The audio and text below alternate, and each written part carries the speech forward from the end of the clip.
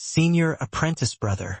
Mu North Sun was watching from within the 10,000-kilometer formation region, racked by agony and self-hatred for being unable to help Jining. Little Qing and Uncle White's faces both changed dramatically as well.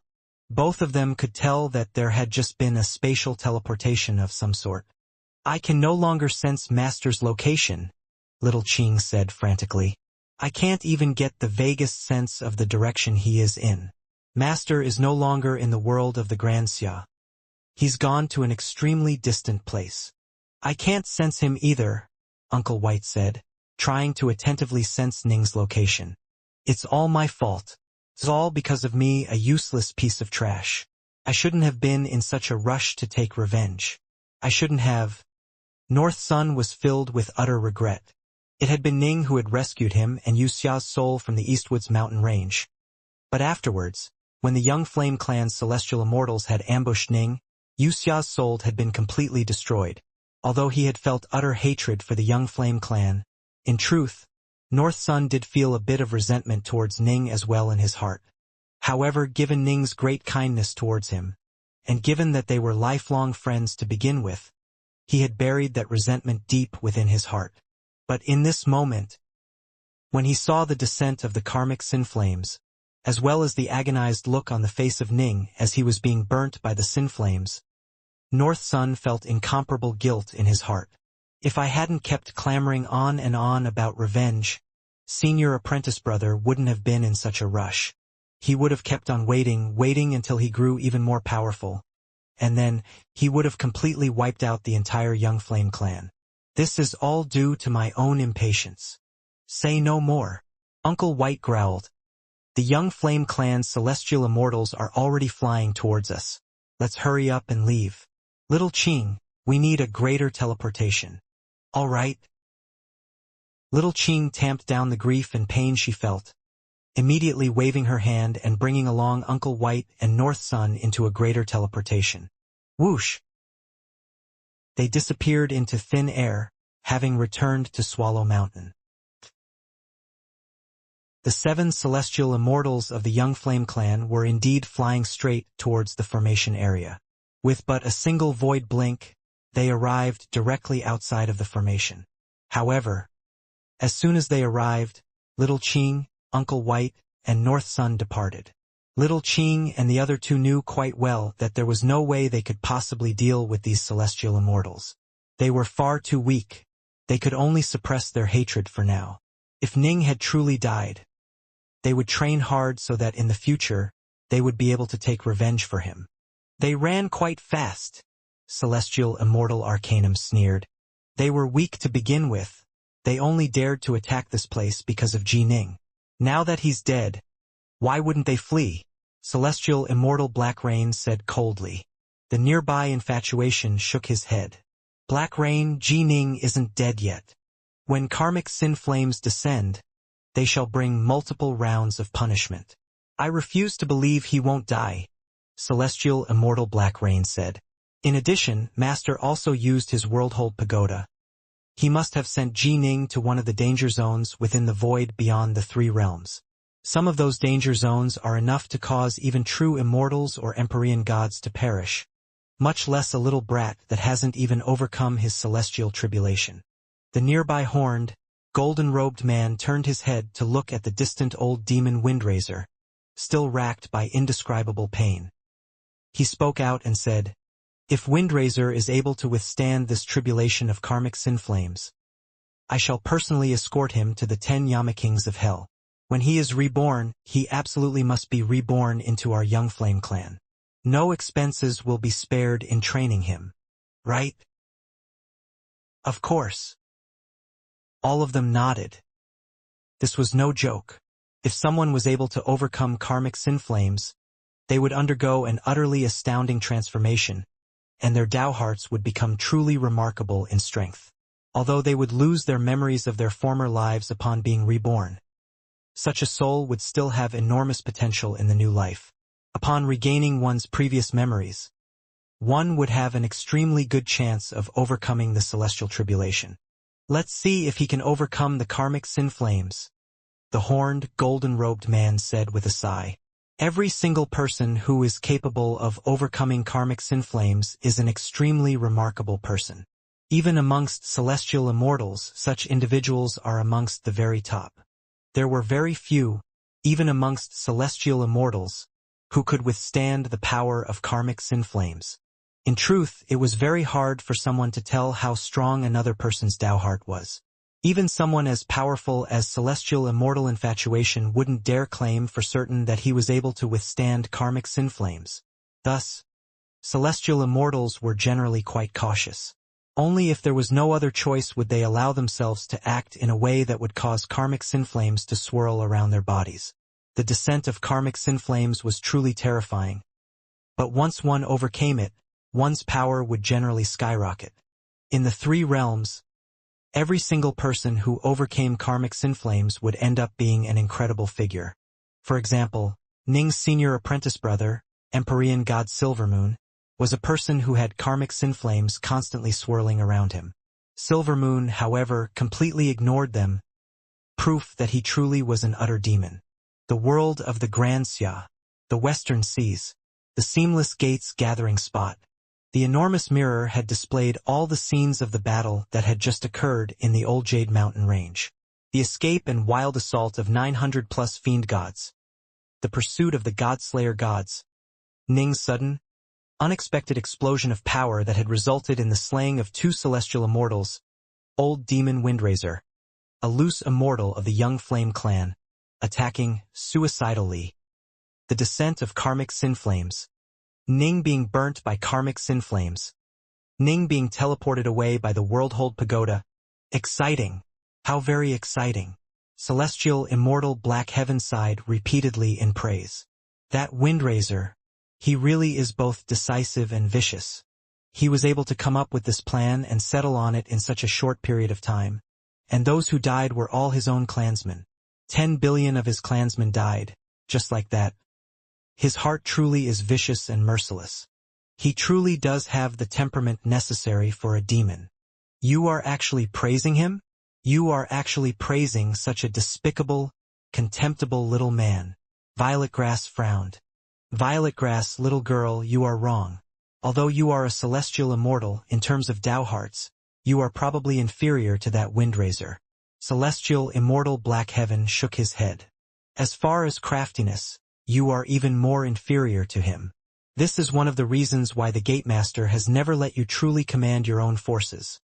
There are far too many things you need to see and experience first.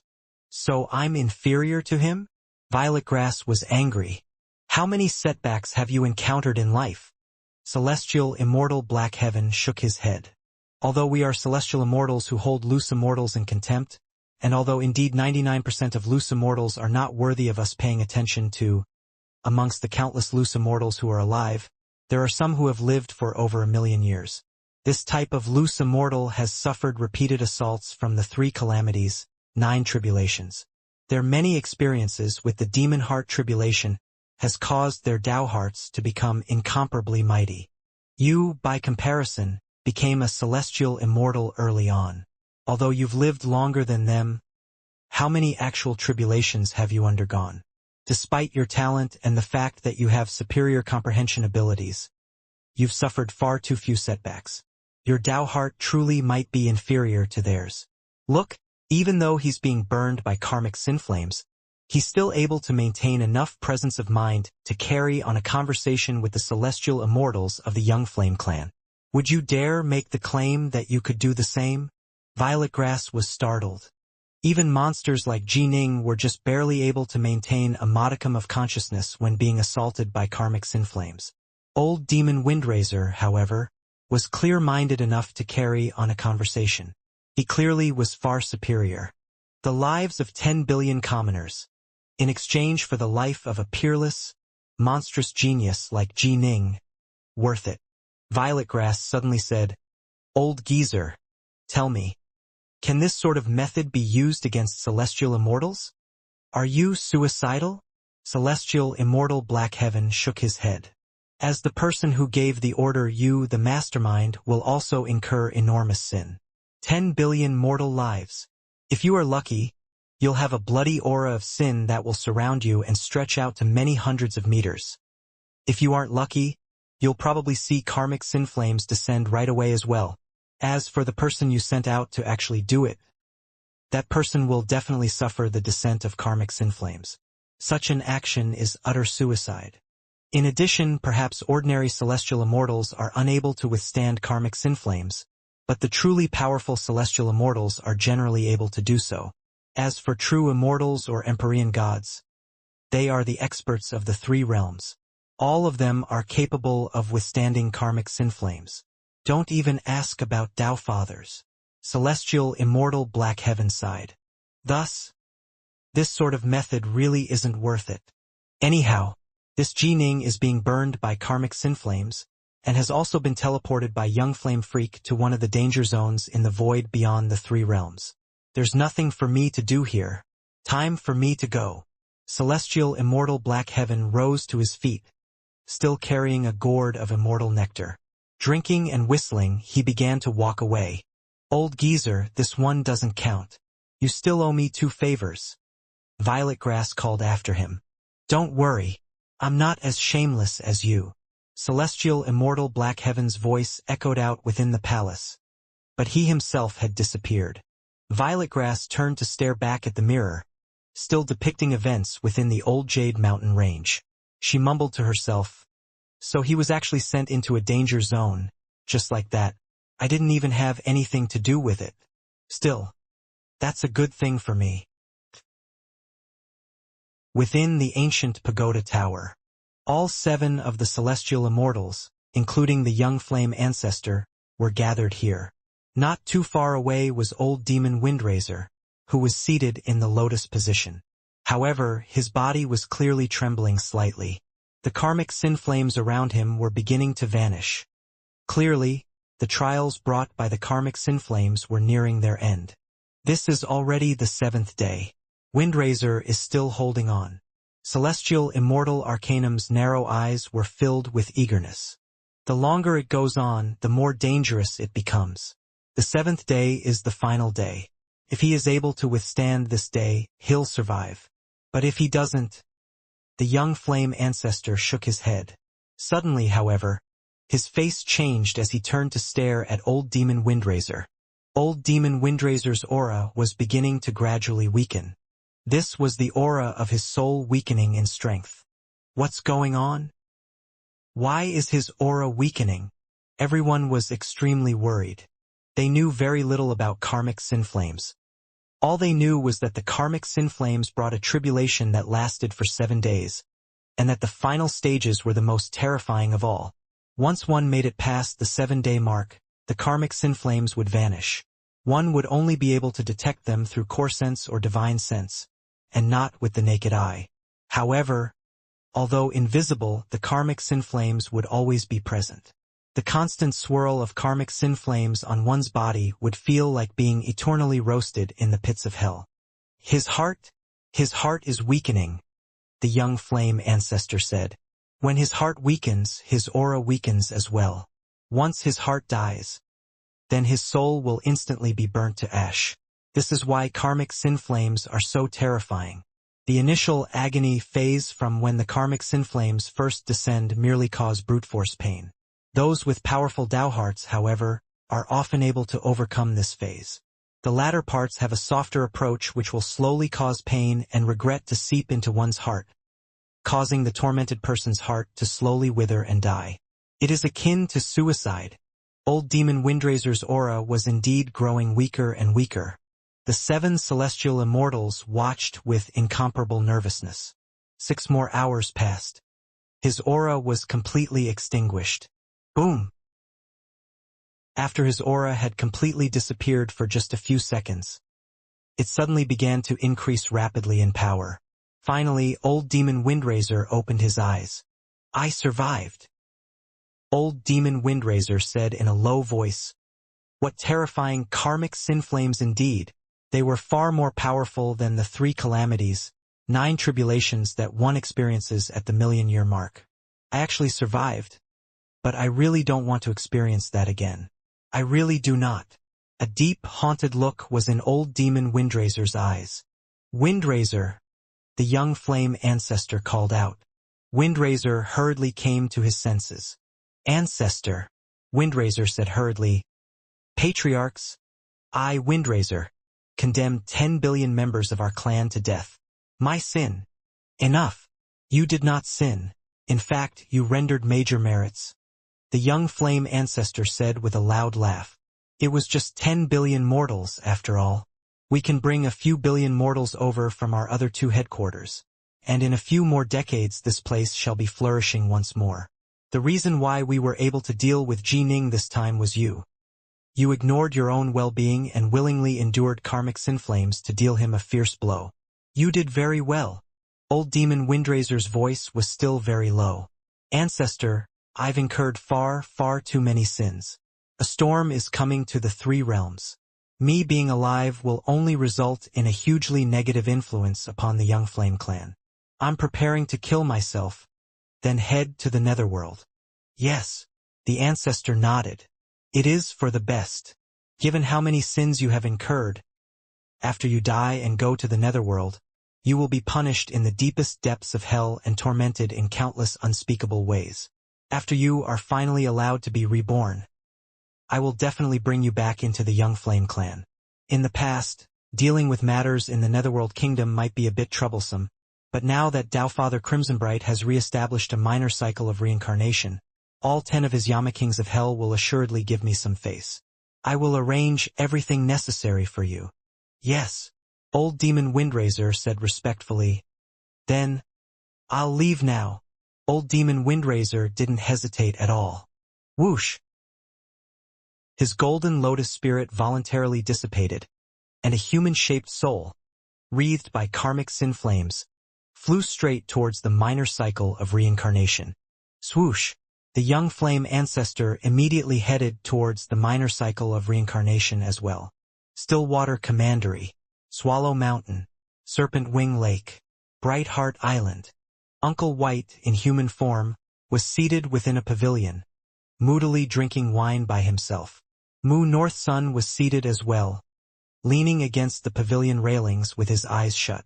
As for little Qing, she was hugging her knees, seated quietly within a corner of the pavilion. They were all completely silent. A long time later, should we tell Autumn Leaf? Little Qing suddenly said. We should not. Uncle White sighed. In Autumn Leaf's heart, my son Ning is, ugh. She wouldn't be to take the blow. Let's wait for now. We can tell her that Ning is in secluded meditation. Are we supposed to just keep hiding this from them? Little Qing asked. We can sense that my son Ning is still alive, Uncle White said. As long as he is still alive, let's keep things hidden from Autumn Leaf, as well as all of the G-clansmen. Little Qing nodded gently as well, then said, then about Ji Ning's master, Immortal Diansai? Diansai. Uncle White hesitated a moment, then said, let's wait. The most terrifying punishment brought by karmic sin flames will arrive on the 7th day. As long as he survives the 7th day, he will have survived the karmic sin flames. If he doesn't come back after 7 days, that means he truly is trapped in some mysterious danger zone located outside the world of the Grand Xia, at which point, we will notify Immortal Diansai. All right, Little Qing nodded. They fell silent once more. None of them had anything to say. They just waited quietly. 7 days. These 7 days posed a huge tribulation for Ning. If he didn't die within these 7 days and withstood the karmic sin flames, he would have overcome this tribulation. However, they didn't have any idea as to where the Young Flame clan had teleported him to. But given the amount of hatred they felt towards him, they must have sent him to a truly terrifying place. The banks of a vast, roaring river. There was an azure-robed man seated in the lotus position here. He wielded an immortal sword in his hands, but the immortal sword actually had a fishing line hanging down from it. Clearly, he was using it to fish. Whoosh! From high up in the skies, a handsome-looking youth came flying over atop a cloud. He landed on the ground, then bowed respectfully. My respects to you, Patriarch Lu. Per the Xia Emperor's orders, this junior has come to send you a message. A scroll appeared before him, which he respectfully offered with both hands. A letter? The Xia Emperor. Lu Dongbin turned his head to look. He waved his hand, and the scroll flew straight to him. He tapped on it gently, and the scroll unfurled on its own. Lu Dongbin read through it carefully. His face changed slightly. Understood. You can leave now, Lu Dongbin said calmly. Yes. The handsome youth departed gracefully. Lu Dongbin, however, began to frown. Karmic sin flames descended? The young flame clan actually used a method like this? Although Jining is indeed talented, he's trained for less than a century. Will he be able to survive? Lu Dongbin turned his head to look towards the distance. A golden rune suddenly appeared in his pupils, and instantly his gaze was able to pierce through space, seeing an island that was 10 million kilometers away. At the quiet, secluded island, there was a black-robed maiden seated in the lotus position on a beach. This disciple of mine. She keeps her thoughts and secrets guarded quite tightly. Lu Dongbin mused softly to himself. That killing intent within her heart. It is even more terrifying than I had predicted it to be. In addition, at the Grand Xia dynasty, she was hiding her true power the entire time. But when I went to find Judge Chui to inspect her past lives, everything seemed normal. Although in her previous life she was a powerful, fiendish figure, a demon whose power was comparable to a loose immortal who had lived for 1,000,000 years. For a person to be powerful in a previous life is a good thing. There's no need to hide it. When she awakened her memories during the conclave of immortal destiny, given how powerful she was in her previous life, she absolutely could have made it to the top 3, and perhaps she could have even become champion. Originally, Lu Dongbin had deeply desired to take on Jining as his disciple, because Jining truly was born to be a sword immortal. In addition, he had vaguely sensed some of Ning's other extraordinary attributes. As for Yu Wei, Lu Dongbin had originally felt that Yu Wei was hiding even more secrets. However, he wasn't certain at first. After taking her on as his disciple and interacting with her for a long period of time, he had naturally been able to discover many flaws in Yu Wei's facade. In the end, Yu Wei had been forced to admit it. Master, I was indeed hiding my true strength. This was because I don't wish for others to know about my past life. I don't want others to know that in my past life, I was such a vile, demonic figure. I'm tired, so tired. I want this life to be a bit more relaxed. Yu Wei clearly knew very well that Lu Dongbin, given his status, could easily investigate her past lives. She no longer maintained her facade before him. Was it really just because she wishes for this life to be a bit more ordinary and relaxed? Lu Dongbin was at such a high level of enlightenment that he was extremely close to the level of the Tao Fathers. He could vaguely make out the tides and portents of destiny, and he always felt that Yu Wei wasn't as simple a figure as she made herself to be. However, he had investigated the Book of Life and Death. Yu Wei hadn't lied to him. Could it be that he was wrong? Right now, Yu Wei needs to keep her heart steady and calm. When the time is right, the celestial tribulation shall come. Lu Dongbin mused to himself. The celestial tribulation is incomparably dangerous. In her past life, she failed to overcome it. In this life, it shall be extremely dangerous as well. I can sense that her feelings towards Jining are genuine. If he truly is trapped in a danger zone, if I tell her, her demon heart tribulation will probably become even more terrifying. For now, I won't tell her. After she overcomes her tribulation, I'll tell her. Lu Dongbin continued to ponder pensively. Yu Wei sat there in the lotus position at the beach. The seas and the skies were the same color, giving an impression of an infinitely vast firmament. Her heart was extremely calm right now. She was nurturing her Tao heart. She was quietly preparing. Based on what Patriarch Lu had said, once she overcame her tribulation and became a celestial immortal, she would leave his tutelage. Junior apprentice brother, I'll undergo my tribulation soon. Afterwards, I'll go seek you out right away. A hint of a smile played at the corner of Yu Wei's mouth. Jining was the warmest memory in her heart. When Jining had returned to the Grand Xia, Patriarch Lu had naturally informed her once he had learned of this. However, Yue didn't have any idea that Ji Ning was currently trapped in a danger zone. The term three realms referred to the Heaven Realm, the Netherworld Kingdom, and the Mortal Realm. The Heaven Realm and the Netherworld Kingdom were extremely vast, while the 3,000 major worlds and trillion minor worlds of the Mortal Realm were as countless as the stars of the Milky Way. And beyond all of these realms, there was the vast, limitless void, an empty region that was even greater than the three realms themselves. Within the void were two supreme stars, the solar star and the lunar star, as well as many other stars. Within the infinite void, there were countless danger zones, including some which would cause even true immortals and Empyrean gods to perish. In fact, there were some places which even true gods and Tao fathers would hesitate to venture into, preferring to simply watch them from a distance. The 3,000 major worlds and trillion minor worlds were like tiny little islands or reefs located within the infinite void. The 3,000 major worlds were like large islands, while the trillion minor worlds were reefs. At the very center of the 3,000 islands and trillion reefs, there was an enormous continent located within the infinite void. This continent was countless times greater than any of the major worlds. There, space and time clashed and twisted against each other. Truly was a terrifying place. And at the places where the chaotic continent and the empty void intersected, there were constant waves of void ripples that spread out. Rumble. It was much like how, on a mortal world, where the waters of the ocean met the land, enormous oceanic waves would slam down against the land. The waves of void slammed repeatedly against the margins of the vast, chaotic continent, and the constant collisions formed a region of utter annihilation. The Nihilum Zone. The Nihilum Zone. Rumble. A streak of white light suddenly flashed by, transporting a youth to this location. Arg. Pain. Pain like he had never experienced before. For mortals, once their level of pain reached a certain threshold, they could actually die from it.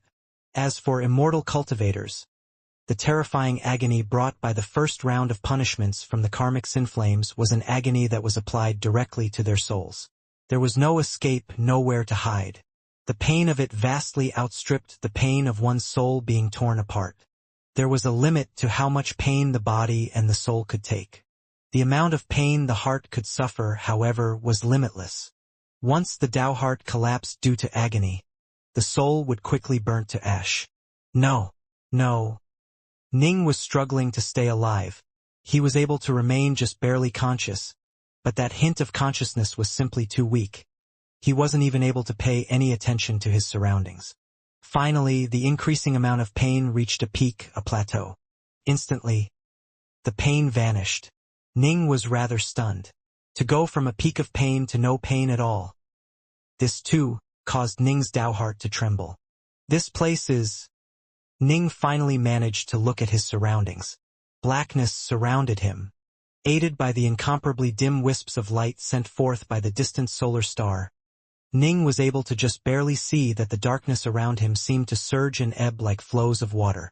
The void waves, they stretched off into infinity, while Ning was nothing more than a tiny little speck in the midst of a vast, endless void sea. Rumble. A void wave came sweeping over. Ning felt his entire body tremble. The terrifying power of the wave vastly surpassed the combined power of all the celestial immortals of the Young Flame clan. Immediately afterwards, Ning's entire world went dark. Young Master, an utterly ravishing beauty, dressed in thin, gauzy clothes, was looking straight towards Ning. She gently loosened her clothes, allowing them to slide downwards, half revealing her body. She then gently licked at one of her fingertips, then used that finger to flick at her shoulders, causing her clothes to slip down even further. Instantly, her clothes slipped all the way down, revealing her completely bare body. She walked over slowly, her large, limpid eyes staring longingly towards Ning. Young Master, I want it. This woman's appearance was a mixture of the best aspects of Cloud Jade, Autumn Leaf, Yue, and Nina Lotus appearances. However, she was even more alluring and even more enchanting. She completely aroused Ning's desire. Fuck off. Ning remained clear-minded. He knew that this was an illusion created by the descent of the karmic sin flames. This was the second tribulation brought by the sin flames. The lust tribulation of the red dust tribulations. Once one became enmeshed into the illusions, one would truly die. He immediately struck out with his arm, intending to smash the woman before him into dust. However, Ning suddenly realized that his body had become extremely weak. When his palm struck out, it only carried the amount of power an ordinary mortal would have. The nude beauty stretched her own hand out, immediately catching Ning's arm.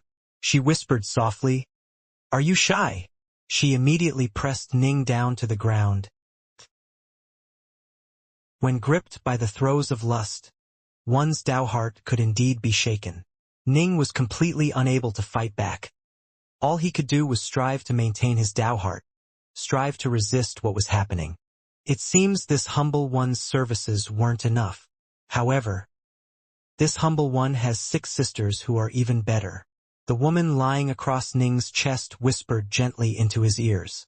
Instantly, 6 more beauties appeared in the distance. Each had their own unique charms. Truly, beauties like these were almost impossible to encounter the real world. In addition, each were exactly the type of woman which Ning liked the most, and also the type of woman that stirred his lust the most. He knew that this was all just part of the lust tribulation. But how could the lust tribulation be so easily overcome? It was much like how, in real life, many people knew that drugs were harmful, but upon having tasted it once, they would never be able to abstain from them ever again. By the same principle, a person might know that his soul would be destroyed if he succumbed to lust, but succumbing to lust was a very basic part of human nature. There was no way for a person to completely rid himself of lust. All a person could do was suppress it. However, when one was unable to resist, one would still be repeatedly enticed and aroused by lust. Powdered skeletons. All of them are nothing more than skeletons. They are transformed toads that have pustules on their skin. All of them have intentionally transformed into this appearance to deceive me. Ning repeatedly mumbled these words to himself, continuously and forcibly suppressing his own desires. Although he did his best to visualize these 7 beauties as skeletons, or as transformed toads and other abominations, deep in his heart, Ning knew that they weren't toads. They were part of the red dust tribulation, which the karmic sin flames had brought. They were created from his own heart, and they weren't actually disgusting. This caused Ning to unconsciously be drawn further and further into lust. Hold. Ning was repeatedly suppressing his own lusts, but as time flowed on, the amount of lust he felt was increasing non-stop. Wait! Ning suddenly came to his senses. He thought about a legend he had read about on Earth, a legend about you the great taming the floods. Rather than dam it all up, he spread it out in channels. How can lust possibly be forcibly suppressed? The red dust tribulation, according to the records of Mount Innerheart, in order to overcome a red dust tribulation, one has to both enter the red dust as well as emerge from the red dust. But if I allow myself to enter the red dust, if I succumb to it, what then? What should I do? All sorts of thoughts began to war with each other in Ning's heart. The more one knew, the harder it was to deal with the red dust tribulation. In addition, knowing was one thing, being able to actually do was another thing. No matter what, my heart cannot succumb. This is nothing more than my baptism through the red dust. Ning didn't dare to relax his vigilance in the slightest. Actually, Ning had actually made the correct decision. This was because ordinary cultivators, when being tested by a red dust tribulation, would generally be able to first allow themselves to succumb for a long period of time.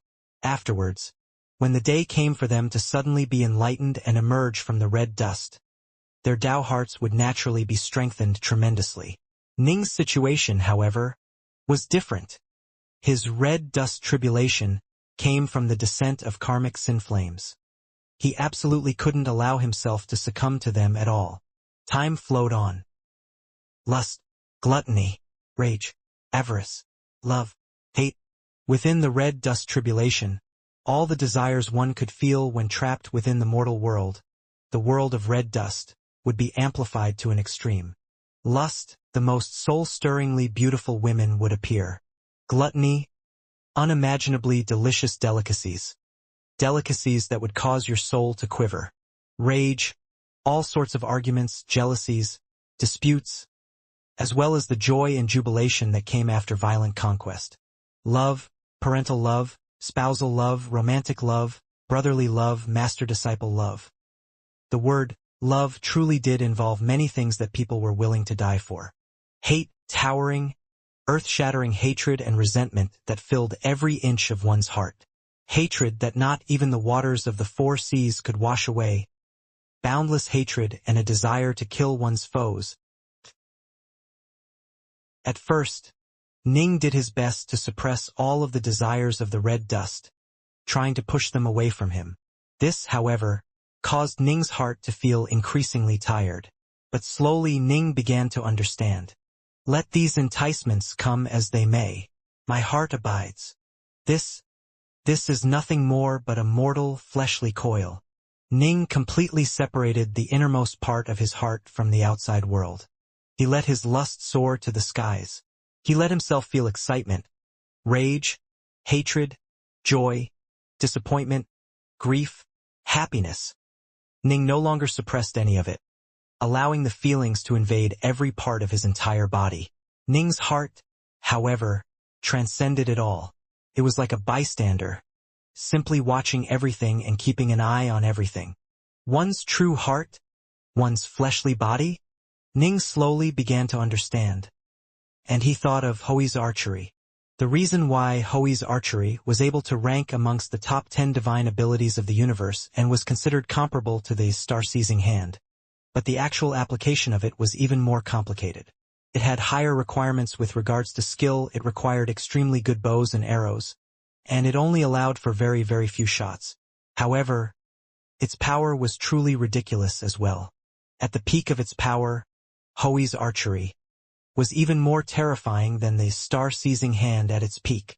Even Hoi, a divine archer of the primordial era, would only be able to shoot out 10 or so arrows at maximum power before growing exhausted. The power of those arrows, however, was truly terrifying. In addition, the application of divine power was just one part of Hoi's archery. The true reason why it was dominant throughout the three realms and became acknowledged as the #1 archery technique was thanks to Heart Force. Heart Force was a source of power that was invisible, formless, but incomparably mysterious and miraculous. This was a force that was completely outside the types of power which immortals and fiendgods could normally control. Elemental ki, immortal power, and divine power were all visible to the naked eye, but Heart Force was invisible. In fact, unless one was using it to support something like archery, Heart Force alone was completely unable to injure anyone. However, it was precisely this energy, Heart Force, which allowed divine archers to become truly terrifying figures. Hoi was the most powerful of the divine archers, and the Hoi's archery technique which he developed was able to strengthen the application of Heart Force to a truly frightening level. This was why this technique was such an unearthly powerful one. Heart Force, invisible and formless, and yet it allowed one to reach astonishing levels of power. In the primordial world, not even true gods or Tao fathers would willingly become enemies with Hoi. He was truly an incomparably terrifying man amongst the true gods and Tao fathers, a legendary divine archer even in an age of legends. Hoi's archery clearly differentiated Heart Force into multiple levels. The first level of Heart Force could be considered the basic level, the level which Ning had currently reached. If one could truly apply Heart Force to one's arrows and cause one's arrows to be able to strike unerringly at a distance of 10,000 kilometers, one had reached the basic level. Ning had spent many years training archery painstakingly at Mount Innerheart before reaching the basic level. Generally speaking, upon reaching the basic level, one could already be considered as having entered the ranks of the divine archers and be viewed as one of them, having reached a level that was as far above the other archers of the three realms as the heavens were above the earth. If one didn't understand Heart Force, one would never be able to become a true, divine archer. Only by understanding heart force could one's archery become truly terrifying. The second level of heart force was known as Ice Heart. This meant that one's inner heart had completely transcended the body. It would no longer be shaken or bedazzled by foreign influences. The waters of one's inner heart would have frozen into a cube of ice. There would no longer be any ripples within it. Once one's heart reached this level, one's heart force would begin to qualitatively evolve and also increase in power tremendously. So, under the pressure of the sin flames of karma, I had unknowingly reached the level of Ice Heart, improving my heart force. Ning felt a calm joy in his heart. It truly is as others have said. So long as one can survive the descent of karmic sin flames, one's Tao heart will undergo a qualitative change, and one will increase in power dramatically. The descent of karmic sin flames was a portent for 3 great tribulations, each more powerful than the last. Ning had just experienced the second round of tribulations, the red dust tribulations, resulting in him reaching the Ice Heart level of heart force. From this, one could see that although karmic sin flames truly did represent a tremendous tribulation, disaster and fortune came in a pair. If one survived this tribulation, one would reap certain rewards. However, very few immortal cultivators would willingly allow karmic sin flames to surround them. After all, once they did, even if one did survive the 3 rounds of karmic tribulations, in the future, the karmic sin flames would perpetually blaze around their bodies. One would constantly suffer from the agony of being burnt by karmic sin flames. Although the pain wouldn't be as agonizing as during the 3 rounds of tribulations, to be constantly burnt alive. Unless it was absolutely necessary, who would willingly endure such a thing? In addition, it was extremely difficult for one to lower one's level of sin by enough to drop back down to the level of being surrounded by a bloody aura of sin. Karmic virtue, karmic sin. It was hard to gain karmic virtue, but karmic sin came with ease. Killing mortals was a tremendous sin.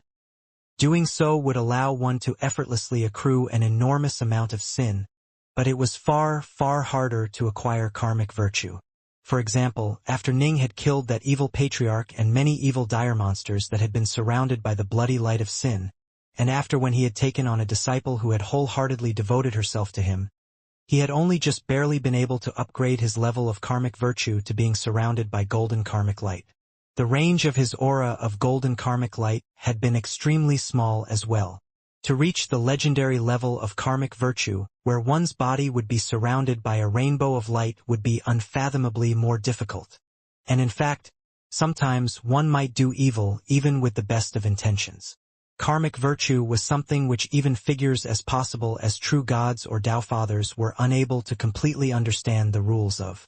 Although saving figures of karmic virtue and killing sinners did seem to be virtuous acts, and although 99 out of 100 such actions would result in an increase in karmic virtue, there would always be one who would instead be condemned as a sinner. For one to go from the level of having karmic sin flames to having a bloody aura of sin was comparable in difficulty to increasing from having a golden aura of karmic virtue to a holy rainbow-colored aura. Thus, once one became bathed in karmic sin flames, it was virtually guaranteed that one would never, ever be able to escape from them. To be eternally burnt by karmic sin flames, who would be willing to suffer such a thing? Is there anything else? For a time, Ning had transcended everything. It was as though he had been seated upon an imperial throne, as though he had unified the world, as though no one would disobey his orders. But suddenly, everything in front of him disappeared. The scene before him transformed. He now saw a very ordinary courtyard, within which was a woman who was carrying an infant. Another woman was next to her, teasing the infant. In the center of the courtyard, there was a muscular man who was slicing animal meat. Ning suddenly realized that he had become that infant. What's going on? When Ning realized that he had taken on the role of the infant, he was puzzled. During all of the previous tribulations, he had always remained in his own body. But as time went on, Ning slowly began to understand. He had become the infant. The infant slowly grew up, becoming a toddler. All the toddlers received the same type of tutelage within the clan. But given how young he was, How could he possibly not be restless? Only after even more time passed did he slowly begin to study hard. And at 8 years of age, his father went out hunting in the mountains, never to return. He began to grow up because he was the only man in the family. Under the tutelage of his mother and his second matron, he began to work hard. His mother and his second matron, in order to ensure that he would receive good tutelage within the clan, suffered countless hardships. He swore an oath to himself. He would definitely let his mother and his second mother live a good life. Luo Jun, at the age of 16, you were able to train to the peak of the Hotian level. You have quite a bit of potential. What you need to do now is experience life and death dangers. If you can break through to the Xianxia level, then the lives of your mother and your second matron will be much better. A middle-aged man smiled at him. At that time, you'll truly become acknowledged as a member of the Young Flame clan. Right? The youth's eyes were filled with desire. However, Ning, whose soul was riding with the youth, felt increasingly worried and uneasy. Just as the youth had finished a dangerous adventure and had returned to his city, a green-haired immortal had suddenly appeared in the skies above the city. Everyone in the city is to be evacuated. The green-haired immortal ordered, his voice echoing everywhere. Within the courtyard, the youth and his two mothers both raised their heads to look. They felt puzzled and mystified. Evacuated? How? Whoosh.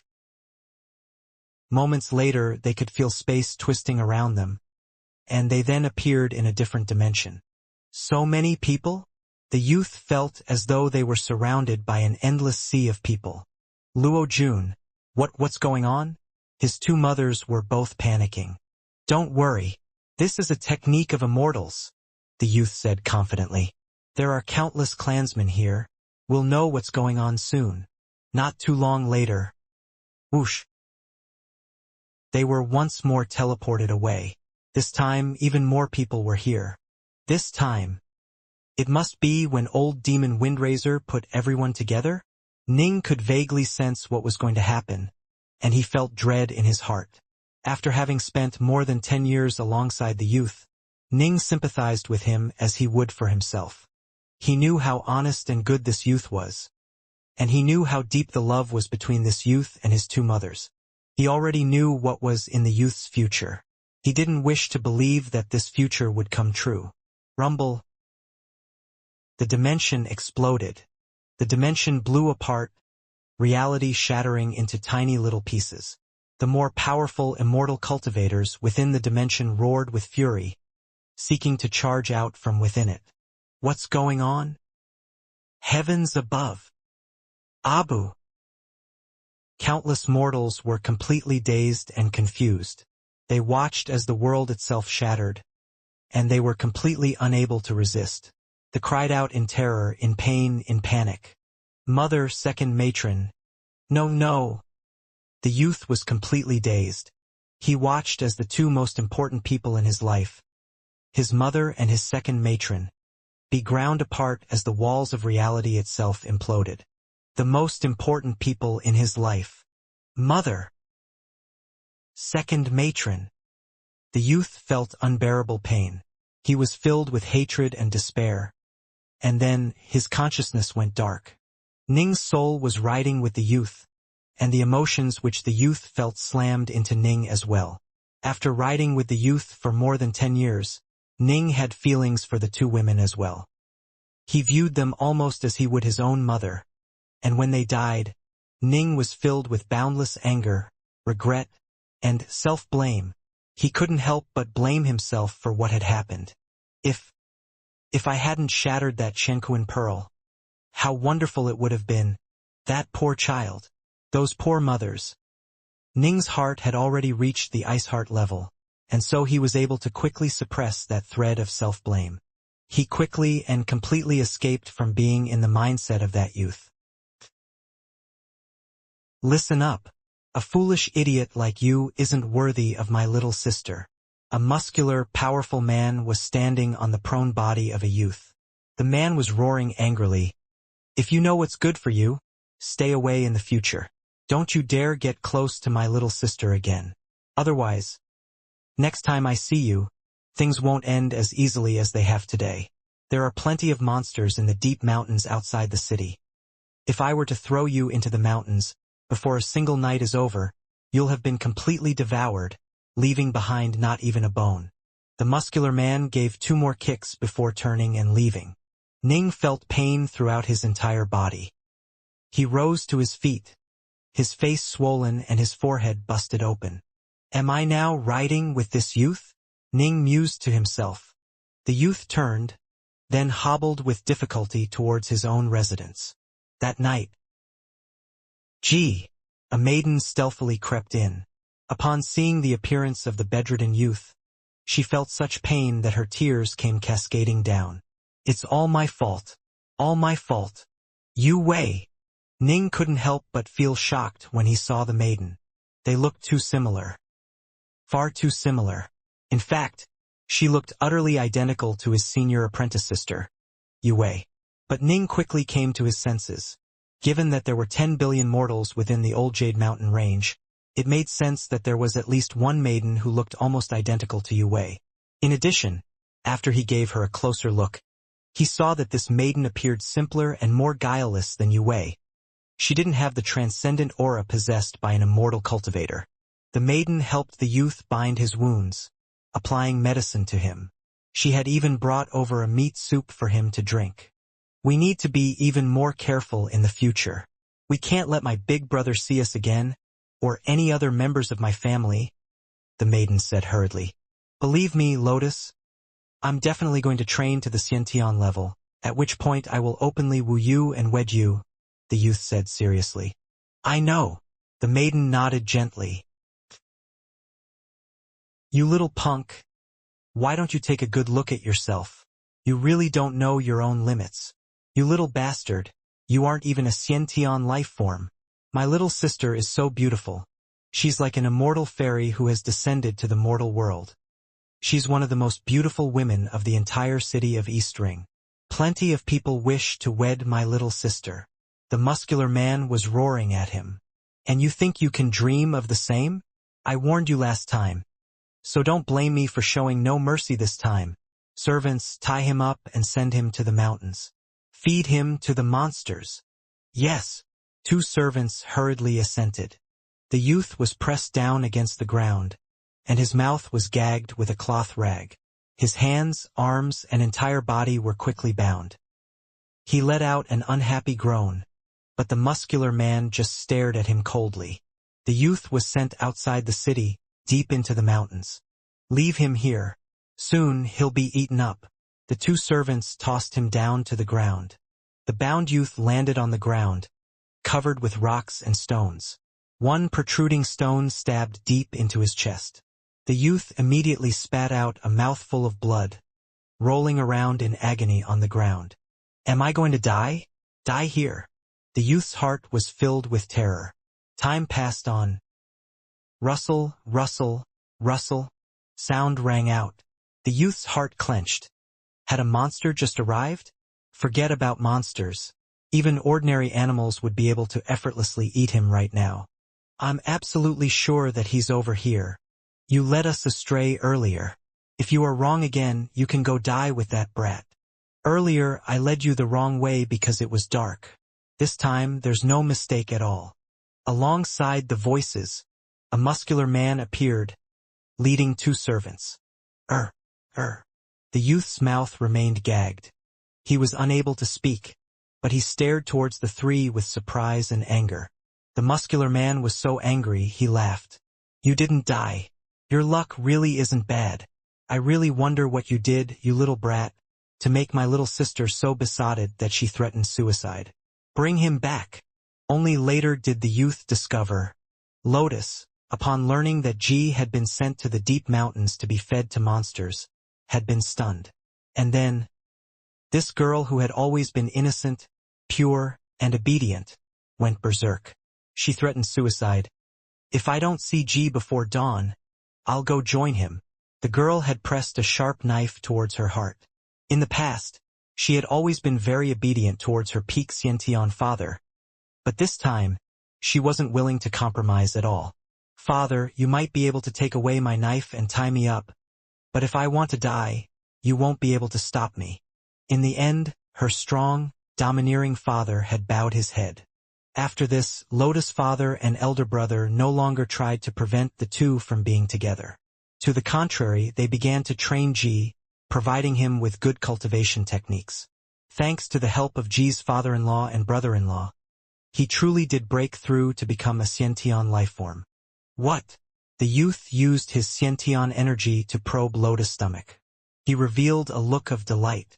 This is... Lotus laughed as well. I'm going to be a father. Ha ha ha, I'm going to be a father. Wonderful. Ah ha ha ha ha. The youth was wildly overjoyed. Lotus, however, just quietly smiled. Lotus, I, young Flame Ji, swear that I will definitely take good care of you and our son. The youth said excitedly, my son, in the future, shall become a truly formidable figure. In fact, he'll be one of the most formidable figures of our entire young Flame clan. Right? Lotus nodded gently as well. Ning's soul was riding with the youth. He had a very strange feeling in his heart. Lotus looked almost identical to Yu Wei.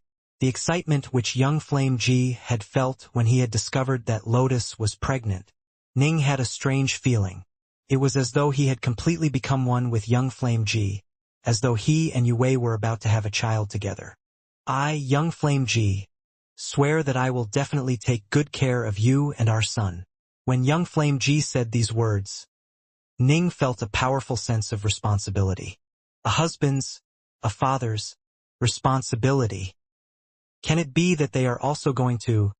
Ning could vaguely see their future, a future that caused Ning's heart to feel pain. This girl looked identical to Yu Wei. She was simple and honest, but her heart was wholeheartedly with her man. Ning truly didn't wish to see Lotus die. Time passed one day after another. Lotus' belly grew bigger and bigger. The young Flame Ji was working hard to acquire all sorts of treasured herbs, which he gave to Lotus to eat. My child must be born with the best of talent. In the future, he will definitely become an important person. Each time young Flame Ji had that eager, excited look on his face, Lotus would laugh as she looked at her man. This was bliss. Everyone in the city is to be evacuated. An ancient voice echoed throughout the city. Young Flame Ji, who had been holding his pregnant wife's hand and accompanying her on a stroll, was startled. Moments later, the world around them changed. Young Flame Ji and Lotus had arrived within a pocket dimension which was filled with countless people. Lotus, are you all right? Young Flame Ji was extremely worried.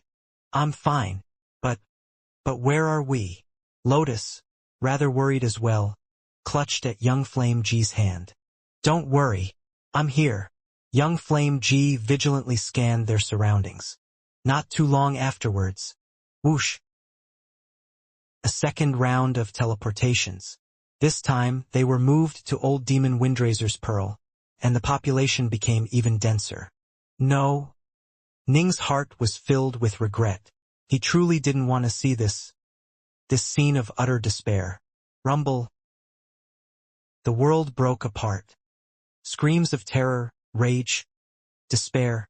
Countless people began to die within the shattering dimension. No, no, no. The youth was completely dazed. He stared in terror at the surrounding world. He had sworn an oath. He was going to protect his wife. What should I do? What should I do? He was blaming himself over and over. He would rather die than let his beloved wife die. He couldn't forget how they had met. The countless hardships they had experienced together before they had finally been able to be together. Lotus? The youth looked towards the girl, his tears falling down. He truly was helpless. It's good that we're together. Our entire family is together.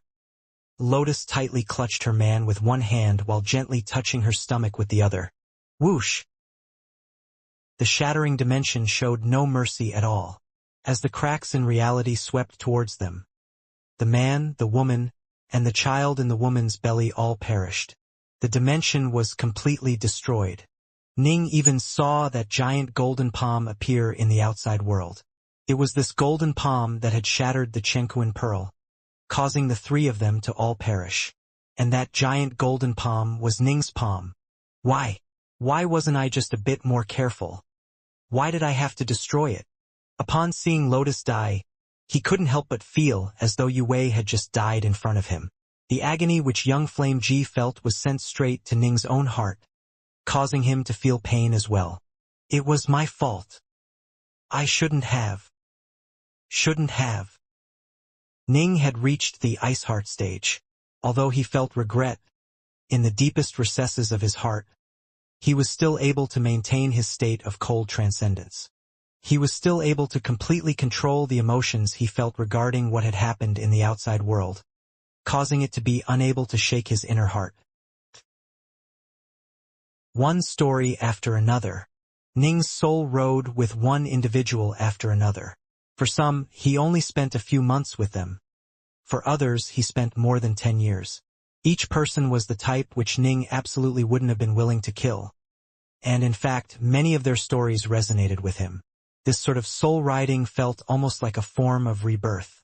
However, because Ning had reached the ice heart level, he was able to separate all those emotions from his inner heart, causing it to remain unshaken.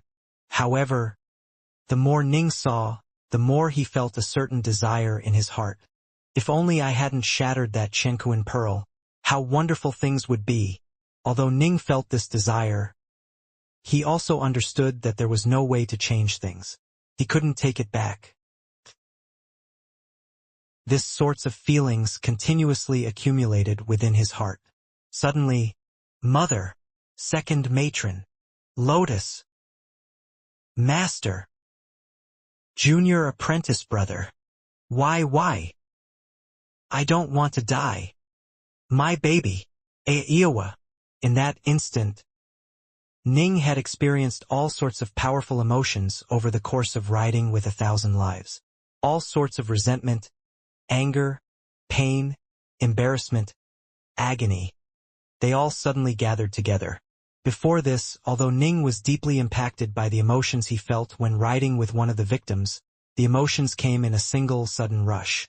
This time, however, all of the emotions came crashing upon him at the same time.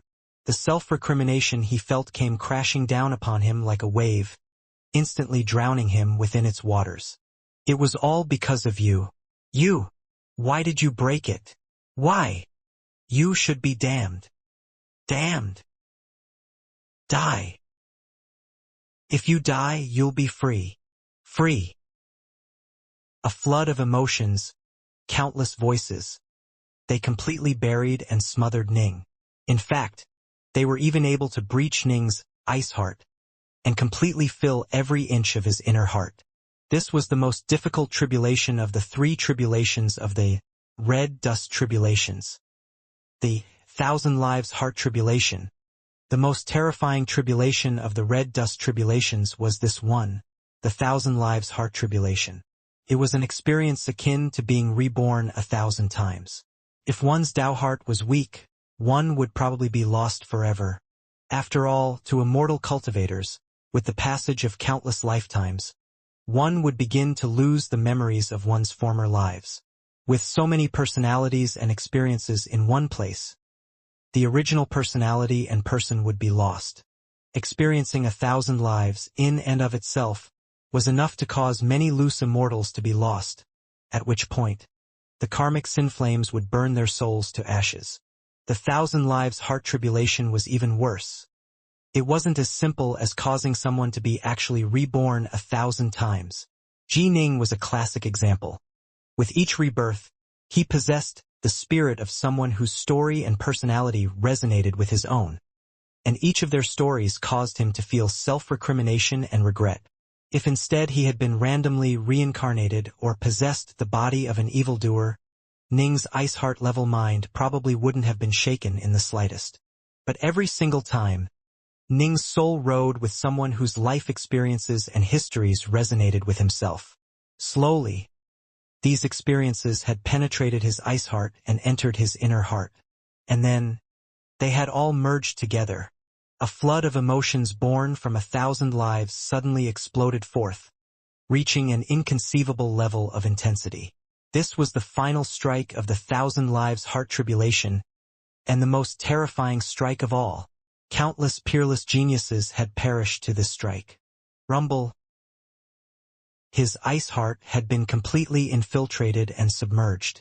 Ning was no longer able to maintain that state at all. Damn you! Your fault. Die, die.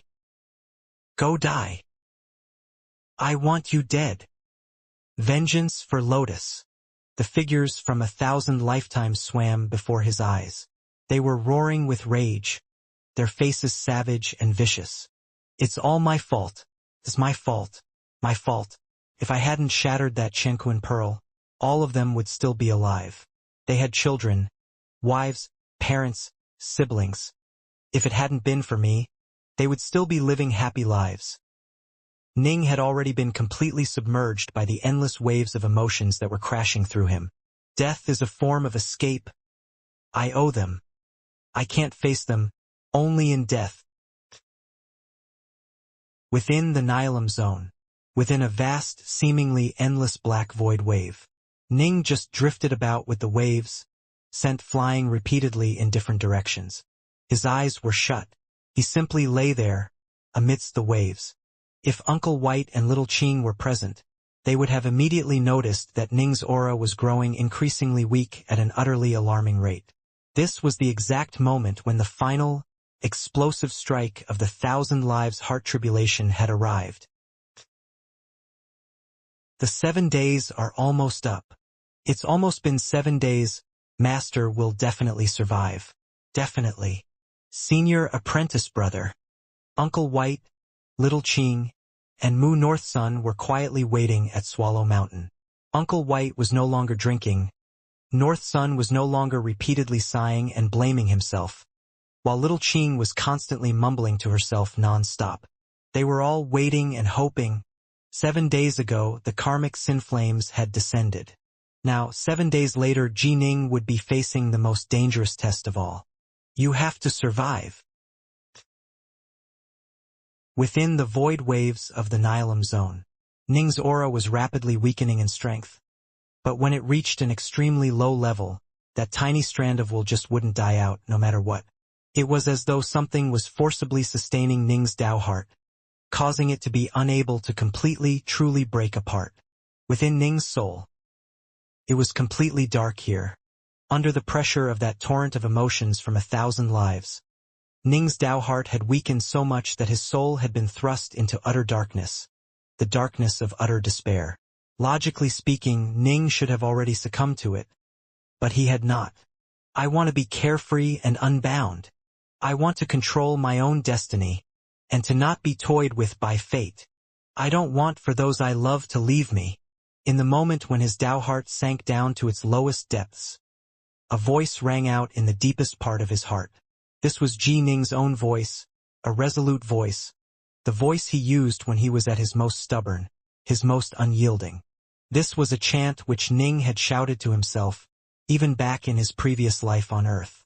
In this life, after seeing his parents perish one by one at Swallow Mountain, this desire was only reinforced. When he came to understand his own sword heart, he realized that his sword heart sought true freedom, sought mastery over his own destiny. This was the voice that rang out in the deepest depths of Ning's soul. I am Ji Ning. I ask to be carefree and unbound, to control my own destiny, and not to be toyed with by fate. Ning's Tao heart rapidly began to condense and strengthen, and as it did, the aura of the young body that was floating about within the Nihilim zone began to strengthen as well. Ning slowly regained consciousness. His mind gradually returned to him. That faith, that chant, it had come from his very essence, rather than from his mind or consciousness. Now that his mind had returned, Ning's Tao heart began to heal even more rapidly. His Tao heart was also growing even firmer and more dense. It was indeed my fault that they died. But they are already dead. All that is in the past. There is no way to reverse the flow of time, and there is no way to change past history.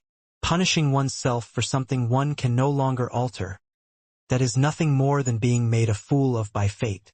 The only one who rules over myself is myself. Whoosh. The youth floating within the dark void waves of the Nilam zone suddenly opened his eyes. His eyes gleamed like the stars, filled with unfathomable profoundness. I survived. The karmic sin flames, I endured them, the youth murmured softly. The karmic sin flames had already turned invisible. It was difficult to see them with the naked eye. One had to use divine sense or core sense to see them. The invisible karmic sin flames continued to swirl around Ning, but they no longer conjured any more illusions. The likes of the Soul Killer Tribulation, the Red Dust Tribulation, and the Thousand Lives Heart Tribulation would no longer appear. The karmic sin flames, however, did continue to burn away at Ning's soul, causing Ning to feel pain. This pain could not compare to the pain Ning had felt when undergoing the first tribulation, the Soul Killer Tribulation. The Soul Killer Tribulation brought pain into one's very essence, and thus could increase without any limit. By contrast, there was a limit to how much pain the current karmic sin flames could bring. However, the pain one felt when one's soul was being burnt was far greater than the pain one felt when one's flesh was being burnt. Although surviving karmic sin flames was a form of baptism for the spirit, the agony of having one's soul being burned, this, too, was a form of punishment for sin. No wonder everyone says that those who can survive karmic sin flames truly are incomparably demonic figures. Ning sighed. If a vile fiend truly did decide to kill countless innocents and cause karmic sin flames to descend, and yet was still able to withstand the Thousand Lives Heart Tribulation, one can imagine what sort of a heart he has. After having survived the karmic sin flames, my heart has reached the ice heart level. In fact, I nearly reached the ruler level. Ning sighed to himself. At the last instant, he had broken free of his shackles and awoken. This was because within his heart, he had a powerful desire sustaining him, and this desire called him awake, condensed his Tao heart, and made Ning realize that he had to be the one who was the ruler of his own destiny. Even if he was to die, he should only die if he himself chose to die. As for any others who wished to make him die, they could forget about it. Still, although he understood this in principle, Ning also realized that he hadn't truly reached the ruler level. Hoi's archery broke heart force out into multiple levels. The first level was the basic level, the second level was the ice heart level, and the third level was the ruler level. Once one reached the ruler level, one would be the absolute master of one's self. All outside forces could forget about trying to shake one's heart. If one truly did reach the ruler level, neither the Red Dust Tribulation nor the Thousand Lives Heart Tribulation would be able to cause Ning's aura to weaken in the slightest. This was because Ning would be able to completely ignore all sorts of foreign, outside emotions and feelings. If the ice heart level could be described as completely separating one's inner heart from the outside world and maintaining utter cold calmness, then the ruler level was a form of supremacy and transcendence.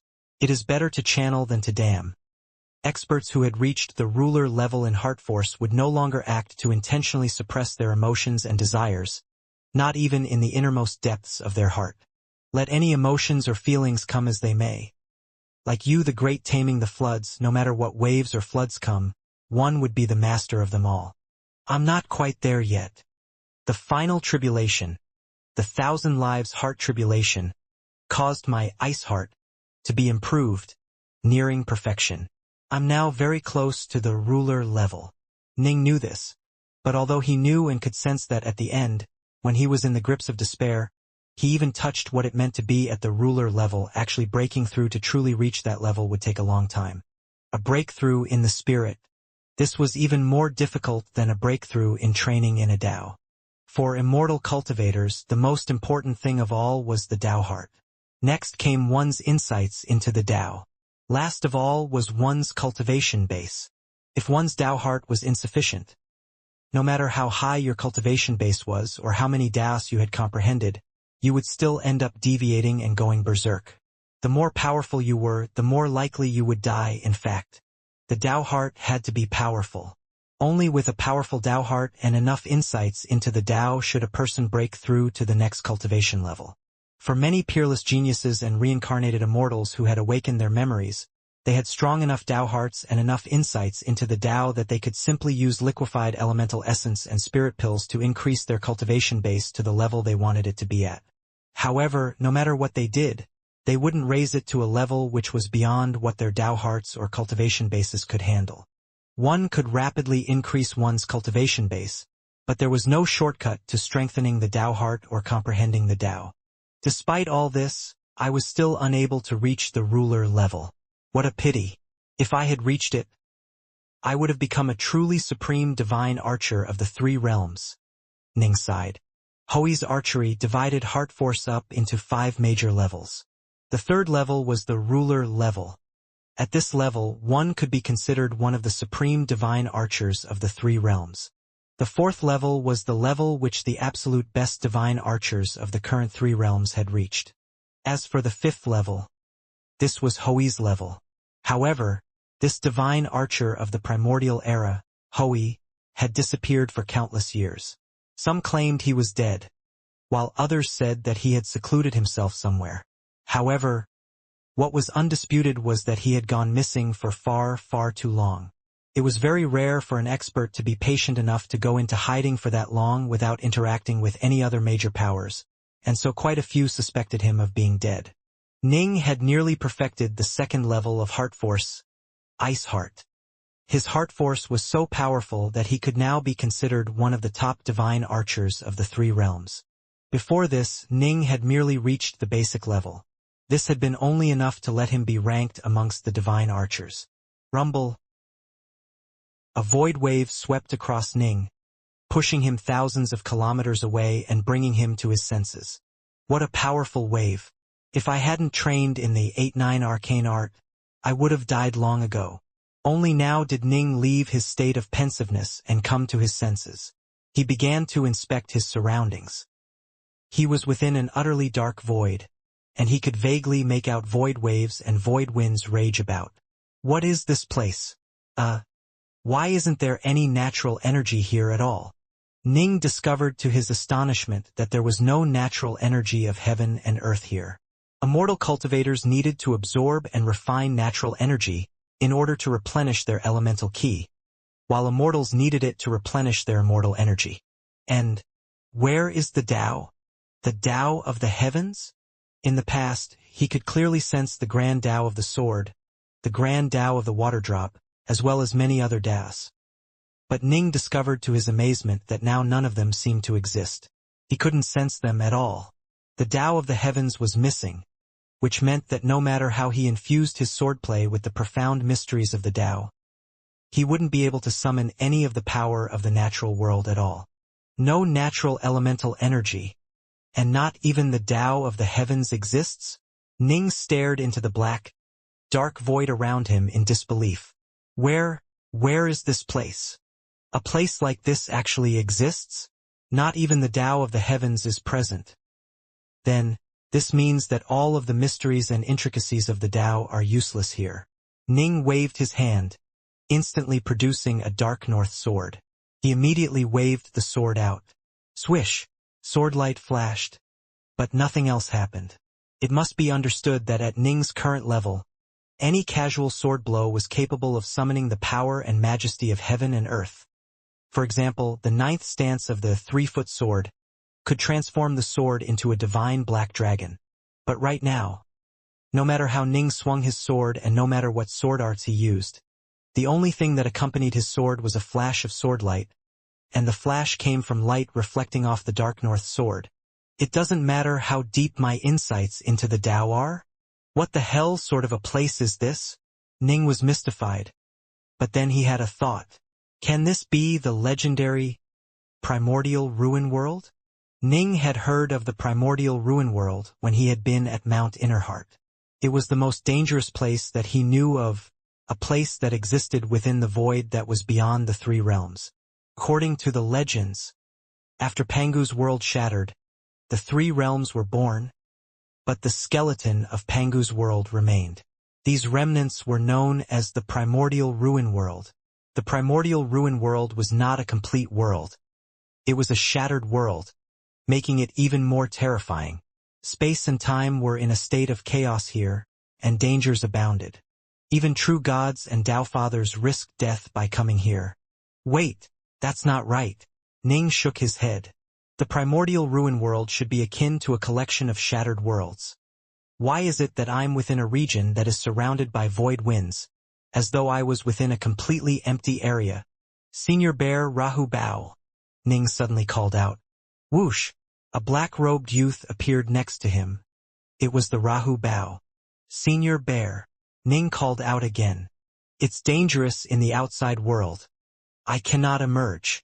The giant yellow bear's voice rang out within Ning's mind. Dangerous? Aren't you the spirit of the underwater estate? Ning was puzzled. The black-robed youth said, surprised, Master, don't you know? Senior Bear, through cultivation as the spirit of the underwater estate, has long since transcended being a mere treasure.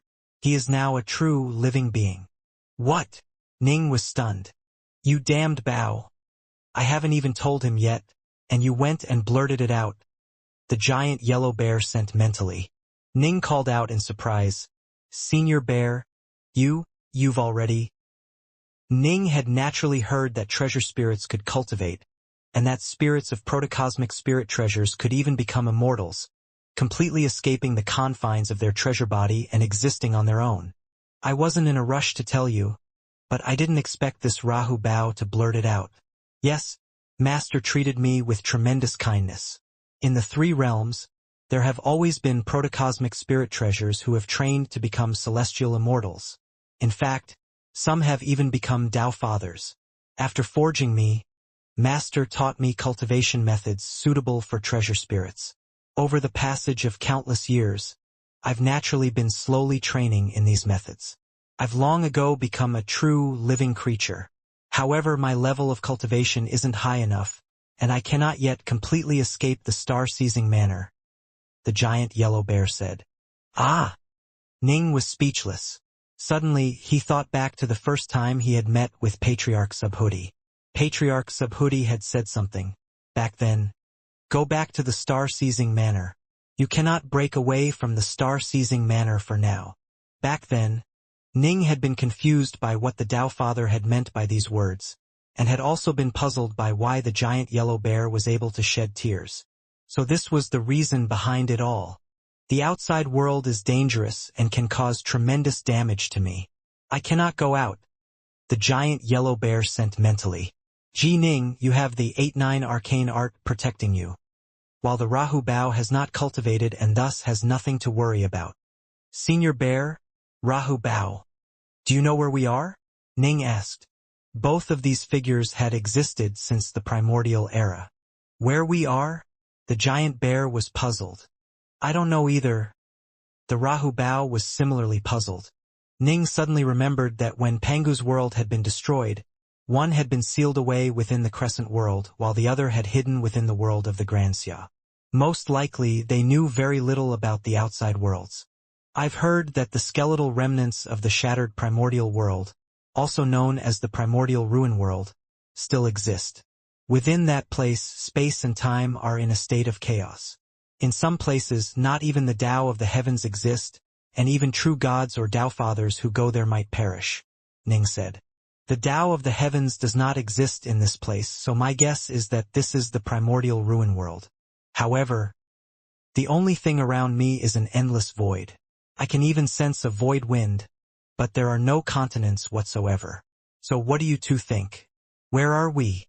Who told you that the primordial ruin world consists of the skeletal remnants of Pangu's world? The Rahu Bao asked. Isn't this public knowledge? Ning asked. Ning did indeed know that the destruction of Pangu's world involved many secrets. But aside from the skeletal remnants of Pangu's world, what else could the primordial ruin world be? What the public knows is wrong. The black-robed youth was disdainful. It is indeed wrong. The giant yellow bear sent mentally. In fact, even I'm not too sure about the true truth behind the birth of the primordial ruin world. Eh? Ning was startled. Senior Bear, what do you know? Ask your master in the future, the giant yellow bear said. The Rahu Bao and I are merely treasures, and Rahu's master, Chi, was merely an Empyrean god.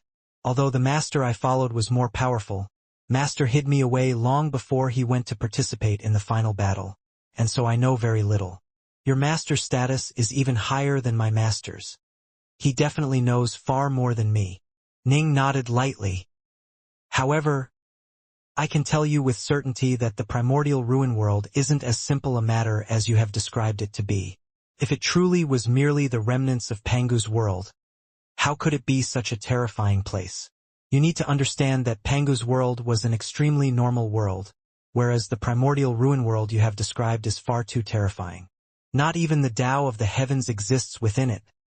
It truly is bizarre. The giant yellow bear continued. As for this place where you are right now, I've given it some thought, and I believe that it should be the region where the void meets the primordial ruin world. The Nihilum Zone. Nihilum Zone? Ning's eyes instantly lit up. He naturally knew about Nihilum Zones. A major world was like an island that existed within the vast, infinite void. At the borders where the void met the island, stormy void waves would emerge and crash against the world. This region would commonly be referred to as the Nihilum Zone. However, because major worlds were tiny, the void waves around them would be very weak, and so the Nihilum Zones around the likes of the Xianxia world were quite safe.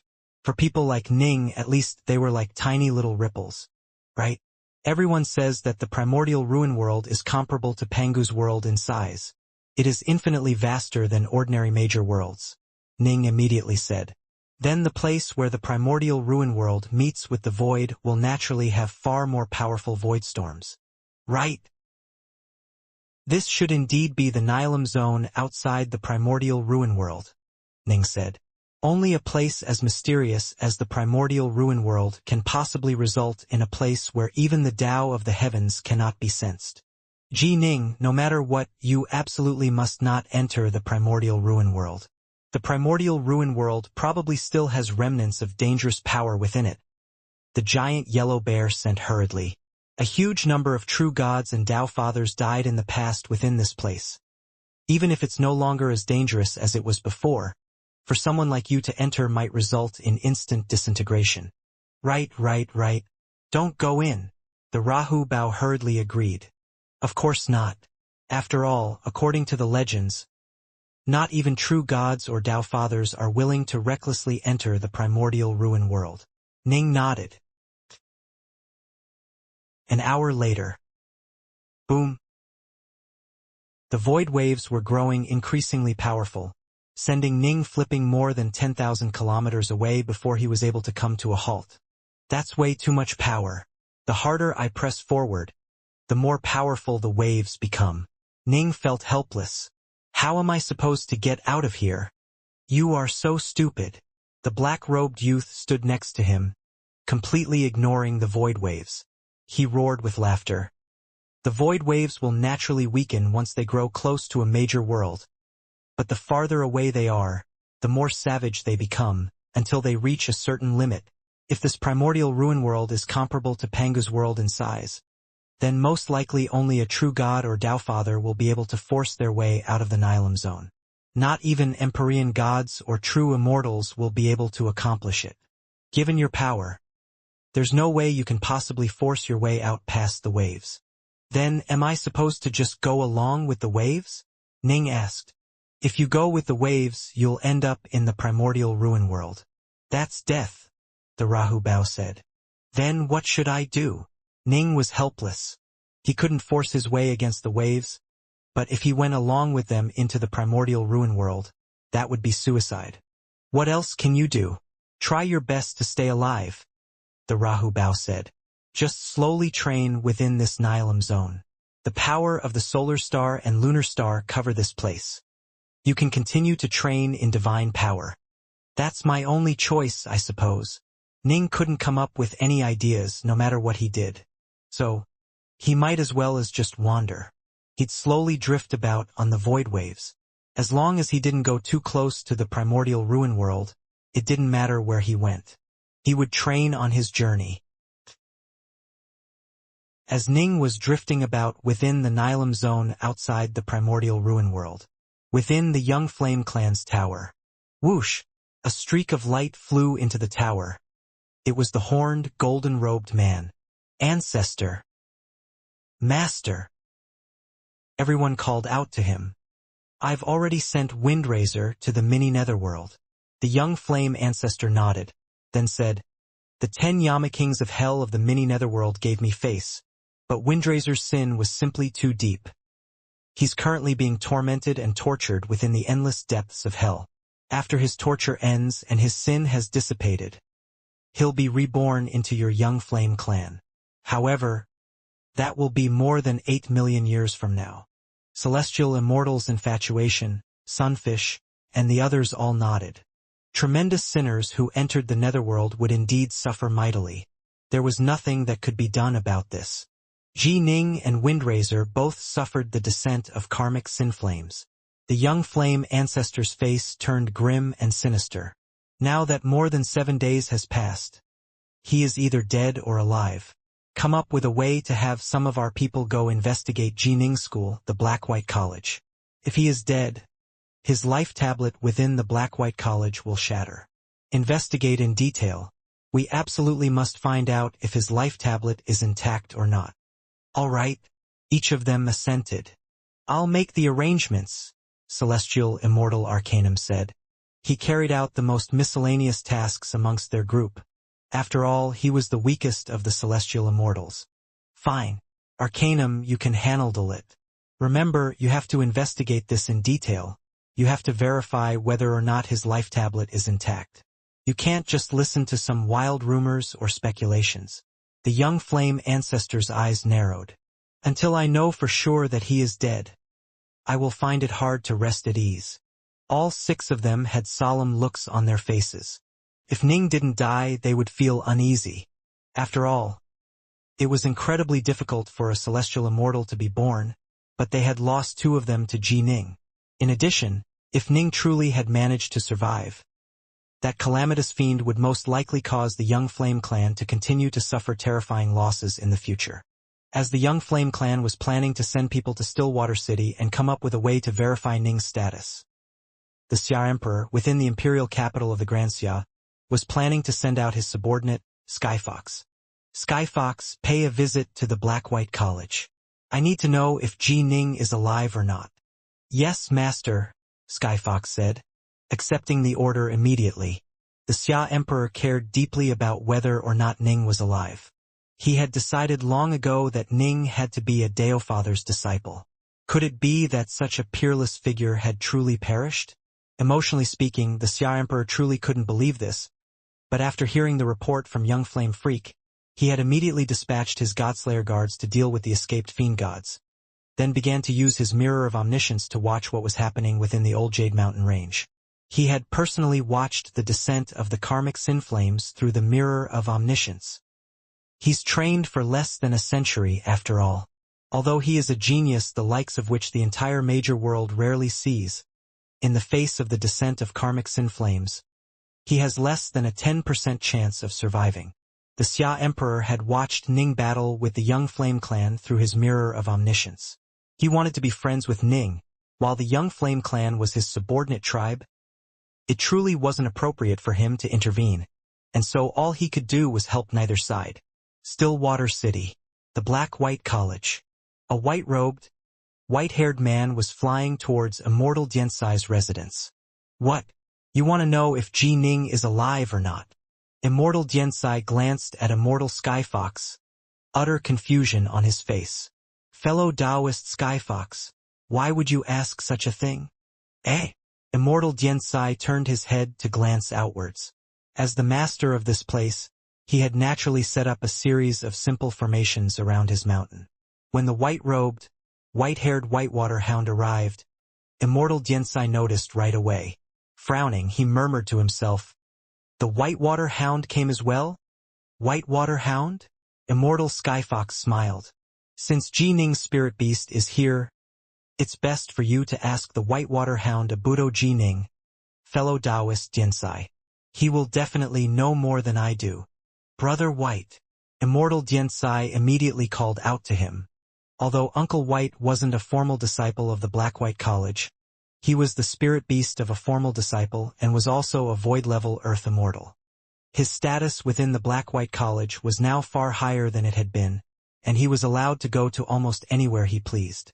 Immortal Xianxia. Uncle White walked over. Upon seeing the seated Skyfox, he immediately said, "My respects to you, Immortal Skyfox." "Sit," Immortal Xianxia immediately urged. Uncle White sat down. Immortal Xianxia immediately asked him, "Fellow Taoist Skyfox came to my place to ask about whether our Jining is alive or not. What has happened to him?" Uncle White couldn't help but look towards Skyfox. Skyfox said, "I have come on orders from the Xia Emperor to investigate this matter. The Xia Emperor sent out the Godslayer guards. He must know exactly what happened within the Old Jade Mountain range.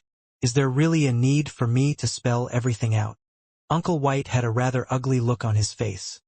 He felt that given that the Xia Emperor had sent out the Godslayer guards, he should have been able to rescue Ning. But he had not. The Xia Emperor only sent out the Godslayer guards after receiving a report from the Young Flame clan that many Fiendgods had escaped into the world. Skyfox immediately said. At first, he didn't know about what had happened with Ji Ning.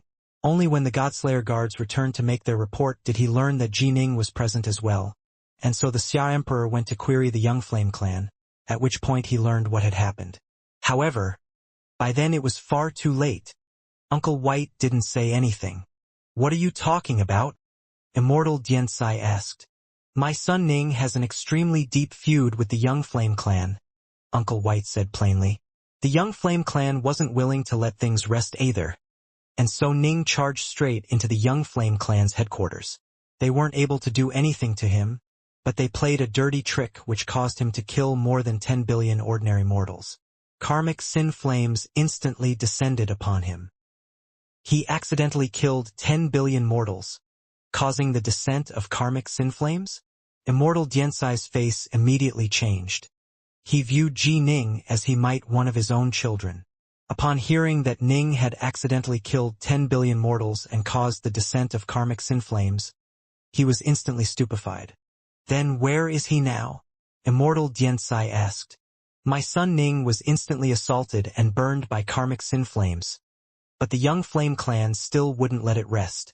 They used some sort of teleportation technique to send him far beyond the world of the Grand Xia," Uncle White said, his face ashen. "How long ago did the karmic sin flames begin to wreath themselves around him?" Immortal Xianxia asked. 7 days ago, Uncle White said. "More than 7 days have passed, but I can sense that he is still alive. He's survived the karmic sin flames." Immortal Xianxia let out a sigh of relief. Karmic sin flames. They were utterly terrifying. Even he, Ning's master, wouldn't dare claim that he would definitely be able to withstand them. He felt both worried for and proud of his disciple. Congratulations! Felicitations! He overcame the karmic sin flames' tribulations.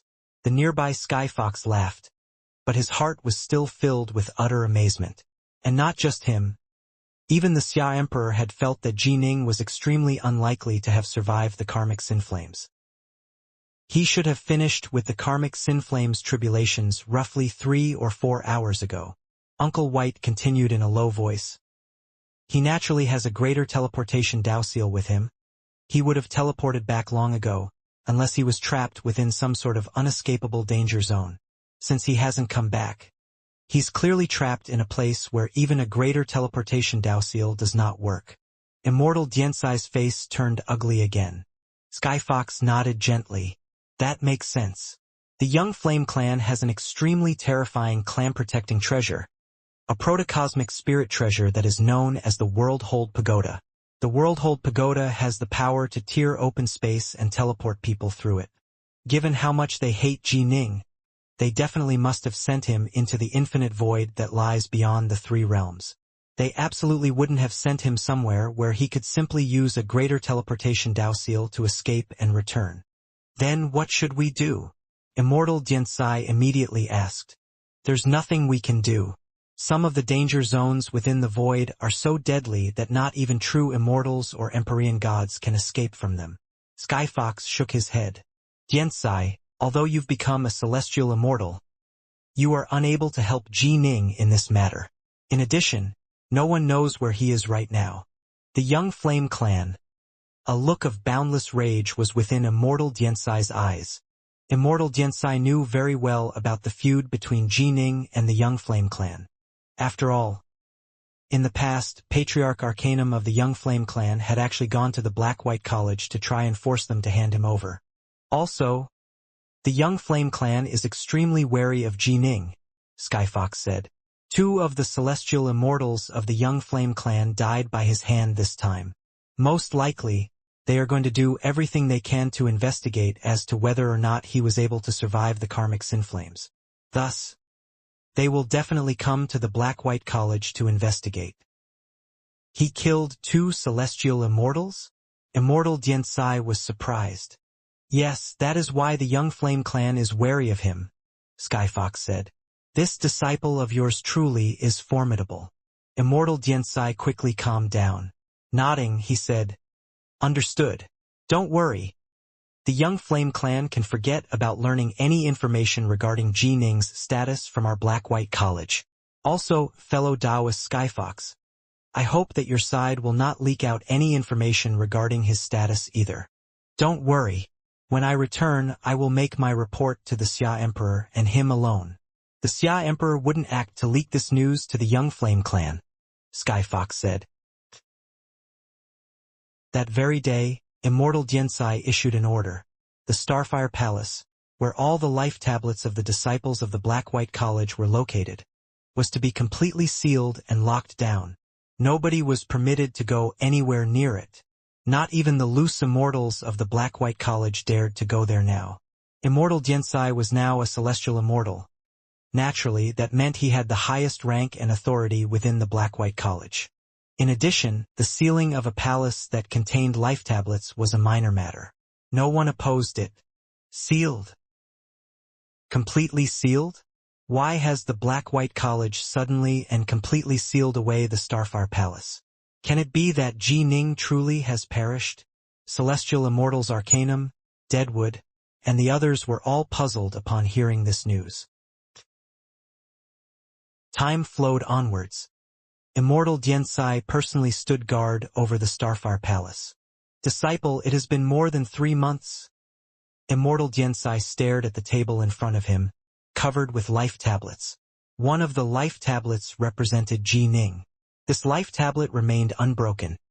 Clearly, Ji Ning remained alive despite being trapped in a distant danger zone. At first, Immortal Diansai, Uncle White, Mu North Sun, and the others all waited hopefully for his return. However, as more and more time passed, they gradually understood that it truly was hard to say when he would return, or if he would return at all. All they could do was quietly hope. Within the Nihilum zone, Ning was continuing to drift about within the infinite, dark void. He didn't dare to allow himself to be swept towards the primordial ruin world by the currents of void waves. His wandering days were filled with boredom. This was because he could not sense the grand Tao of the sword, the grand Tao of the water drop, or any other Taos. There was no way for him to cultivate in the Tao at all. All he could do was occasionally train in the Crimson Bright diagram of the 9 heavens. However, there was a limit to how much divine power he could absorb each day and a limit to how much time he could spend in training in it. He couldn't perpetually train, and so for more than 90% of the time each day, Ning did just one thing: train in archery. Swoosh! The Rahu bow was pulled tight. Knight stared at the distant, impending void wave. His heart force completely merged into the bow and the arrow. Twang! The arrow shot out through the void. Whoosh! The arrow moved with lightning speed as it traversed more than 1,000,000 kilometers, striking hard against the distant void wave. In the face of the power of the void wave, however, the arrow was sent flying straight backwards towards Ning's direction. When shooting an arrow against the flow of the void waves, the arrows would return. But if he shot towards any other direction, although these arrows were immortal-ranked magic treasures which could be controlled through elemental ki, they flew too fast and too far. There was no way Ning would be able to recover them, and so, the only option for him was to shoot straight towards an impending void wave. Day after day, every single day he trained in archery. Slowly, Ning began to get a better handle on the intricacies behind how Hoi's archery utilized divine power. especially now that he had all but reached the peak of the ice heart level. With such powerful heart force filling each arrow, the power of each arrow was now greater than his close combat abilities. Heart force. It was indeed a type of extremely powerful force. It was the reason why the divine archers of the three realms were so terrifying. Ning had spent roughly half a year drifting about within the Nirvana zone. He had no idea exactly how far he had flown. What's that? Ning could vaguely make out something in the distance. Because the Nirvana zone was filled with void waves and void storms, he normally couldn't see anything else at all. Torch Dragon's Eye. Ning's two eyes instantly began to blaze with torch fire. He stared far into the distance. Instantly, his sight range began to increase rapidly, allowing him to see a few dim strands of light that had appeared far away within the darkness. Before using this divine ability, Ning was only able to see to a few thousand kilometers, but after using it, all the light of the surrounding area began to gather within his corneas. That is, a continent. Ning's face changed slightly. That continent was actually tens of millions of kilometers away from Ning. However, because of how utterly vast it was, Ning was still able to just barely make it out with eyes. For example, although the moon was located very far away from Earth, ordinary mortals on Earth could still see it from afar. Similarly, due to how enormous that continent was, Ning was still able to make it out within the darkness of the void. Can that be part of the primordial ruin world? Ning instantly thought of this possibility. After all, the primordial ruin world wasn't a perfect sphere or cube. It had peaks and valleys. It would make sense if he was able to see part of it bulging out.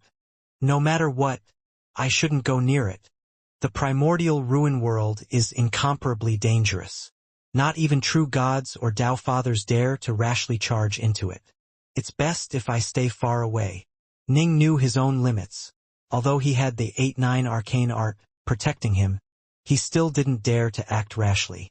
Whoosh! Ning immediately began to move away from that land, pulling away from it. Although he was quite curious about the primordial ruin world, Ning knew very well. That curiosity killed the cat. Millions of kilometers away from Ning, within the distant darkness of the void, a mysterious base was located here, one which was completely invisible to the naked eye.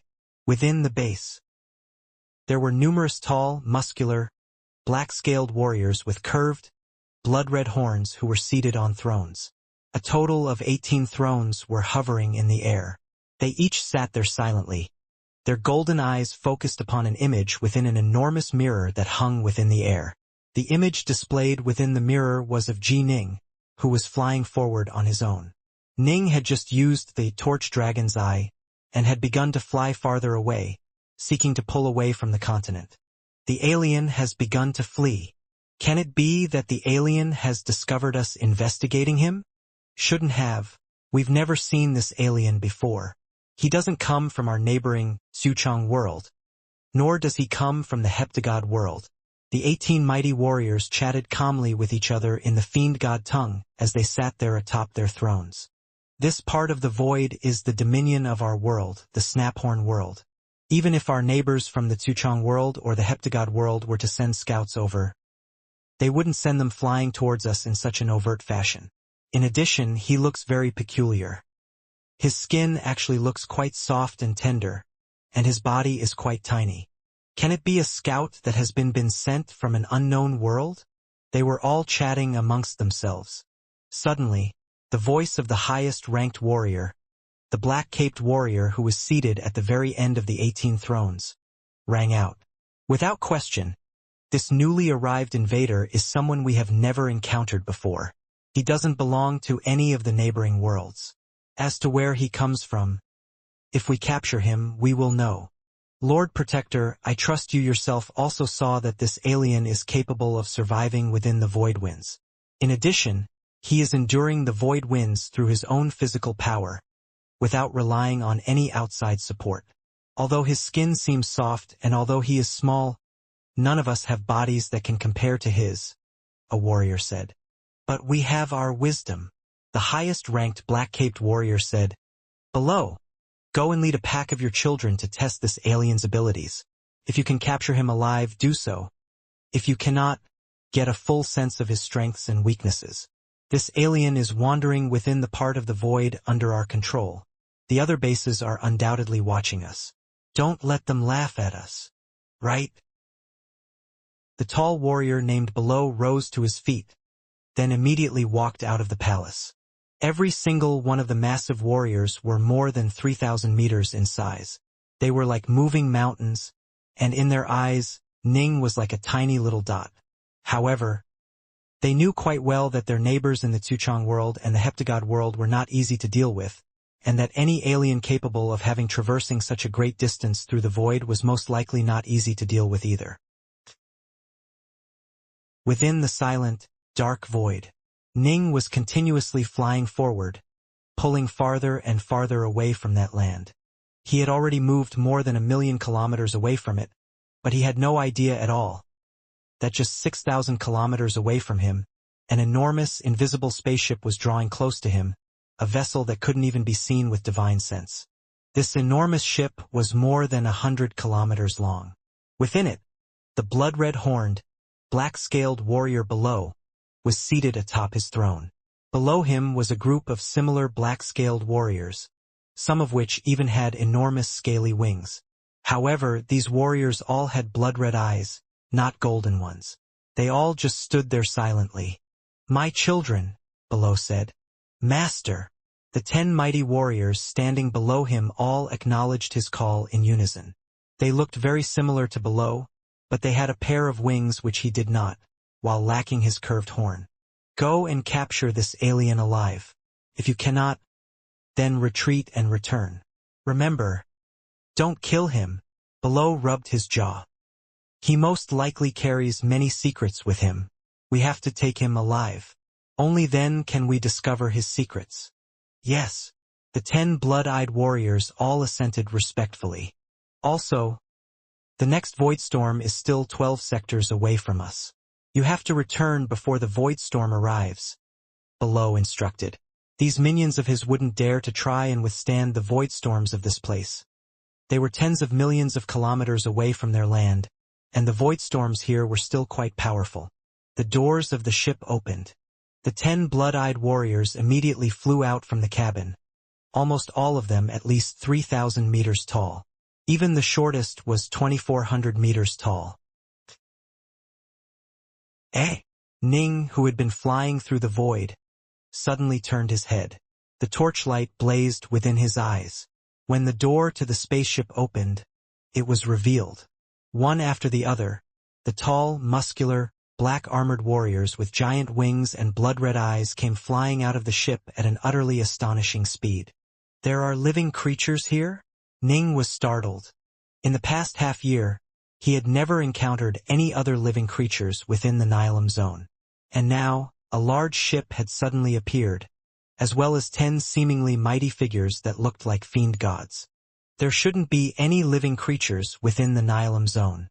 Then, Ning's heart clenched. These living creatures must have entered the void through the primordial ruin world. The primordial ruin world was extremely large. It was possible that there were some creatures which lived close to its margins. Because they lived at the borders, they were able to enter the infinite void. But the terrifying void waves were simply too powerful. Based on what the Rahu Bao and the giant yellow bear had deduced, most likely only true gods or Tao fathers would be able to fly about within the Nilam zone. "Alien!" The 10 enormous figures flew out, and as they did they sent out their divine sense as well. The Fiendgod tongue? Ning immediately noticed this. Although the Fiendgod tongue was complex and hard to learn, Ning had mastered it long ago. "Can it be that you do not understand us?" The 10 massive figures stared at Ning. The large ship was drawing closer as well. It was now only 1,000 kilometers away from Ning. Ning didn't respond. He just looked back at them. "Since he doesn't understand, then let's just go ahead and capture him first." Instantly, one of the massive, blood-eyed warriors manifested a giant whip within his hands. He flew straight towards Ning. "Stay your hands!" Only now did Ning send out his own divine sense, speaking in the Fiendgod tongue. The massive, blood-eyed warrior instantly came to a halt, a hint of amusement in his blood-red eyes. So you can understand after all, alien. I merely do not wish to fight you, Ning said. Then why have you trespassed into the space that belongs to our Snaphorn world? The blood-eyed warrior instantly asked. The other 9 blood-eyed warriors simply watched silently. Their assignment was to capture this alien. It was best to first test him and see what his strengths were, and so they were quite willing to spend some time chatting with this alien. The more they spoke, the more they would learn about him. I trespassed by accident, Ning said. I do not wish to be enemies with you. Trespassed by accident? If that's the case, come with us and go see our master, the blood-eyed warrior said. There's no way I will leave with you. Ning shook his head. Was this a joke? There was no way Ning would dare to casually barge into the primordial ruin world. That was a place filled with dangers that could wipe out true gods or Tao fathers. If that's the case, we'll have to take you back by force. The 10 blood-eyed warriors simultaneously made their move. 5 of them were more than 3,000 meters tall, while the other 5 were around 2,400 meters tall. The shorter, weaker-looking warriors simultaneously opened their mouths, emitting a soundless roar. Rumble. An invisible ripple spread out, instantly washing over Ning's entire body. Ning didn't even have a clue as to how he was supposed to resist this sort of attack. Is this some sort of hypnotic ability? When the ripple reached him, Ning instantly understood. However, he was a fiend god as well. His divine soul and the flesh of his divine body had been completely fused together into an incomparably stable whole. In addition, Ning's Tao heart had withstood even the karmic sin flames. How could this sort of hypnotic ability possibly control him? We're unable to control him. His spirit is extremely powerful. Take him by force. The 5 shorter warriors all sent out mental messages. Fine. The 5 taller warriors all produced long whips in their hands, each whip more than 9,000 meters long. Crack, crack, crack, crack, crack. Their whips cracked out, lashing through the void towards Ning. A dark north sword appeared in Ning's hand. He didn't even use the star-seizing hand, as he used the sword to block the attacking whips. Bang, bang, bang, bang, bang. A series of concussive sounds. Ning simultaneously blocked all 5 whips. These warriors look like fiend gods. In terms of strength, they are a bit weaker than me when I'm not using any divine abilities. Ning nodded to himself. They should be considered just barely equivalent to void-level fiend gods. Swoosh. Ning made his move. The divine power within his body began to activate in accordance with the method contained within the obscuring wind of the 9 heavens. Although he was unable to borrow any of the power of heaven and earth to aid him, his physical speed was already quite fast. In addition, the Dark North sword in Ning's hand instantly expanded to become more than 900 meters long. Given how large his foes were, if his sword wasn't long enough, it would be quite hard for him to injure his foes. Ning instantly flashed past the bodies of the 5 warriors. 5 streaks of sword light flashed. The heads of all 5 of the 3,000-meter-tall warriors went flying. What tough bodies! They seem to be even tougher than void-level fiend gods who haven't trained in any divine abilities. Ning could sense that his Dark North swords met with quite a bit of resistance as it chopped through their heads. Although he didn't have the power of the natural world to aid him, in terms of his sword techniques, he was at a vastly higher level than his foes. After all, the Tao of the sword was all about how to actually use and apply the sword. Ning realized, to his amazement, that green blood was pouring out from the necks of the 5 giant blood-eyed warriors. Their mouths were twitching, and then they simply floated away through the void, their bodies devoid of any auras. Dead. Ning was completely puzzled. Seems like they aren't fiend gods. Generally speaking, humans and monsters would die when their heads were severed, but killing fiend gods required much more effort. The horned warrior within the distant spaceship chuckled when he saw this. Blaze, my children. Instantly, The 5 shorter blood-eyed warriors in front of Ning all bellowed, "Damn you, alien!" Their bodies began to glow with blurry green light. Their auras began to explosively increase in power, and within their hands appeared slender silver chains. Twirling the chains, they moved to encircle Ning. Their auras seemed to have grown more powerful? Can it be that they are going all out? Ning mused to himself. Clang. The chains collided with Ning's sword. From this first collision, Ning was knocked flying backwards. Without using any divine abilities, I'm actually physically weaker than them. Ning immediately used the obscuring wind of the 9 heavens to fly past the 5 blood-eyed warriors, moving away from them. At the same time, 5 enormous streaks of sword light flashed past their necks. In terms of sword arts, Ning was simply at too high a level. With his utterly astonishing speed, they truly were completely unable to stop him.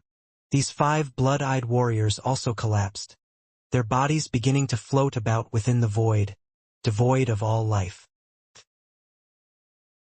The horned warrior, below, nodded lightly to himself from his position within the spaceship.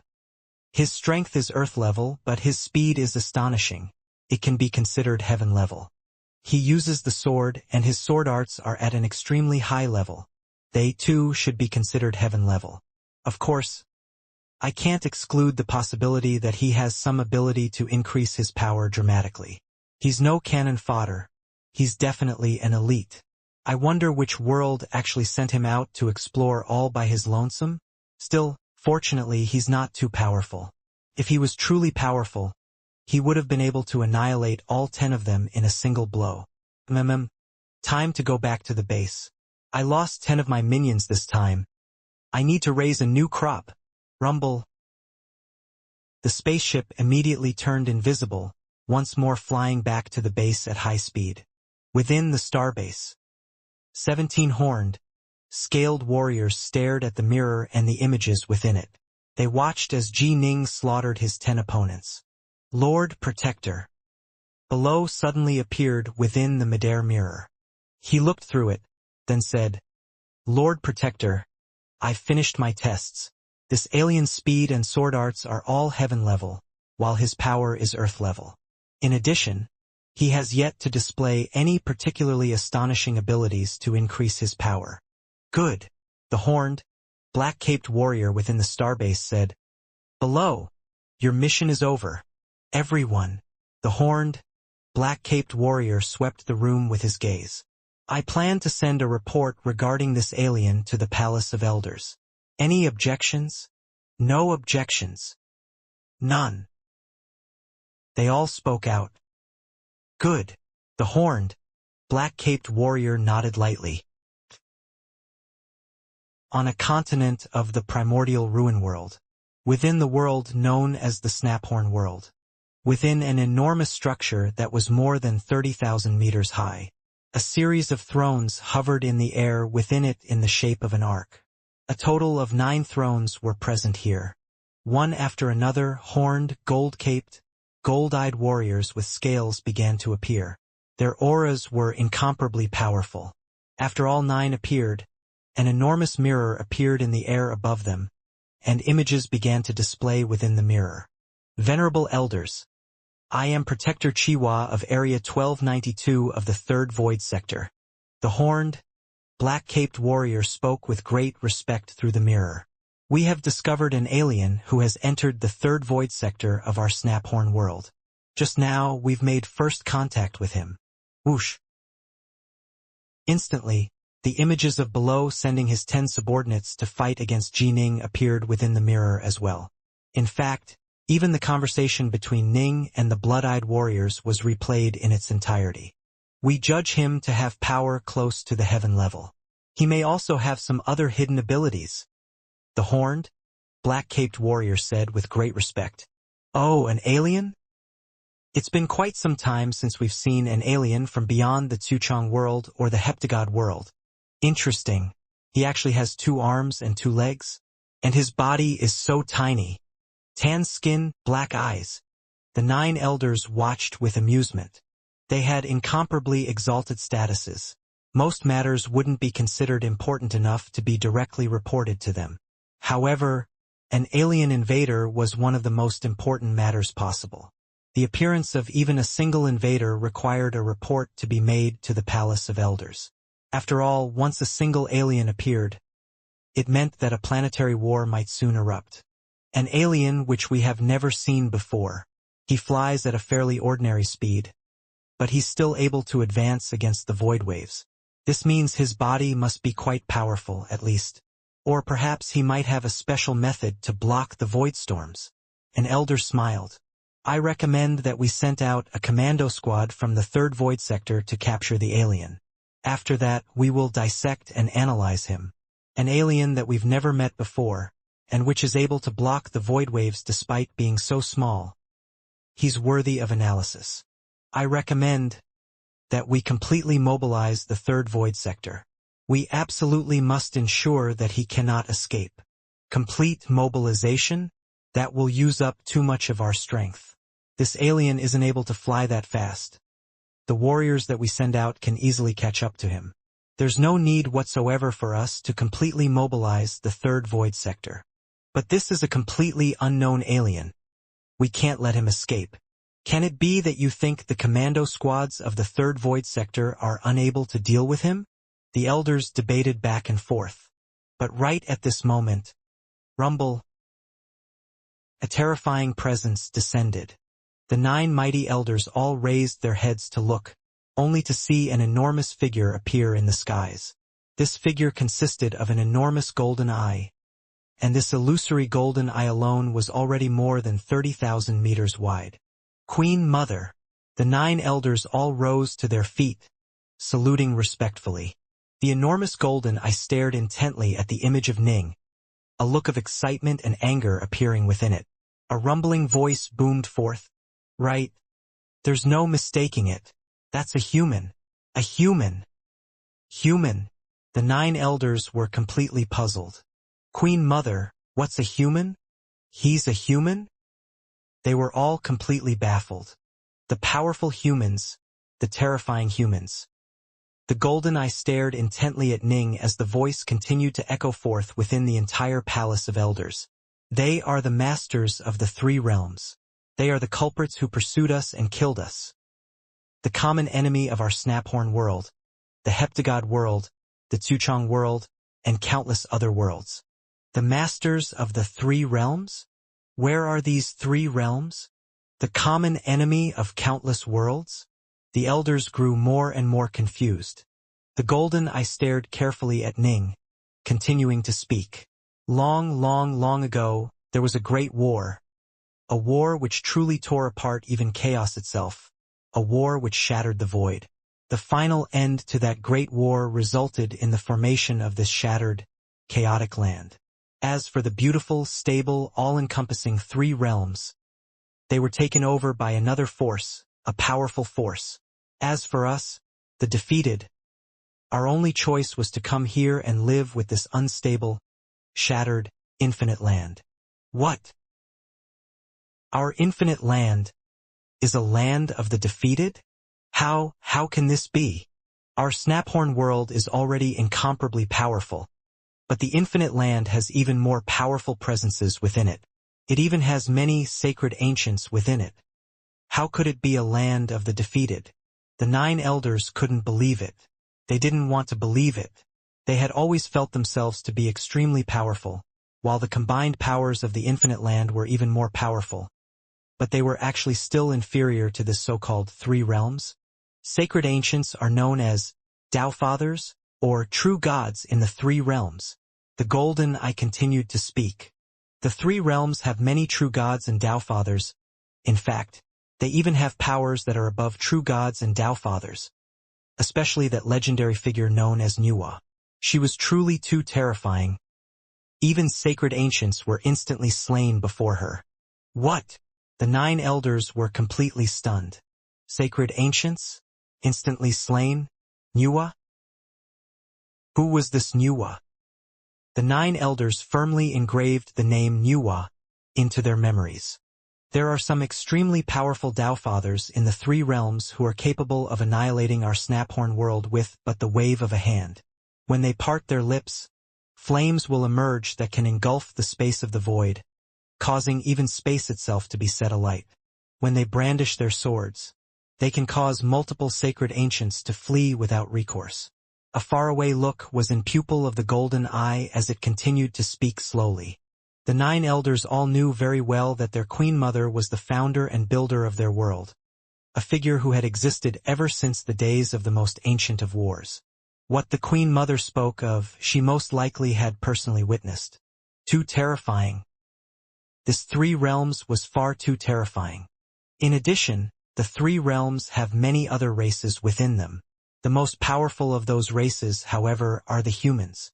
The humans are the masters of the 3 realms, the Golden Eye said. Supposedly, it was Nuwa who created humans, and she doted dearly upon them. In addition, humans have a terrifying rate of growth as well as procreation. They gave birth to many powerful individuals, including many of their Tao Fathers. Humans are the most powerful, have the most potential, and are publicly acknowledged as the masters of the 3 realms. And this little invader, he is human. The Golden Eye stared death towards Ning. Human. The 9 elders stared at Ning as well. Previously, they had looked down upon him as they might look down upon a bug. They felt themselves to be wise and powerful. They hadn't held this puny little figure in any regard.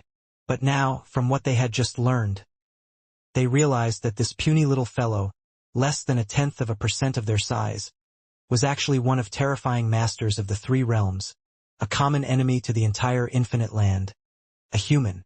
So this is a human?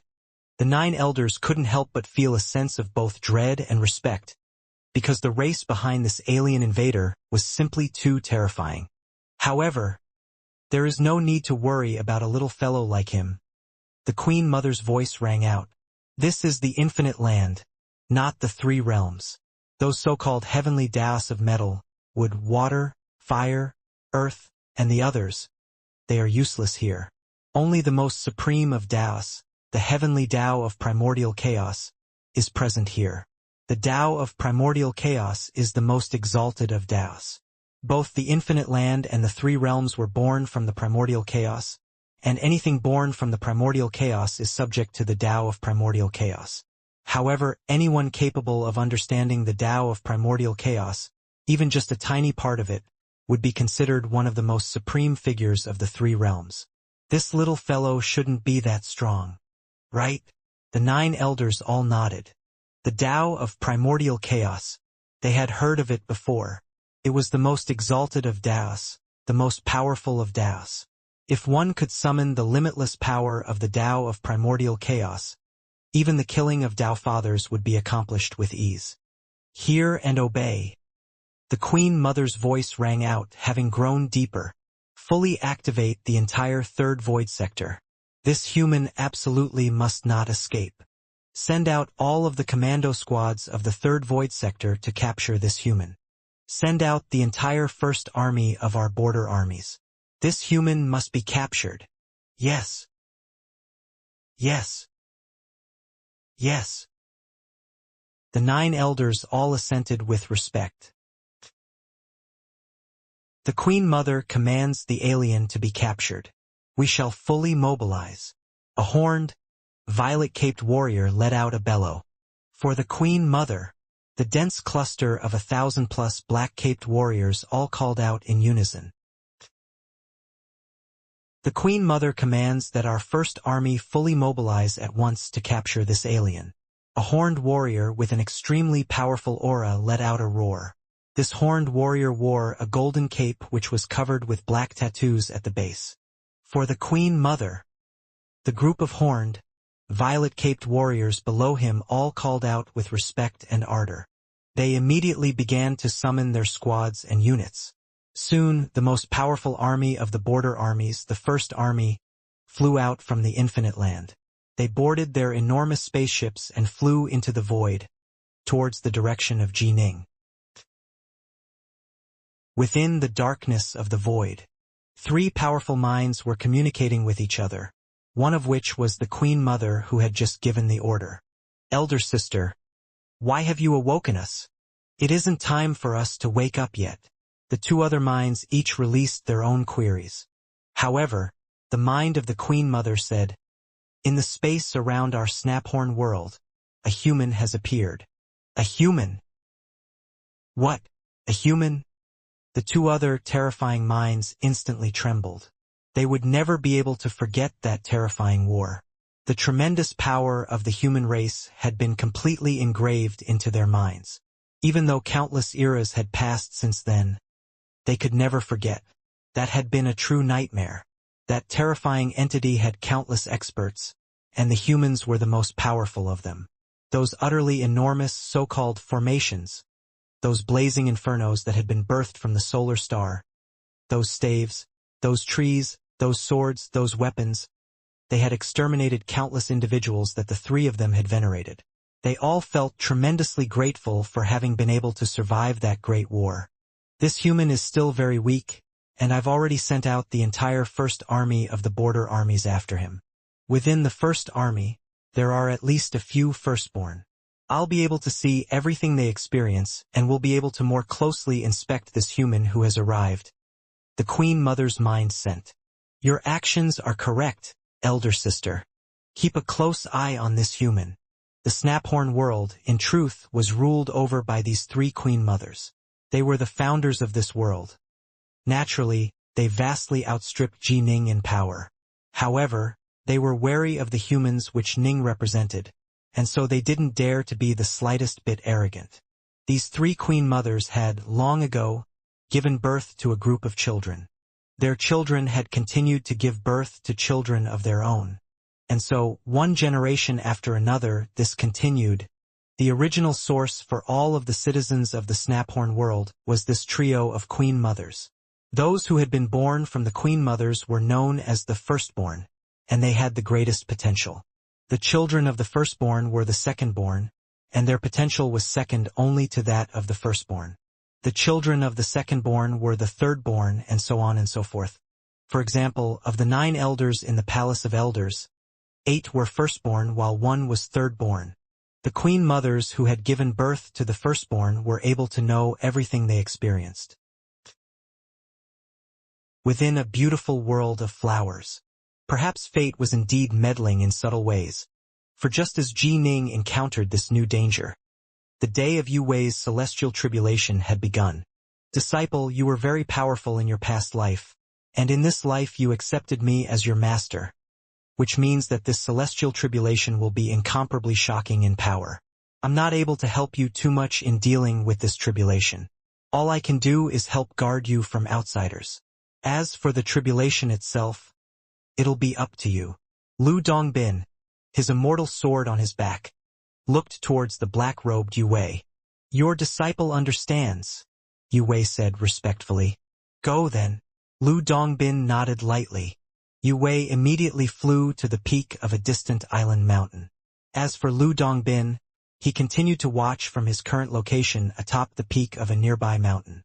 Lu Dongbin was in complete control of this minor world. It was his personal, secret abode.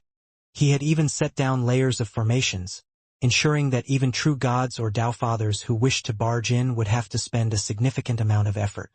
The wind tribulation, the fire tribulation, the thunder tribulation, the demon heart tribulation, the 4 great tribulations of the celestial tribulation. Yu Wei was indeed extremely powerful.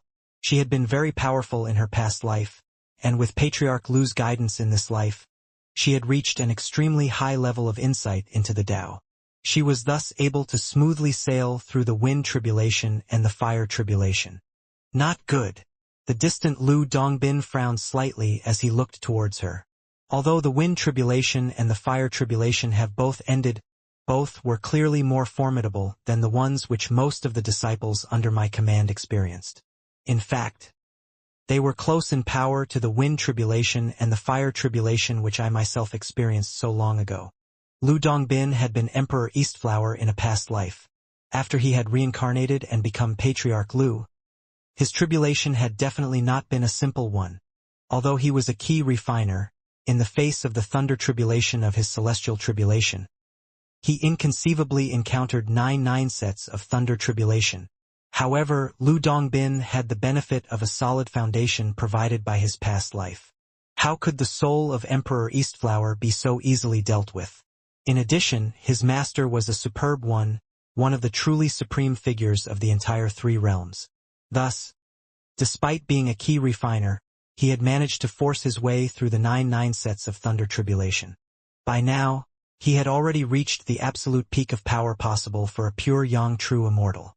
He was publicly acclaimed within the 3 realms as the true immortal with the highest chance of becoming a Dao Father, and in fact he had already stepped halfway into the realm of becoming a Dao Father. Judging from that wind tribulation and that fire tribulation, my disciple's thunder tribulation probably won't stop at 9 sets. Lu Dongbin frowned. Her experiences in her past life were ordinary, and I'm the only master she's taken on in this life. Normally speaking, most key refiner disciples of Dao Fathers will only experience 9 sets. Why in the world is her celestial tribulation this deadly? Lu Dongbin had always felt that this disciple of his had been hiding something. However, although he had even sought out Judge Cui and read her past life's history within the Book of Life and Death, he had still been unable to uncover anything. Still, his subconscious continued to tell him that something wasn't quite right. The power of a celestial tribulation was determined by the cosmos themselves. Naturally, there had to be a reason behind all of this. In an hour, the thunder tribulation shall arrive. Lu Dongbin no longer dwelled on the question, just watching quietly. The Nilam Zone beyond the primordial ruin world. Ning was currently flying forward at high speed, continuing to pull away from that distant land. That earlier, sudden attack had caused him to feel that something was wrong, especially when those foes had claimed to be from the Snaphorn world and that this space region belonged to their Snaphorn world. Ning instantly understood that these creatures must have come from the primordial ruin world, and that he had been discovered. Flee! Flee at top speed. The primordial ruin world was a place which not even true gods or Dao Fathers would dare trespass.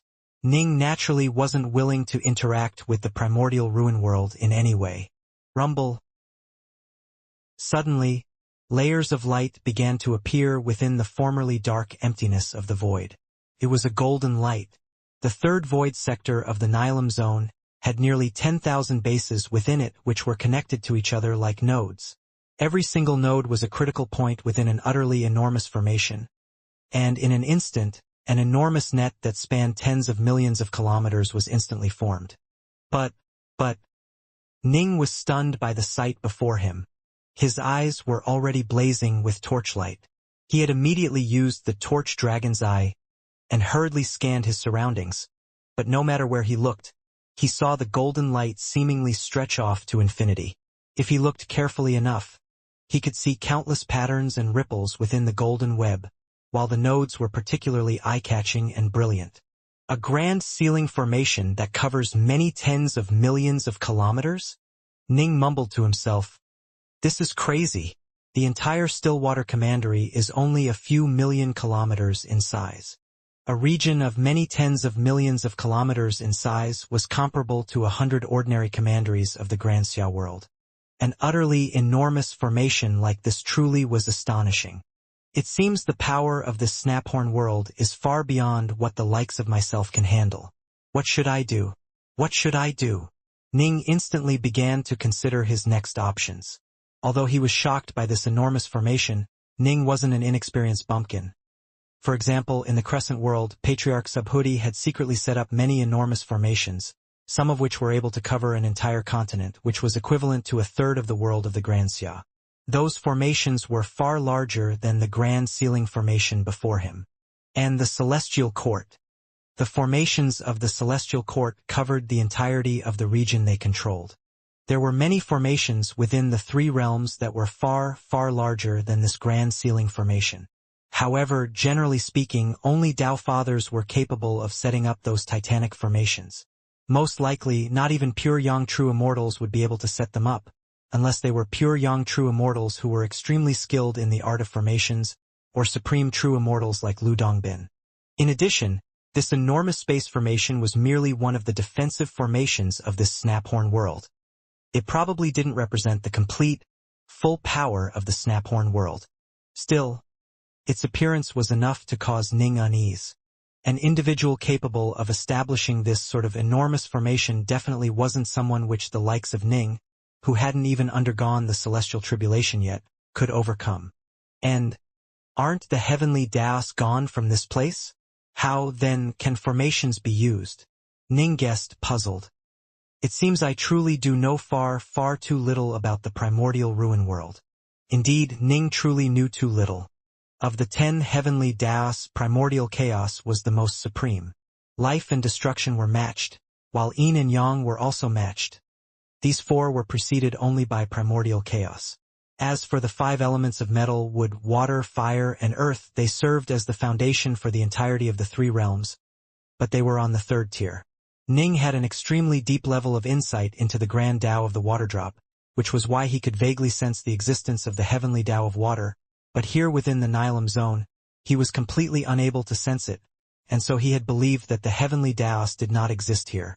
In reality, however, only 9 of the heavenly Daos were missing from the Nilam zone of the primordial ruin world. The heavenly Tao of primordial chaos continued to exist. Any place which was born from the primordial chaos was a place where the heavenly Tao of primordial chaos would exist. No matter what, I need to give it a try. Swoosh. Although Ning knew that it was unlikely that he would be able to break through this terrifying formation, he couldn't just give up and wait for death. He didn't want to be captured by the Snaphorn world. The part of the net of light closest to Ning was merely a few million kilometers away. After using the obscuring wind of the 9 heavens, Ning's movement speed was extremely fast. It was a flying technique after all, and once one used it to fly, one could rely on momentum and thusly limit the amount of divine power that was consumed. It wasn't like the star-seizing hand or other divine abilities which consumed an enormous amount of divine power. Here I am. Ning stared at the distant net of light, now only a few tens of thousands of kilometers away. The Rahu bow appeared within his hands.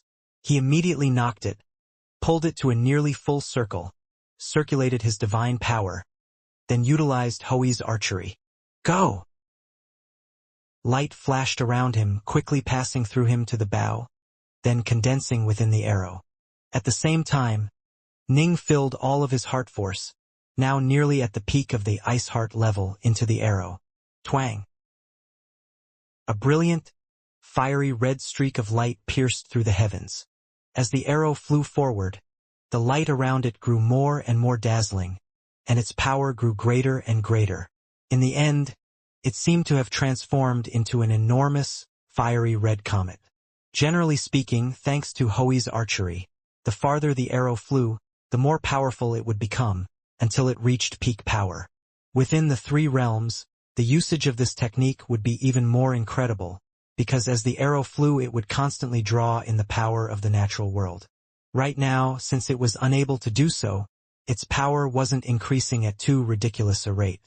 Still, the power of this arrow had still surpassed that of Ning's close combat ability. Boom! The fiery red comet struck against the net of light, and the net of light just rippled slightly, then turned calm once more. As for Ning's arrow, it had been knocked flying away. As I thought, I failed. Ning wasn't surprised at all. If he truly was able to pierce this terrifying ceiling formation that was tens of millions of kilometers in size through using just a single arrow, only then would he be surprised. However, he truly didn't wish to accept this. What should I do? All space within this region has been completely locked. There's no way for me to flee. Ning felt frantic inside. The young Flame clan really was quite vicious in sending me here. The primordial ruin world's Nilam zone was indeed an awe-inspiringly famous danger zone. Not even many Empyrean gods or true immortals would be able to escape from it, much less the likes of Ji Ning. As for the even more deadly primordial ruin world, naturally the young Flame clan would have liked to send him to that place, but alas, even the protocosmic spirit treasure, the Worldhold Pagoda, was only able to tear open the fabric of space to send Ning into the Nilam zone. It was unable to send him to the primordial ruin world. Eh? Ning suddenly turned his head to look. From far away, within the distant void of space, an enormous ship had suddenly appeared. This titanic ship was 10,000 kilometers long. It was like one of the continents of Earth. Earlier, it had been completely invisible, but now it had materialized out of nowhere. The entrance to the ship opened, and a series of massive, towering, blood-red horned, golden-eyed, black-caped warriors came flying out. The many warriors all radiated utterly astonishing auras. So the army of the Snaphorn world of the primordial ruin world have arrived. Ning's pupils contracted. Wait! When Ji Ning saw the steady stream of black-caped warriors pour out from the distant ship, he couldn't help but feel surprised. The warriors I fought previously had scales, wings, and blood-red eyes. But now we have some black-caped warriors in front of me, all of which have 4 arms, golden eyes, and blood-red horns. They look completely different from the earlier enemies. Even their auras are far more powerful. If the 10 foes Ning had previously slaughtered were adorable little kittens, then these black-caped warriors standing before him were like truly savage tigers. A total of over 1,000 black-caped warriors. After counting more than 1,000 warriors flying out from the distant ship, Ning saw how, after a long moment passed, yet another warrior emerged from the ship. This one was dressed in a violet cape, but in all other respects, he looked identical to the black-caped warriors, save for the fact that there was an enormous difference in their auras of power. What a terrifying force! Ning suddenly felt as though it was hard to breathe. The violet-caped warrior took just a single step forward. His body blurred, then suddenly appeared before the 1,000-plus black-caped warriors. This speed caused Ning's eyes to twitch. Even when he used his obscuring wind of the 9 heavens divine ability, he still wasn't as fast as this person. The invisible aura the person emanated caused Ning to feel even more pressure. He's definitely more powerful than any celestial immortal I've faced to date. Commander! The 1,000-plus black-caped warriors all looked towards their leader with eagerness. The violet-caped warrior, however, gave Ning a curious glance. An alien who looks like this and who is so small. I've never seen or even heard of someone like him. What should I do? What should I do? What's my next course of action? Ning was feeling extraordinarily nervous right now. The entire region of many tens of kilometers was encompassed by this grand formation. There was nowhere for him to flee, and the army squad which the Snaphorn world had just sent out was terrifyingly strong. The void waves are being completely blocked out by the third void sector's defenses. No need to worry, everyone. The violet-caped warrior smiled. Release your children and capture this alien. Yes. Yes. Yes. Instantly, a series of deafening roars rang out, shaking the region of space. At the same time, the 1,000-plus black-caped warriors simultaneously opened their mouths. Swoosh, swoosh, swoosh. 10 small spheres flew out from each of their mouths, producing a total of more than 10,000 small spheres. These small spheres instantly expanded in size when they entered the space of the void, and they quickly transformed into a series of scaled, winged, blood-eyed warriors of enormous size. They vomited them out? Ning was completely flabbergasted. Children, capture this alien, the violet-caped warrior ordered. Yes. The 10,000-plus blood-eyed warriors all assented in unison, and then half of them, the shorter and smaller ones, all opened their own mouths and emitted soundless roars, causing an invisible ripple of power to instantly sweep towards Ning. Ning knew what was coming this time. He knew that these smaller blood-eyed warriors were skilled in hypnotism. Last time, he had only faced 5 of them, but this time more than 5,000 of them were simultaneously using the technique. The formless ripples couldn't be avoided. All he could do was take them head-on. Clang, clang, clang. Ning could feel booms ring out from within his soul. However, with his heart force at nearly the peak of the Ice Heart stage, Ning was still able to survive. What a powerful soul! The violet-caped warrior nodded lightly. This alien really does have a bit of talent. Yes, although our children are merely fairly weak cannon fodder meant to be used up during a battle. In large numbers, they are still quite dangerous. I wonder where this alien came from? He's quite strong. The black-caped warriors were stealthily chatting amongst themselves. Since hypnotism had failed, the 10,000-plus blood-eyed warriors pulled out their weapons. Then all charged forward, filling the void with their massive bodies. These could be considered as having power that was just barely comparable to void-level Fiendgods, but they didn't have Fiendgod-like indestructible bodies. If he used all his abilities, such as the star-seizing hand or 3 heads, 6 arms, Ning could wipe them all out in a very short period of time. After all, they didn't have regenerating bodies. Killing them would be very easy, very simple. However, Ning didn't dare to recklessly waste his divine power. The star-seizing hand used up a vicious amount of divine power. Once his divine power was exhausted, he would no longer be able to even fight back. I'll have to rely on swordplay. Ning's 2 hands each held a dark north sword. He made the swords expand to 900 meters. Swoosh! He used the obscuring wind of the 9 heavens, instantly charging into the very center of that mass of blood-eyed warriors. Ning didn't use any additional divine abilities after that, relying solely on his sword arts. Slash! Slash! Slash! Sword light flashed everywhere. Ning's sword arts were unfathomably profound, far beyond what these blood-eyed warriors were capable of. The pair of 900-meter-long Dark North swords slashed through the air, chopping past the heads of the blood-eyed warriors, sometimes completely bisecting them in half. All of the blood-eyed warriors died, unable to heal from their wounds, regardless of where the injuries were, head or waist. His sword arts truly are profound. The violet-caped warrior was surprised by what he saw. Ning was born to be a sword immortal. Even though he could no longer sense the Tao of the sword or summon the natural energy of the world, his sword arts remained unfathomable. "Blaze, my children!" the violet-caped warrior called out. "Roa air! Die! Alien!" The horde of blood-eyed warriors bellowed as their bodies began to glow with a blurry green light. Instantly, their speed and their strength rose dramatically. They began to assault Ning en masse. Ning remained very calm. He didn't use any divine abilities. Instead, he relied on his sword arts to continue to slaughter these blood-eyed warriors.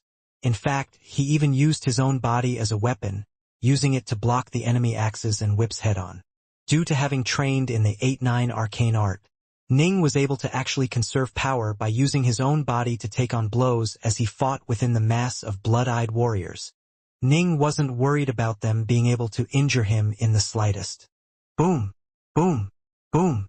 Ning was occasionally sent flying here by an axe or flying there by a whip, but each time he was sent flying, his sword light would flash past in a graceful manner, and many enemy heads would go flying as well. Within the infinite darkness of the void, 3 powerful minds were communicating with each other. This human's body is rather strong, right? It's like one of those magic treasures those humans use. This human is probably at the celestial immortal level of power at most. But his body is this powerful. He most likely must have trained in an earth-shatteringly powerful protective divine ability those humans have. Ideally, we shall capture him alive so that we can analyze his body. If we can gain some insights into some of the profound mysteries behind his divine ability, then use them to make us sisters grow more physically powerful, that would be wonderful. By relying on the 8-9 arcane art and his sword arts, Ning was able to wipe out all of the blood-eyed warriors in the time needed to boil a kettle of tea. However, Ning didn't feel excited at all, because he saw the amusement on the faces of the distant black-caped warriors and the calmness of the violet-caped warrior. He understood from this that, to the Snaphorn world, the forces he had just killed most likely represented very little. In truth, they really did represent almost nothing. They were cannon fodder. In fact, they weren't even viewed as true members of the same race to which the horned warriors belonged. To produce a true member of the race required an extremely high price to be paid. Producing this sort of cannon fodder, however, was much easier and much cheaper. However, there was a limit to how many of them each horned warrior could control. Some would have to perish before they could give birth to more. He was able to kill more than 10,000 of our children. He does have a bit of talent. The violet-caped warrior said. Hellsong, go and test his abilities. Yes. A black-caped warrior nodded, then manifested 4 short swords in his 4 hands. Ning's heart clenched. They had just seen him kill more than 10,000 of those blood-eyed warriors, but still chose to send a single black-caped warrior to fight? Humph! The black-caped warrior suddenly moved, transforming into a blur as he pounced towards Ning. So fast! Ning was somewhat caught off guard. Those earlier red-eyed warriors had been far slower than him, but this black-caped warrior was so fast that he was only slightly slower than Ning when using the obscuring wind of the 9 heavens. He could already be considered as being on Ning's general level. He was slightly slower, but it wouldn't make much of a difference. For icy short swords came plunging towards him. Ning's dark north sword struck outwards as well. Clang, clang, clang. Consecutive collisions could be heard. Ning's advantage lay in the profoundness of his sword arts, while the enemy's advantage was having 4 arms. However, from that clash, Ning was sent flying back. What great power! Ning's face changed. Then his body blurred, transforming into his 3-headed, 6-armed form. 3 heads and 6 arms? So is this your true form? The black-caped warrior was quite surprised, but he then snickered. Interesting. He charged forth once more. Ning now had 6 divine swords in his 6 arms. His sword arts were profound, but he remained unwilling to use the star-seizing hand. The star-seizing hand simply used up far too much divine power, and the strength of this snaphorn world was immeasurable. It was better to make himself appear weak. If he immediately revealed his trump cards, they would probably prepare even more powerful trump cards to deal with him. Slash! Ning's sword light sliced through the black-caped warrior's body. The black-caped warrior retreated at high speed, but a gaping wound was still cut through his chest. Green blood spewed outwards, but in the blink of an eye the wound was healed. Healed? Ning was surprised. So they really are 2 separate races. Those cannon fodders were completely unable to heal, but the black-caped warriors are capable of self-regeneration. Once someone became capable of self-regeneration, killing them would be much harder. Eh? The violet-caped warrior saw what had just happened. Hellsong's unit, engage. Instantly, 9 more black-caped warriors went flying forward. Hellsong, can't you get it done? You can't even capture a single alien, and you even got injured. The 9 other black-caped warriors all spoke teasingly, but they showed no mercy in their movements at all. They soon formed a complete circle around Ning, attacking him en masse and giving him nowhere to flee at all. Boom! Ning's body suddenly increased explosively in size, expanding to 3,000 meters. 3,000 meters was Ning's limit in using the heavenly transformation technique. What? Prior to this, those 10 black-caped warriors were surrounding and assaulting a tiny little dot. But that tiny little dot had suddenly and explosively increased in size to become comparable to them. This caused them to feel completely flabbergasted. So this is how tall you actually are. I imagine this is your true form, right? Hellsong sighed in amazement. 3 heads, 6 arms, and as tall as us. This alien is quite strong. Ning, however, just felt misery. The more divine abilities he used, the faster his divine power would be used up. However, while using heavenly transformation, his speed and strength would both increase tremendously. Every single one of these black-caped warriors are comparable to celestial immortal Goldclock or Deadwood. If any more come, I'll be forced to use the star-seizing hand. Once I use it, my end will come shortly thereafter. Ning was frantic now. Every bit of divine power that he used up was irreplaceable, at least in the short term. However, he still had no idea as to how he was supposed to flee from this place. He could neither ascend to heaven nor descend to hell. There was nowhere to flee. After using the heavenly transformations technique and 3 heads, 6 arms, Ning's power had increased substantially. He was able to just barely fend off those 10 black-caped warriors, but maintaining this state resulted in his divine power being continuously depleted. He's actually still able to hold on? This caused the distant, violet-caped warrior to frown. He immediately ordered, "The entire squad, go and capture this alien." Yes. Accompanied by a series of roars, a total of 90 massive black-caped warriors flew towards Ji Ning's direction. This caused Ning's face to instantly change. They really are giving me no chance at all. 100 celestial immortals. How am I supposed to withstand them? Although all of these foes focused on close combat, meaning that only a number of them were able to engage with him at any given moment, they clearly had some sort of mysterious combination formation technique. The more warriors that joined, the more powerful each black-caped warrior grew. "Senior Bear, what should I do?" Ning asked frantically. "Are there any options? If I hide in the underwater estate, can I survive this tribulation?" "It's useless." The giant yellow bear was both frantic and helpless. "If you hide inside the underwater estate, it will end up being exposed as well. Although loose immortals and celestial immortals are unable to forcibly bind me, some truly powerful figures are still capable of it. I'm only a protocosmic spirit treasure, after all. The master of this so-called Snaphorn world has to be at least at the level of a pure young true immortal." Ning felt misery in his heart. Indeed. Given that they were able to send out a squad of soldiers like this, as well as set up an enormous space formation that spanned tens of millions of kilometers, it would be bizarre if the Snaphorn world's strongest experts were not at the pure young true immortal level. Anyone who reached that level could forcibly bind the star-seizing manner.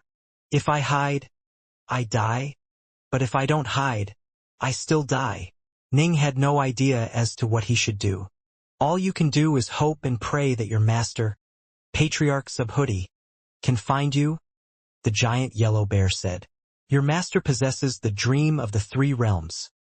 But this place is outside the 3 realms. In fact, many of the heavenly Daos don't exist here. Only the heavenly Tao of primordial chaos holds sway here. Your master might not be able to sense things here." Ning was stunned. His only hope was his master, Patriarch Subhuti. The Patriarch's power was utterly unearthly. At a time like this, only he might be capable of rescuing Ning. But the giant yellow bear was right. This was the Nihilim zone of the primordial ruin world. Even though Patriarch Subhuti was extremely powerful, if he was unable to find Ning, what could he do? "Can it be that I, Ji Ning, am going to die here?" Ning felt an unwillingness to accept this within his heart. Senior Apprentice Sister took on Patriarch Lu as her master, and we agreed that we would meet again. Father, Mother, I haven't even had a chance to see if their reincarnations are living happily or not. And Earth? I haven't gone back to Earth to take a look. He didn't want to accept this. He truly didn't. If I had known this would happen, I would have left my primal twin at Swallow Mountain. Ning was filled with unbearable regret for having brought his primal twin with him as he fought the Young Flame clan. He had felt that as long as he had the underwater estate and greater teleportation Dao seals, he would be able to escape without issues. Who would have imagined that the descent of karmic sin flames rendered him incapable of escaping, resulting in him being sent into this danger zone? Can it be that my life truly is going to end here? The 90 black-caped warriors joined the 10 earlier black-caped warriors into a formation. Instantly, their auras grew even more powerful as they continued to assault Ning. Boom! Boom! Boom! After just a few exchanges, the previously indestructible Ning suddenly blew apart. In fact, some of his flesh and blood transformed into dust from the blows of the enemy swords and sabers. What just happened? The 100 attacking black-caped warriors were all amazed. The distant commander shouted, "The Queen Mother commands you. Even if the alien is transformed into bits of mushmeat, you need to collect every single piece of flesh and blood. You can't spare even a single bit of dust. He won't die easily." Yes. Instantly, the group of black-caped warriors became filled with eagerness.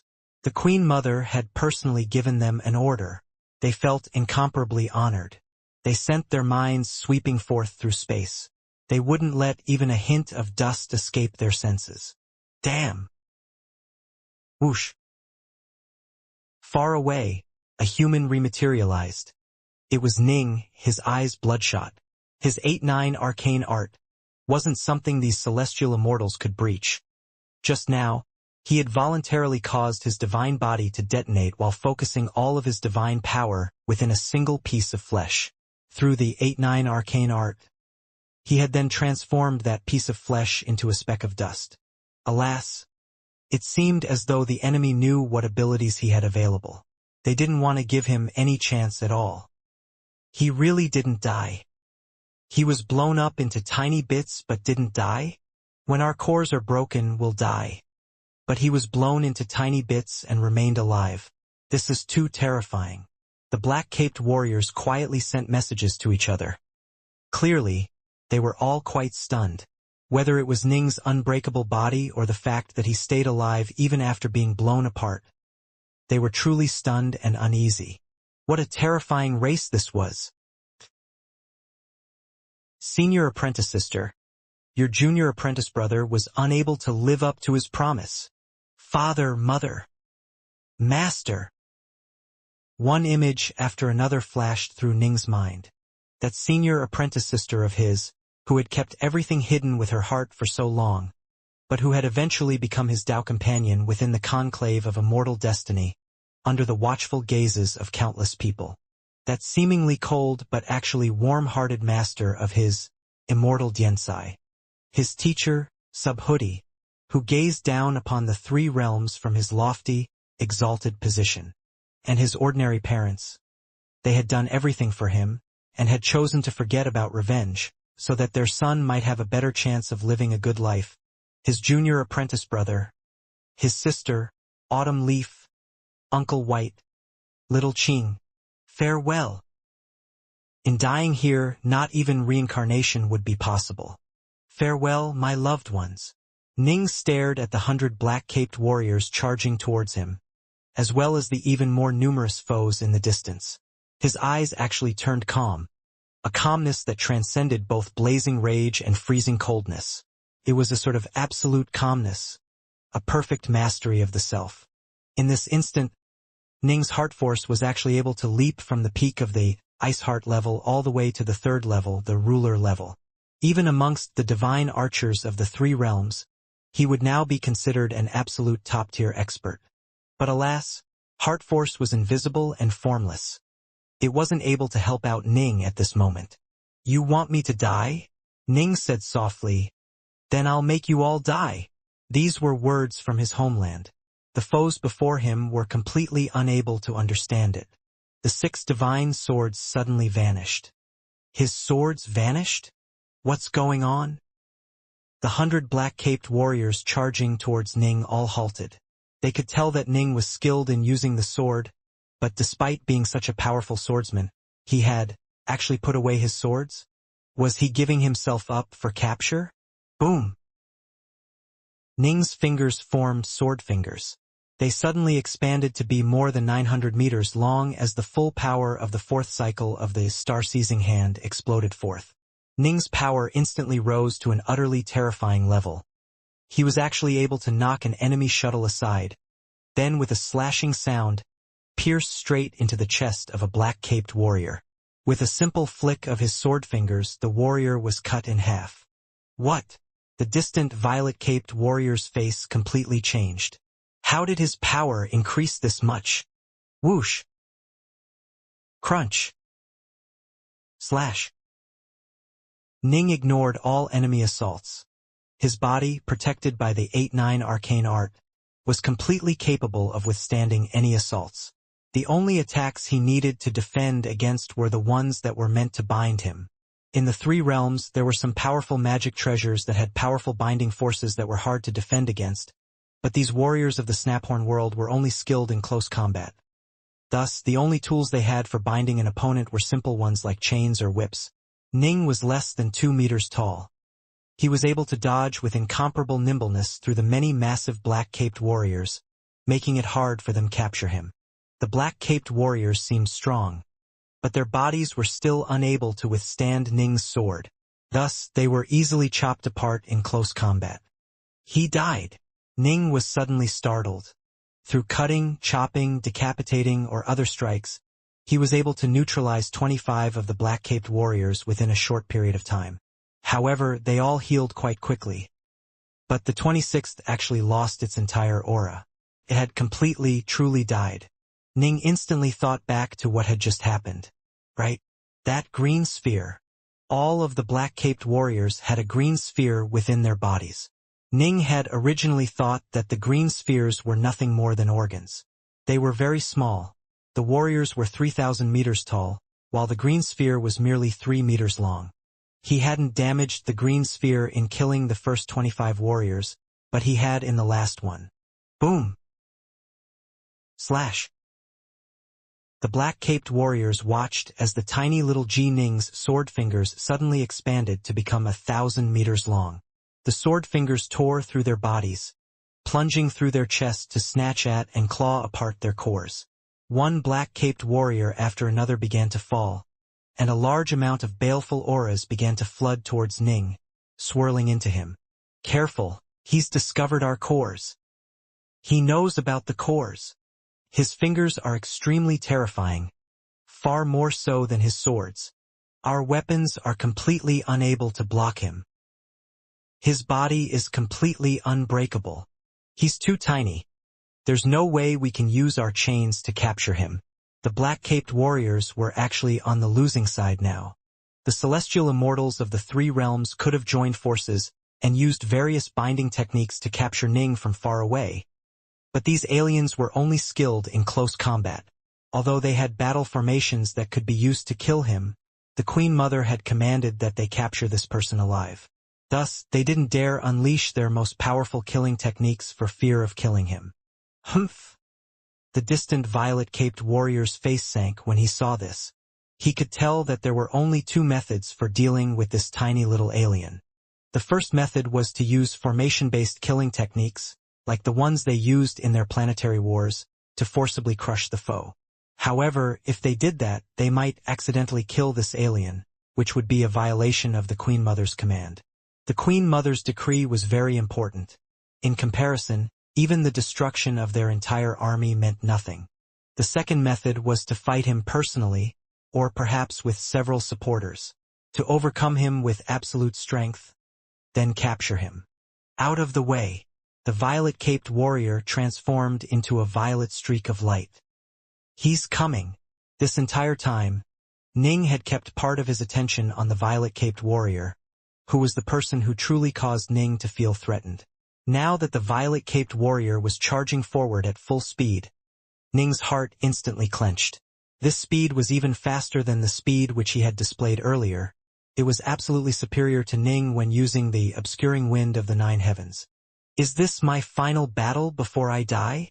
Ning didn't feel any fear. His gaze was incomparably calm as he stared at the violet-caped warrior. If I die, I'll drag you down into death with me. As the violet-caped warrior attacked, the many black-caped warriors that had been assaulting Ning all retreated. They were all filled with utter confidence in their commander. Whoosh! A silvery white whip lashed out, more than 30,000 meters long.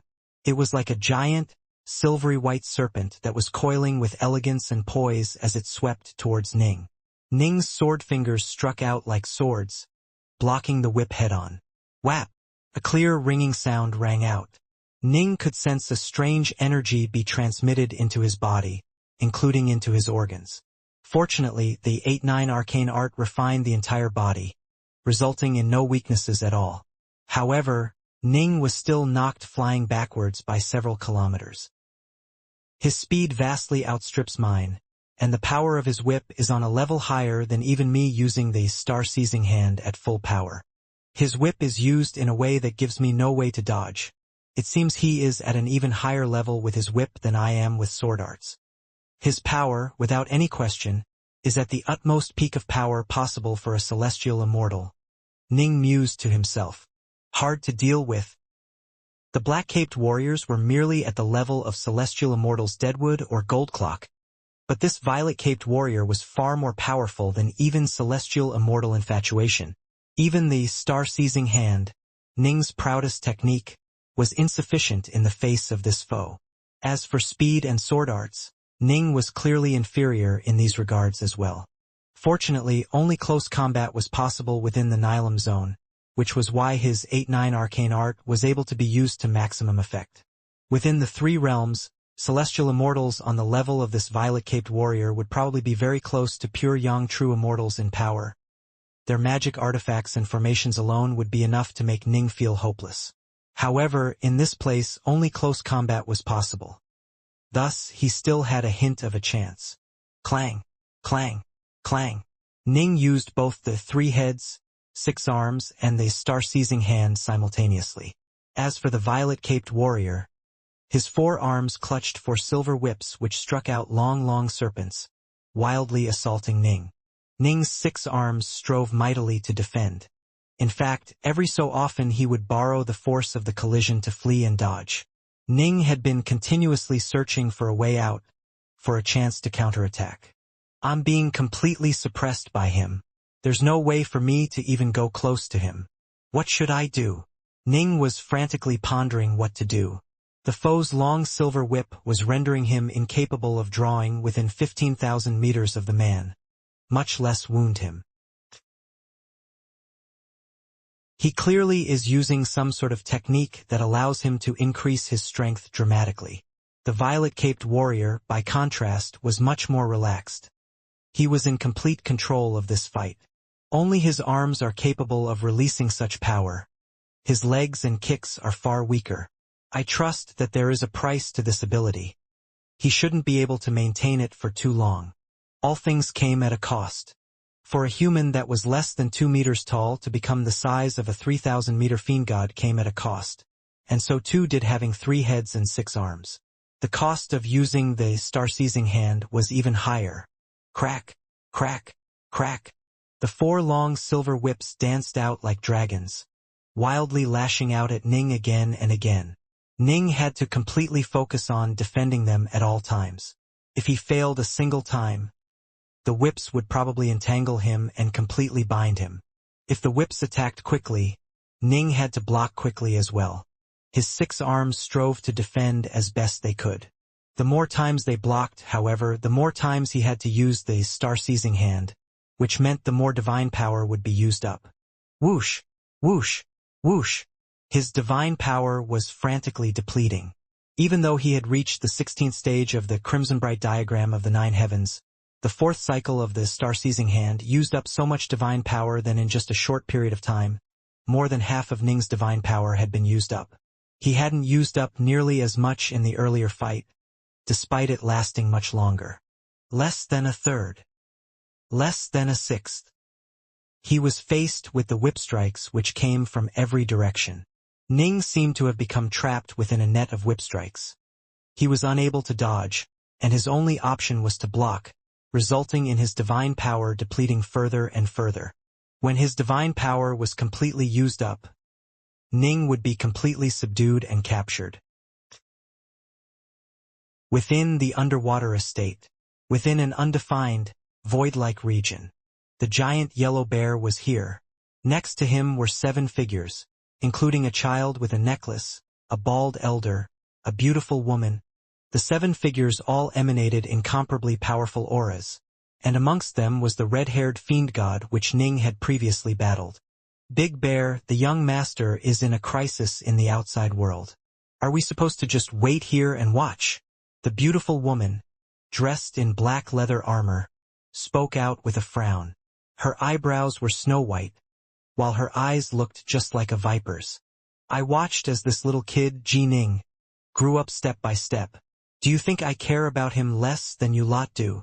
The giant yellow bear said angrily. I'm under instructions from Master to find a successor for him. Ji Ning is the best successor yet. I wouldn't dare be careless. But you are letting him remain trapped in a dire situation, the black-armored, beautiful woman said angrily. Do you 7 think that you can protect him? The giant yellow bear asked angrily. Do you know who he has run afoul of this time? Foes from the Snaphorn world of the primordial ruin world. The primordial ruin world. They are one of remnant forces left behind from that ancient war. Anyone capable of controlling an entire world has most likely survived from that war, and anyone capable of surviving that war, even if they are weak, they can't be too weak. They might be at the level of a Tao Father or a true God. Even if you all go out to rescue him, do you really think you can block a Tao Father or a true God? The black-armored woman turned silent.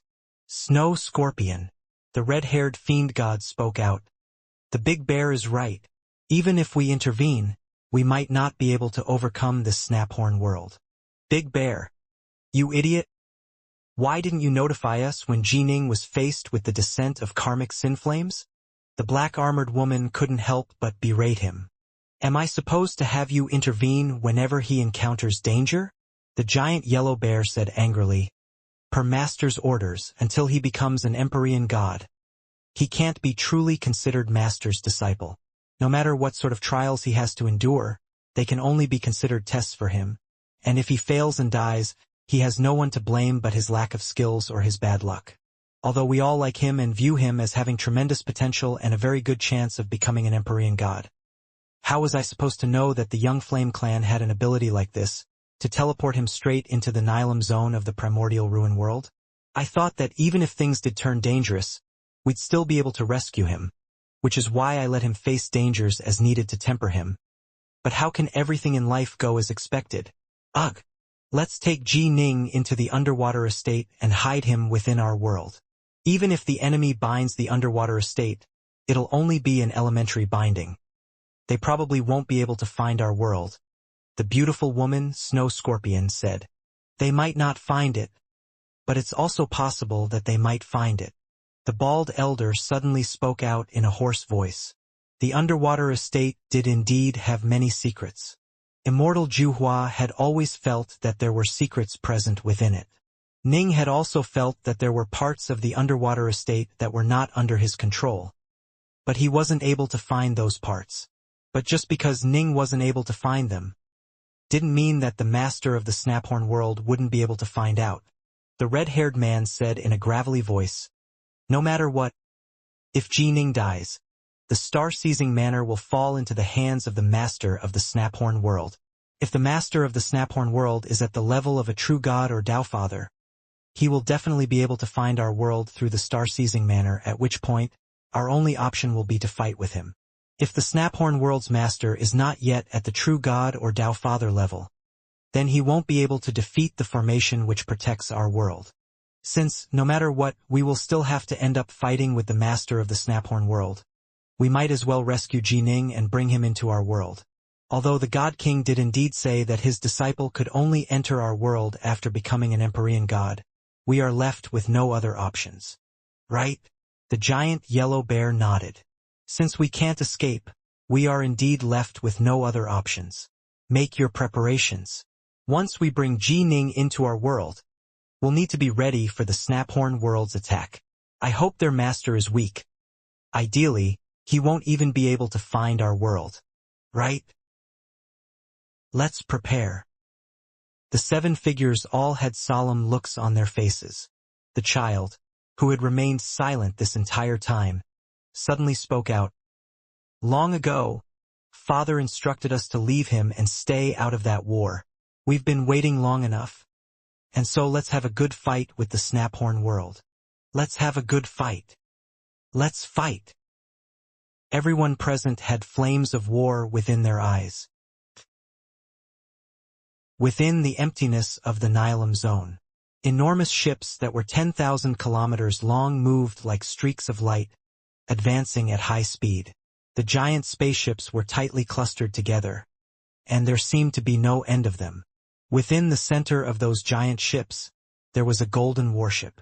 Within the golden warship, everyone present was standing at solemn attention. Leading them was a horned warrior with a golden cape with black trimmings, and behind him were 800 violet-caped warriors.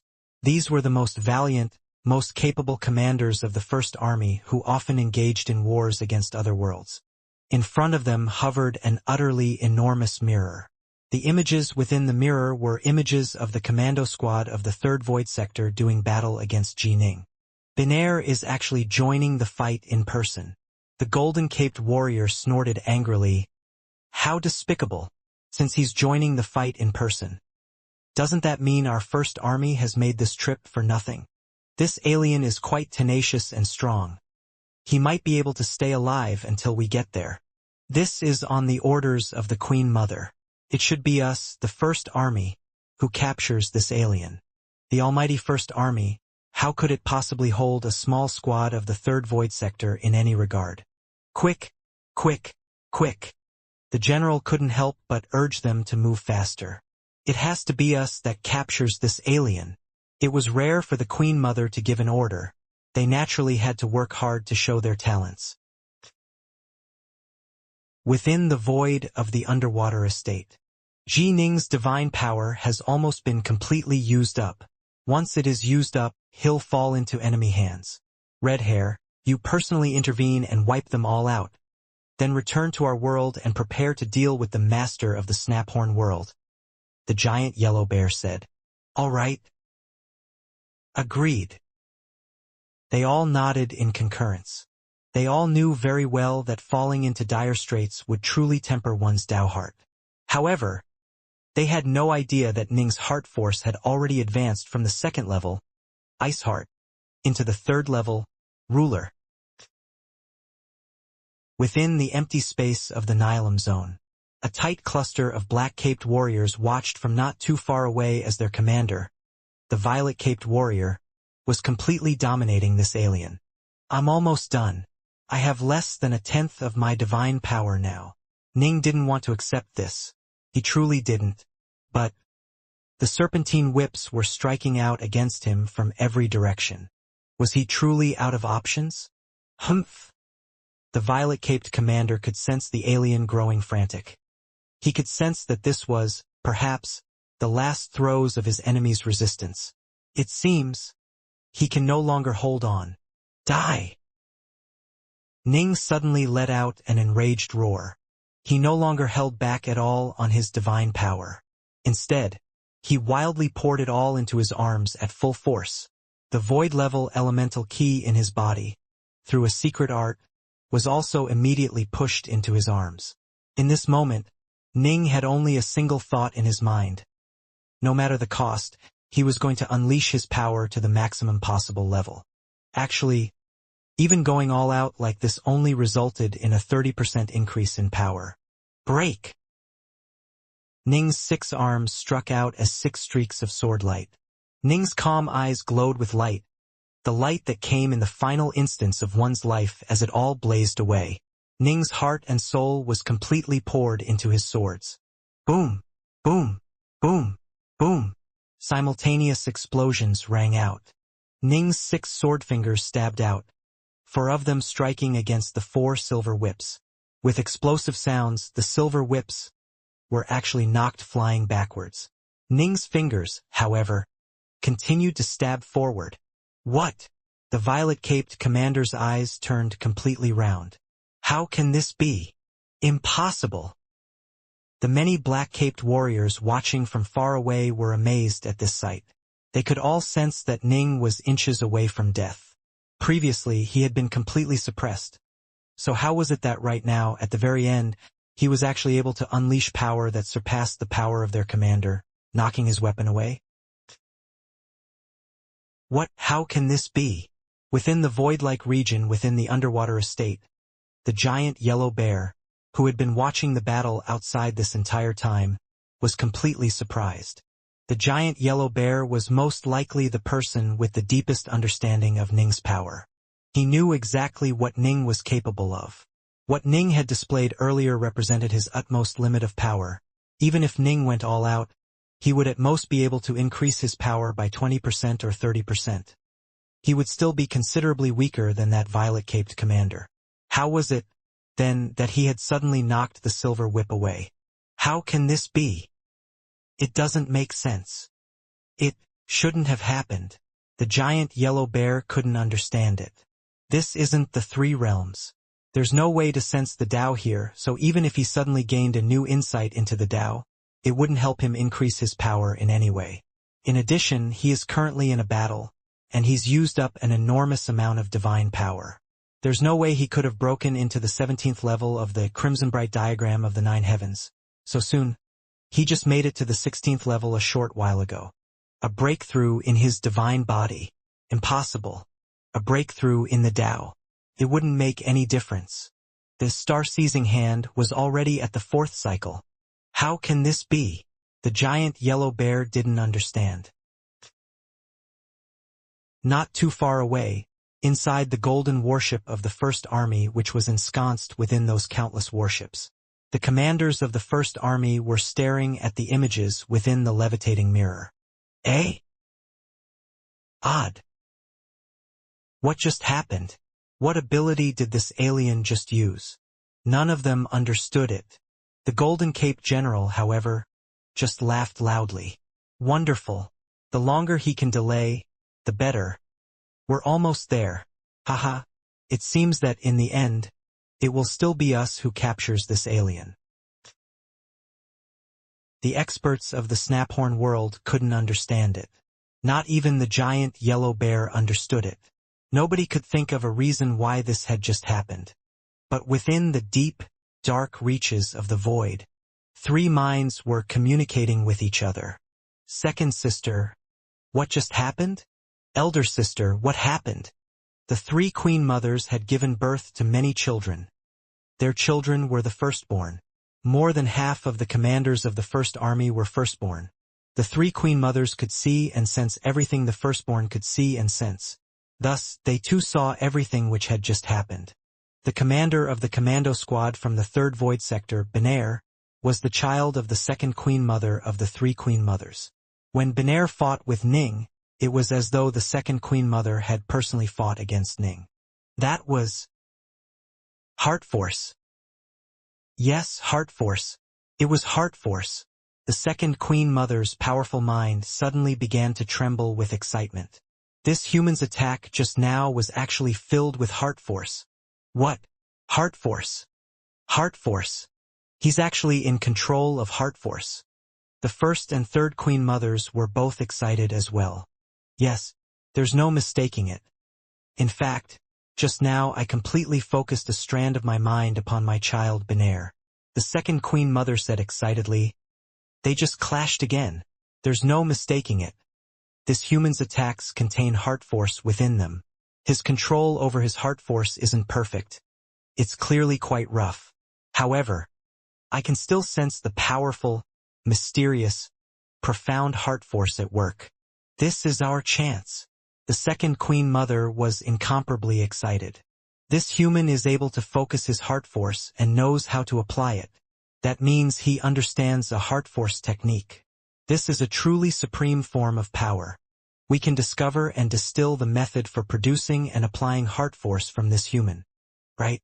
Now we can gain a Heart Force technique. Yes, this is our chance. The other 2 queen mothers were incomparably excited as well. They had experienced and survived that calamitous war. As survivors, they knew quite well that Heart Force was one of the truly supreme forms of power. Upon mastering Heart Force, one could truly embark upon a path that would lead to them becoming the most supreme of existences within the primordial chaos. A path that led to surpassing even true gods and Tao fathers. This is our chance, but we cannot be rash. The 1st queen mother's mind warned the other 2 minds. Heart Force techniques are supreme techniques that are absolutely not taught to outsiders. Even within the 3 realms. This human youth must have an extraordinary background, which is why he was able to learn a technique like this. Perhaps there is a self-destruction mechanism hidden within his soul. Actually, the simplest method is to hypnotize him, but he is one of those Fiendgod body refiner humans. His soul and his body are completely merged together and extremely stable. In addition, he's also a practitioner of Heart Force. His mind must be very powerful. To hypnotize him, I imagine it will be quite difficult. We have to try. Heart Force was far too alluring to them. Heart Force. It was an invisible, formless sort of power. It wasn't like divine power, elemental ki, or natural energy. Those could be seen with the naked eye. Heart Force, however, was incredibly powerful, and it was extremely hard to reach a basic level of skill in it. Back on Mount Innerheart, Ning had already been at a very high level of insight into the Tao, but he still had to train archery painstakingly for 3 years before finally reaching a basic level of skill. However, Heart Force truly was formidable. That mighty divinity of the primordial era, Hui, had relied the power of his Heart Force to become the #1 divine archer of the 3 realms, and even Tao fathers and true gods had fallen to his hand. Even Ning himself was surprised. His sword finger had actually become so powerful as to suppress the whip of this violet-caped commander? Is this Heart Force? Others might have to guess at it, but Ning himself knew very well that his incredibly berserk attack just now had been launched without any extraneous thoughts. All of his power had been fully merged into that blow, and his Heart Force had unconsciously leaked into it as well. How should Heart Force be applied? This was a mystery. The 3 realms had a set of extremely detailed instructions for applying Heart Force through archery. This was the creation of the mighty divinity Hui.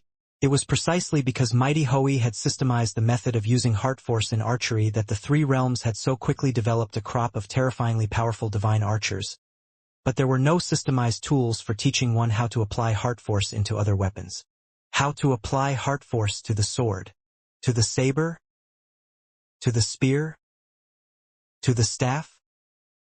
If Heart Force was applied to these weapons, would they increase in power dramatically? Since it worked for archery, it logically should work for these weapons. But mighty Hui was the foremost expert of Heart Force within the 3 realms, and his greatest talent was archery. He had thus created a systemized method for applying it to archery. But as for other weapons, perhaps some other major powers had discovered ways of applying Heart Force to those weapons, but those ways were crude ways, not systemized ways which others could use. I actually managed to apply Heart Force through my fingers when I used sword arts? Ning was completely amazed. The power of an ordinary arrow was quite ordinary. But when Heart Force was applied to it, it would instantly turn into a nightmare for foes. The power of the arrow would instantly rise to a terrifying level. However, just now, I was only able to truly apply a very tiny amount of Heart Force. Ning knew this for certain because he had used up only a very small amount of his Heart Force. The rest of his Heart Force remained untouched. As someone who had reached the 3rd level of Heart Force, ruler, Ning's Heart Force was tremendously powerful. Even just a tiny amount of it was enough to cause the power of his sword arts to rise to a level where he could actually now suppress this foe. Alien, you actually still have more tricks up your sleeve? I want to see how powerful you actually are. The violet-caped commander let out a loud shout, then lashed out with a whip once more. As for the mind of the second Queen Mother, it had completely descended onto the commander by now. Go! Ning stretched out a single hand as well. His fingers flicked out. His Heart Force once more rode with his fingers, just as it had last time. Ning could sense that a small part of his Heart Force had indeed become one with his fingers. Bang! Ning's fingers, now many hundreds of meters long, collided with that whip. The whip was once more knocked flying back. Right? That's the feeling. Ning was beginning to vaguely make out the basics to it. However, he was still far, far away from being able to apply it as intricately as when he applied it to archery. All Ning could do was ponder the method of applying Heart Force to archery, then try and come up with a similar way to strengthen his sword fingers. Ning suddenly realized that the distant, violet-caped commander had actually come to a halt. Rumble. A powerful ripple spread out. Ning took a look and saw, far away in the void, one enormous spaceship after another coming flying towards him. There seemed to be no end to the densely clustered spaceships. How many ships just arrived? Ning was completely shocked. The entrances to the ships all opened, and countless horned warriors came flooding out from them. Amongst these countless warriors were many black-caped warriors as well. Ning swept them with his gaze. The number of ordinary horned warriors, they had to at least number in the millions. In addition, at the front of the many ships was a golden warship, from which one violet-caped warrior after another came flying out. At the very end, a gold-caped person came walking out, his aura so powerful and terrifying as to cause Ning to feel despair. Bang! Bang! Bang! Suddenly, a series of thoughts descended upon the region. The three Queen Mothers had sent out hundreds of thought rays to the many violet-caped warriors, as well as the general. "Don't be in a hurry to attack." The Queen Mother's voice echoed within the general's mind. "Yes, Queen Mother," the general replied mentally. "Big Bear, what's going on outside? Can it be that the young master's divine power hasn't been used up yet? I think we should make our move now. Let's not waste any time." Within the underwater estate, the black-haired beauty, Snow Scorpion, spoke out. Red Hair, Snow Scorpion, and the others all looked towards the giant yellow bear. Only the Big Bear was able to clearly sense the outside world and what was happening there. "Don't be impatient." The Big Bear shook his head. "A powerful army has been dispatched from the Snaphorn world. But the strange thing is, this powerful army hasn't acted against Ji Ning yet. In fact, even the violet-caped warrior that had been previously fighting against Ning has stopped fighting as fiercely as he had before. Ji Ning definitely doesn't have much divine power left. If they fight for just a bit longer, his divine power will have been completely used up, but they actually halted. How odd. Halted. The 7 mighty warriors left behind by Daoist Three Lives were all puzzled. In addition, there's something else odd. Ji Ning's power had clearly reached a limit, but just now, when he used the star-seizing hand, his power actually increased yet again. He was able to knock aside the foe's weapon, and I don't understand why, no matter how hard I try, the giant yellow bear said. How can one's power increase in the Nilum zone? The 7 began to ponder. They were different from the giant yellow bear. The bear was, after all, just the spirit of a magic treasure. Only after the destruction of Pangu's primordial world had the giant yellow bear slowly trained to the level of becoming a true living creature. By comparison, he wasn't that experienced. But the other 7 had been quite famous long ago in Pangu's world. This fame came through their performances in many battles. They had much greater experience and knew far more things. Can it be? The 7 suddenly all thought of the same possibility. Ning stared at the distant, awe-inspiring army of millions of horned warriors. He had a feeling that even the most ordinary of warriors in that army was far more powerful than the red-eyed warriors he had previously battled. Most likely, all of them were comparable to loose immortals who had lived for 1,000,000 years. They could be compared to the weakest of celestial immortals. Ning would be able to kill each of them with ease. But no matter how ordinary they were in terms of strength, 1,000,000 of them was an utterly terrifying prospect. So many warriors. If they have some sort of combination formation technique, even Empyrean gods or true immortals would probably feel despair and choose to flee. Ning mused to himself. And this is just part of the total strength of the Snaphorn world of the primordial ruin world. The primordial ruin world. It truly is the most terrifying place of all. Ning was actually quite calm now. The enemy held all the cards in their hands. They were simply too powerful. And more than 800 violet-caped warriors had suddenly appeared just now. If they were all comparable in strength to the first violet-caped warrior, that meant they were equivalent to a force of 800 supreme celestial immortals. And there was that gold-caped bastard. A person which caused Ning to feel completely powerless and unable to fight back when he looked at him. However, although I have no way of fighting back, I can still kill myself, Ning mused to himself. I definitely won't let them do anything to me. Alien. The general smiled as he moved forward, but even when his black, scale-covered face was smiling, it still looked absolutely savage. This space belongs to our Snaphorn world. Why have you come to our place? I was wandering through the infinite void and entered this place by accident, Ning said. At the same time, he seized this chance to absorb more power from the solar star and the lunar star, converting it into divine power. He had used up far too much divine power earlier. I truly do not wish to be enemies with you. I would like to ask you to please let me leave. I will be endlessly grateful if you do. Let you leave? That's not impossible, the general suddenly said. Oh, Ning looked at his foes. He knew, however, that the cost of activating such an enormous space formation that was tens of millions of kilometers in size was definitely an enormous one. And now they had sent over so many Snaphorn warriors as well. There was no way they'd let him leave so easily. I have a request. If you accept, then I promise to let you leave, the general said. Might I ask what this request is? Ning asked. As long as you allow us to inspect your soul, the general said, and let us know your true intentions. If you are not a foe to our Snaphorn world, we shall immediately let you leave. Inspect my soul? Soul scouring? Ning's face changed. He immediately understood what they were plotting. He was a Fiendgod body refiner. His divine soul and his divine body were completely merged together, making his soul extremely stable, far more stable than the souls of many celestial immortals. In addition, his heart force had reached the ruler level. It must be understood that it was difficult for pure young true immortals to forcibly soul scour even an ordinary celestial immortal. Someone like Ning, who had such powerful heart force, was rare even amongst true immortals and Empyrean gods.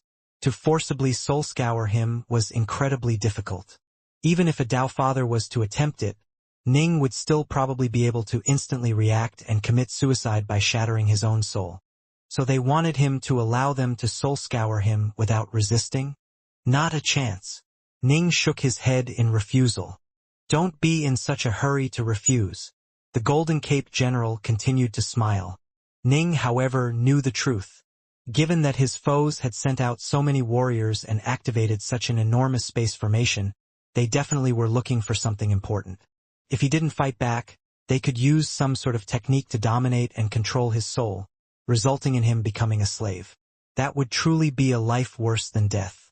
After all, the promises these people were making weren't worth a single copper.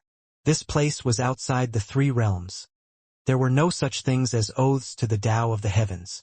No need to say anything further. Ning laughed coldly. If push comes to shove, I'll die. Soul scour me? In your dreams. Alas. The Gold Cape General let out a sigh. Whoosh. Silently and soundless, hundreds of mind strands simultaneously flew out from the Gold Cape General and the hundreds of violet-caped warriors, all assaulting Ning. Rumble. Instantly, a sensation of utter exhaustion began to overwhelm Ning. Tired. So tired. He felt like he was a mortal on earth again, sick and tired and exhausted. He felt a desire to immediately shut his eyes, a sensation that he had never felt in this life after he had embarked onto the path of immortal cultivation. I am the only ruler of myself. The power of heart force filled his entire body. Under the command of his heart force, his soul began to resist fiercely. Although he felt extremely tired, he still maintained his clarity of mind. Alas! We failed. This human's heart force is quite strong. Although the mind strands we attach to the firstborn represent just part of our full power, even when we joined forces, we're still unable to hypnotize him. It is simply too hard to hypnotize someone with such powerful heart force. The three Queen Mothers were mentally conferring with each other. They didn't care about whether Jining died or not. What they cared the most about was his heart force technique. Even the set of archery-based heart force taught by Hoi's archery was of use to them. Although they didn't use bows, this would at least still let them touch upon the nature of heart force and let them more thoroughly understand it. As for Jining, if they could soul scour him, they could just kill him afterwards. There was no way they would let Jining go back. If he did manage to return to the three realms and inform the most supreme figures of the three realms learn that the Snaphorn world had acquired a heart force technique, those figures would probably personally come pay a visit. They had been lucky enough to survive that ancient, calamitous war. They knew exactly how powerful the three realms were. It must be understood that the entire primordial ruin world had been defeated. A single Snaphorn world would probably be effortlessly annihilated by the supreme powers of the three realms. Thus, if they could obtain the heart force, there was no way they would let Jining live and return to the three realms. No other options. All we can do is have our firstborn fight with this human. When they fight, we'll use our mind strands to watch closely. His current control over his heart force is quite weak. We can fully and clearly sense his heart force ripples. When we personally fight with him time and time again, watching his heart force be applied hundreds or thousands of times over. I trust that eventually, we'll discover some of the secrets of heart force and be able to develop a heart force technique of our own. This clumsy method is the only one left to us. The three Queen Mothers made their decision. Truly powerful experts generally always had this sort of clumsy method available to them. To first watch, then to hypothesize and draw insights from what they saw. For example, after other major powers personally saw the mighty divine ability, Wings of the Garuda many times, they were able to develop a similar flying divine ability. Perhaps it was a bit weaker than the Wings of the Garuda, but it was still able to emulate part of its power. This was what the three Queen Mothers had settled upon. No need to capture the alien. Let him feel that there is a chance of surviving. The firstborn among you, you can go and fight against him one-on-one. When his energy is almost depleted, let him rest. After he finishes resting, continue the attacks. Maintain this battle for as long as possible.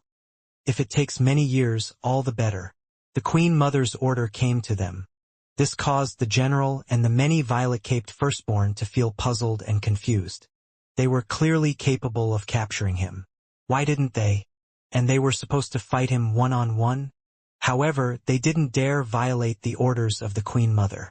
In fact, there was no way they could. Their loyalty to the Queen Mothers sprang from their very blood. If the Queen Mother ordered it, they wouldn't even hesitate to commit suicide. "Tonto, you go," the general instructed. "All right." Instantly, a violet-caped warrior flew out to attack Ning. Ning's divine power had only recovered to 10% of maximum. He had been maintaining a careful watch this entire time on that distant, awe-inspiring army. Upon seeing a violet-caped warrior charge towards him, he naturally went forth to fight. Ning was being trapped and assaulted by the Snaphorn World's army in the Nilam zone. As their commanders went forth to fight him one-on-one, beginning a long, drawn-out battle within the infinite void of space, in the distant three realms, his Tao companion, Yue Wei, had reached the most dangerous moment of her cultivation. This was a beautiful world of flowers, but the skies above it had become filled with a vortex of lightning and clouds. Screech! Yue Wei stood there, head raised, staring towards the skies. Around her swirled a series of white phoenixes and fiery red phoenixes. A total of 99 phoenixes were surrounding her, wildly resisting the crashing bolts of thunder coming from up above. With this collision, almost all of the phoenixes were blasted apart, leaving behind a single white phoenix by her side. The thunder in the skies finally came to a complete halt. The Supreme Sword Immortal, Patriarch Lu, nodded as he watched from his position atop the nearby mountain peak. 7-9 sets of thunder tribulation. Essentially what I thought it would be. My disciple is a key refiner. Even for a reincarnated immortal, to encounter 7-9 sets of thunder tribulation is a bit much. It seems my disciple has indeed been hiding a few things. The demon heart tribulation is beginning. I'm afraid that for my disciple, the most dangerous tribulation is this demon heart tribulation. Patriarch Lu mused to himself. Yue Wei, in her past life, had been a true Azura demon. She had been extremely powerful, and in her past life she had been comparable to Immortal Northwalker. In this life, under the guidance of Patriarch Lu, she had reached an even higher level of insight into the Tao. After executing a forbidden technique, she had been able to overcome the 7-9 sets of thunder tribulation. But the demon heart tribulation was strange and unfathomable. In her past life, due to her tragedies, she transformed into an Azura demon. Patriarch Lu mused to himself. And in her heart, she is hiding a major secret that she won't tell anyone. Not even me. The deeper one hides secrets within the heart, the more terrifying the demon heart tribulation shall be. In her past life, she failed her celestial tribulation. I wonder how she will do in this one. Time passed, one day after the other. 6 days, 7 days, 8 days, 15 days, 16 days. Yue Wei still just sat there. Her demon heart tribulation persisted for an extraordinarily long period of time. Yue Wei's demon heart tribulation persisted for an extremely long period of time. Patriarch Lu, however, just stood there quietly atop the nearby mountain peak, watching in complete calmness. Suddenly, a sound rang out in the world, a sound which symbolized heaven and earth. It was incomparably profound, majestic, and intoxicating. As this immortal melody rang out, rainbow-colored clouds began to appear in the sky, and the ground became filled with golden lotus flowers. It seemed as though the very center of the world was this black-robed maiden that sat in the lotus position. Yue Wei's eyes were already open. A deep, longing love was in her eyes, but a hint of a smile was on her lips. A flood of natural energy was gathering around her, and her body was beginning to emanate with an immortal, spiritual aura. Heaven has bestowed propitious clouds, and earth has given birth to golden lotuses. The distant patriarch Lu smiled, then clapped his hands lightly. From now on, you shall no longer be subject to the 3 calamities or 9 tribulations. A fine celestial immortal. A fine celestial immortal. As for Yue Wei, she flew towards the distant patriarch Lu. Well done. Patriarch Lu was very satisfied. This tribulation is the greatest tribulation an immortal cultivator shall ever face. After having overcome it, you have now ascended to the skies in a single step. Your life shall now last as long as the heavens themselves.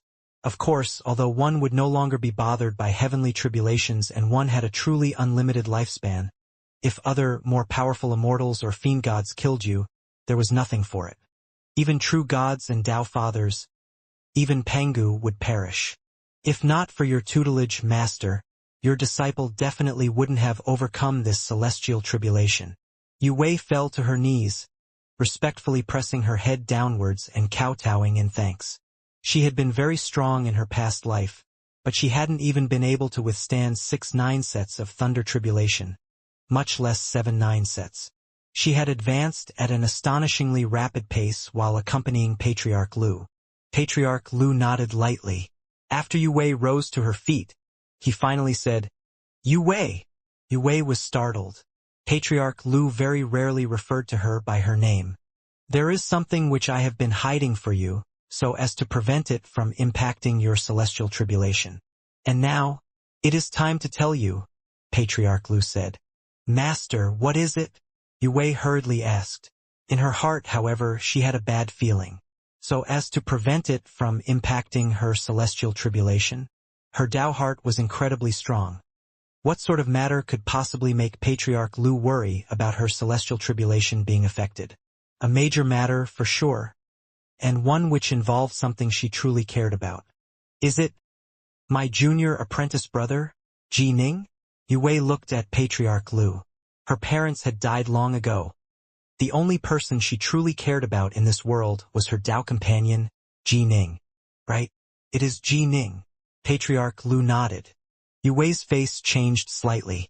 Patriarch Lu continued, "Just as you were preparing for your tribulation, the Xia Emperor of your Grand Xia world informed me of something. He said that Ji Ning fought a battle against 9 celestial immortals of his hated foes, the Young Flame clan, in their old Jade Mountain range. That battle had severe repercussions. In fact, a number of fiendgods that had been imprisoned there for countless years were released as well. However, the main event was still the battle between Ji Ning and the celestial immortals of the Young Flame clan. 2 of the celestial immortals of the Young Flame clan perished. Celestial Immortal Goldclock and Celestial Immortal Flamefish. Ji Ning had the 8-9 arcane art protecting him, and so the Young Flame clan was completely unable to do anything to him. Thus, they played a trick. They caused Ji Ning to accidentally kill 10 billion mortals. Yue Wei's face instantly turned ashen. She didn't have any time to feel astonished by the Young Flame clan having 9 celestial immortals, or to feel stunned by the fact that Ning had killed 2 of them. She didn't have any time to feel amazed by the fact that he possessed the 8-9 arcane art either. In her mind, a single phrase echoed repeatedly. Accidentally kill 10 billion mortals. He accidentally killed 10 billion mortals? Yue Wei mumbled to herself. The Tao of the heavens were without compassion.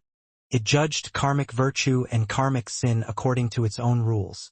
Even if one killed by accident, one still had to shoulder an appropriate amount of the karmic blame, and the amount of sin generated by killing that many mortals was utterly terrifying to even think about. His sin towered to the skies, causing karmic sin flames to descend. Patriarch Lu continued. The ancestor of the Young Flame clan, Immortal Venom Freak, used the protocosmic spirit treasure, Worldhold Pagoda, to teleport the still-burning Ji Ning outside of the world of the Grand Xia, to an undoubtedly dangerous location. The 7 days have long since passed. Ji Ning was able to successfully endure the karmic sin flames, but he still hasn't returned to the world of the Grand Xia. This means he should be trapped in some extremely dangerous place which he cannot return from. Yue Wei's heart shook, falling and rising and falling again. Upon hearing that Ning had survived the karmic sin flames, she had let out a sigh of relief, but upon hearing that he had yet to return, she grew nervous again. Master, is there anything you can do? Yue Wei immediately asked. Nothing. Patriarch Lu shook his head. The Worldhold Pagoda is a protocosmic spirit treasure with unfathomable power. It is even capable of sending someone to the infinite void outside of the 3 realms. The void outside the 3 realms contains many danger zones, and greater teleportation is useless within many of those danger zones. In fact, there are some places where even I would die if I were trapped there. Since Ji Ning has not yet returned, he definitely must be trapped there. The longer he stays there, the more dangerous it will be, and perhaps one day he shall die. Yue Wei's body shook. There's nothing I can do. There's nothing you can do either. Patriarch Lu shook his head. The danger zones of the infinite void, most likely, only true gods or Tao Fathers would dare to enter those places. However, those danger zones are far too vast. Even if a Tao Father was to personally go out and investigate them, some danger zones would take tens of thousands of years, or even millions of years to search through. The Nihilim zone of the primordial ruin world, for example, surrounded and covered the entire primordial ruin world. If a Tao Father wanted to search it, he would have to spend an extremely long period of time. Then, Yue Wei found it hard to accept this. You can only wait. Patriarch Lu continued. Ji Ning has trained in the 8-9 arcane art. His master is definitely a Tao Father. Only a Tao Father has even a hint of a chance of finding him within the infinite void. However, it's hard to say how long that would take. I hope that his master will find him while he is still alive. Yue Wei bit her lips. What are your plans now? Patriarch Lu looked at Yue Wei. I wish to return to the Grand Xia, Yue Wei said softly. Patriarch Lu nodded slightly. The world of the Grand Xia. Black clouds filled the skies above Stillwater City. Thunder and lightning were flashing within the dark clouds, occasionally striking downwards. Thunderclaps rang out incessantly, and an enormous amount of rain was falling. Within the lightning and the rain, a black-robed woman exited from a spatial tear that she had created above Stillwater City. Junior apprentice brother, I've returned. So why aren't you here? The black-robed woman looked downwards at Stillwater City, but only felt pulses of sadness and worry.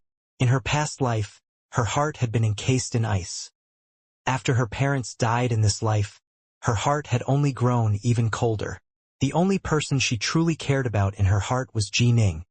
For Ning's sake, she would even be willing to annihilate the heavens themselves without any hesitation.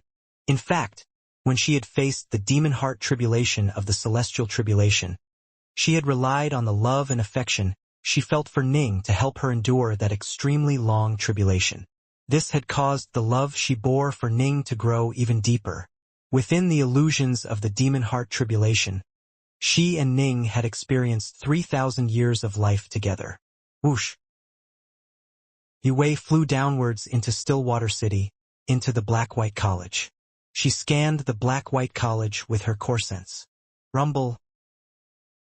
Another strand of core sense touched hers. Whoosh! Immortal Xianxia instantly appeared in the air above his residence. Raising his head, he saw the distant black-robed maiden who was flying in his direction. He couldn't help but call out with surprise and delight. Yue Wei, you overcame the celestial tribulation? Immortal Xianxia could hardly believe it. He wouldn't have been surprised by Ning overcome the celestial tribulation. But Yue? Yue had failed at the conclave of immortal destiny, during the trials within the bright moon diagram of the mountains and rivers. There was no way her talent compared in any way to Ning's. It had only been a few short decades. Ning hadn't undergone his tribulation yet, so how was it that she had overcome hers? Could it be that Yue's celestial tribulation had been extremely weak? Or perhaps that Patriarch Lu was so formidable at teaching disciples that Yue had been successful in overcoming her tribulation? Yes. Yue nodded gently. Immortal Diansai nodded repeatedly in excitement. Good. This is a chaotic era. For our black-white college to now give birth to another celestial immortal is wonderful. Wonderful. But suddenly, Immortal Diansai thought of Ji Ning, and the fact that he had become Dao companions with Yue. His smile instantly vanished. In fact, a hesitant look appeared on his face. Should he tell her? Uncle Master Diansai, Yue said. No need to call me Uncle Master, Immortal Diansai immediately said. Given Yue's current level of power, the two could converse as equals. After all, for immortal cultivators, age didn't really matter. For example, Yue had reawakened her former memories, and if one counted her past life, she was much older than Immortal Diansai. You are Ji Ning's master. I naturally need to address you as Uncle Master, Yue said. Are you about to tell me about Ji Ning? Immortal Diansai was startled. You already know? Before I returned to the Grand Xia, my master informed me, Yue said. Will Patriarch Lu be able to do anything? Immortal Diansai asked frantically. Does he know where Ji Ning was exiled to? He doesn't know. Yue shook her head. Then we should? Immortal Diansai had been worrying about Ning this entire time. Wait, Yue replied. Immortal Diansai suddenly thought of something. He hurriedly instructed. Ji Ning killed 2 of the Young Flame clan's celestial immortals. They are utterly enraged by this. Although they've exiled Ji Ning, they aren't going to let it rest. Any members of the Ji clan who dared to leave Swallow Mountain have all been killed by the Young Flame clan. You are Ji Ning's Dao companion. Once they learn that you are back, they'll probably act against you. You just became a celestial immortal. It's unwise for you to fight against the Young Flame clan head-on for now. Act against me? A hint of a cold, murderous look flashed past Yue's eyes. The Nihilum zone of the primordial ruin world. Ning was knocked flying backwards. After stabilizing himself, he looked at his surroundings, then suddenly began to laugh. His laughter was filled with madness, but it was also filled with a hint of longing and apology. Longing for his loved ones, and an apology for leaving them. I won't be able to accompany you any further, Ning murmured to himself. His divine power had been almost completely used up. However, the distant violet-caped warrior who had been battling Ning actually retreated. The group of horned, violet-caped warriors began arguing amongst themselves. Tonto finished his contest. Let me go next. No, let me go. Why should you be the one to go? It's rare for us to encounter an alien that can't be killed, no matter how hard we hit him. This is a perfect chance for some training and tempering. Let's take it slow. Don't be in a rush, the golden-caped general added. And it looks to me like the alien is pretty much exhausted. Let him rest for a bit. After he recovers, you can go challenge him one by one. As long as he doesn't die, you'll all have a chance. Ning was speechless. He had thought that he was definitely going to die. But they were going to let him recover? The warriors of the Snaphorn world really like to fight. Are they treating me as a training dummy? Ning was puzzled. The general and his violet-caped warriors, however, were quite resigned. Like to fight? Yes, they like to fight. However, their innate nature was such that they would generally slaughter their foes. Why would they let a fight drag on like this? However, this was the order of the Queen Mother, and in fact the Queen Mother's mind was riding with them, ordering them to fight against Ji Ning one by one. How could they possibly dare to disobey? Forget them. Every extra day alive counts. Ning stood there within the vacuum of space, immediately beginning to attune himself to those two supreme stellar bodies in the deepest reaches of the void, the solar star and the lunar star. He began to draw energy from them, converting it into divine power. Within the underwater estate, a black-robed Ning sat there in the lotus position. Suddenly, the giant yellow bear appeared, then hurriedly said, "Ji Ning, Ji Ning, Senior Bear." The black-robed Ning looked at the giant yellow bear. "What happened just now?" The giant yellow bear immediately asked. "I clearly sensed that you were at your limit, but were still unable to defeat that violet-caped fellow. How is it that suddenly?" The black-robed Ji Ning knew what the big bear was asking. He didn't seek to hide anything from the big bear. After all, there were a good number of individuals in the three realms who used heart force. He immediately replied, "Senior Bear, previously, when my divine power was almost used up, I felt as though things were hopeless. Ignoring all else, I poured everything into executing my most powerful sword arts. But who would have thought that the power of my sword arts would exceed even my own expectations? Only then did I realize that my heart force had actually flowed into my sword arts and had been slightly depleted." Heart force. The giant yellow bear was surprised. "You were able to use your heart force through your sword fingers?" "Yes." Ning nodded. But. The giant yellow bear didn't dare believe it. In truth, the giant yellow bear actually knew less about heart force than Ning himself did. Ning, after all, had trained in Hoi's archery, and had read a good number of books at Mount Innerheart regarding the three realms. As for the giant yellow bear, all he knew, he had learned while accompanying Taoist 3 lives. You were able to use your heart force through your sword fingers, but you haven't even undergone your tribulation, right?" The giant yellow bear was still in a stunned state. Within the three realms, those who could control heart force were all quite famous. Every single one of them was a terrifying force, generally at the true god or Tao Father level. Even the weakest of them were generally at least Empyrean gods or true immortals. "It has nothing to do with the tribulation." The black-robed Ning shook his head. "It has everything to do with your level of insight into heart force.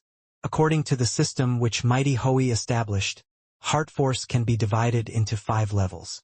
Thanks to the descent of the karmic sin flames, as well as the experiences I have undergone here in the Nilam zone, my heart force actually ended up reaching the 3rd level, ruler. Given that I've been training in Hoi's archery almost every day for the past half year while floating about in the Nilam zone, my mastery over my heart force has been improved.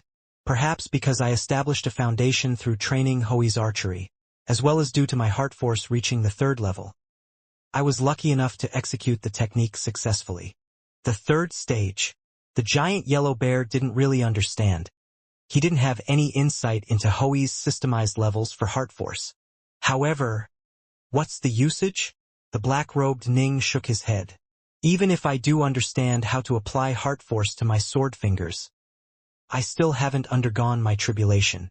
I'm completely unable to defeat the Snaphorn world of the primordial ruin world, much less escape the Nilam zone. Don't be discouraged, the giant yellow bear said.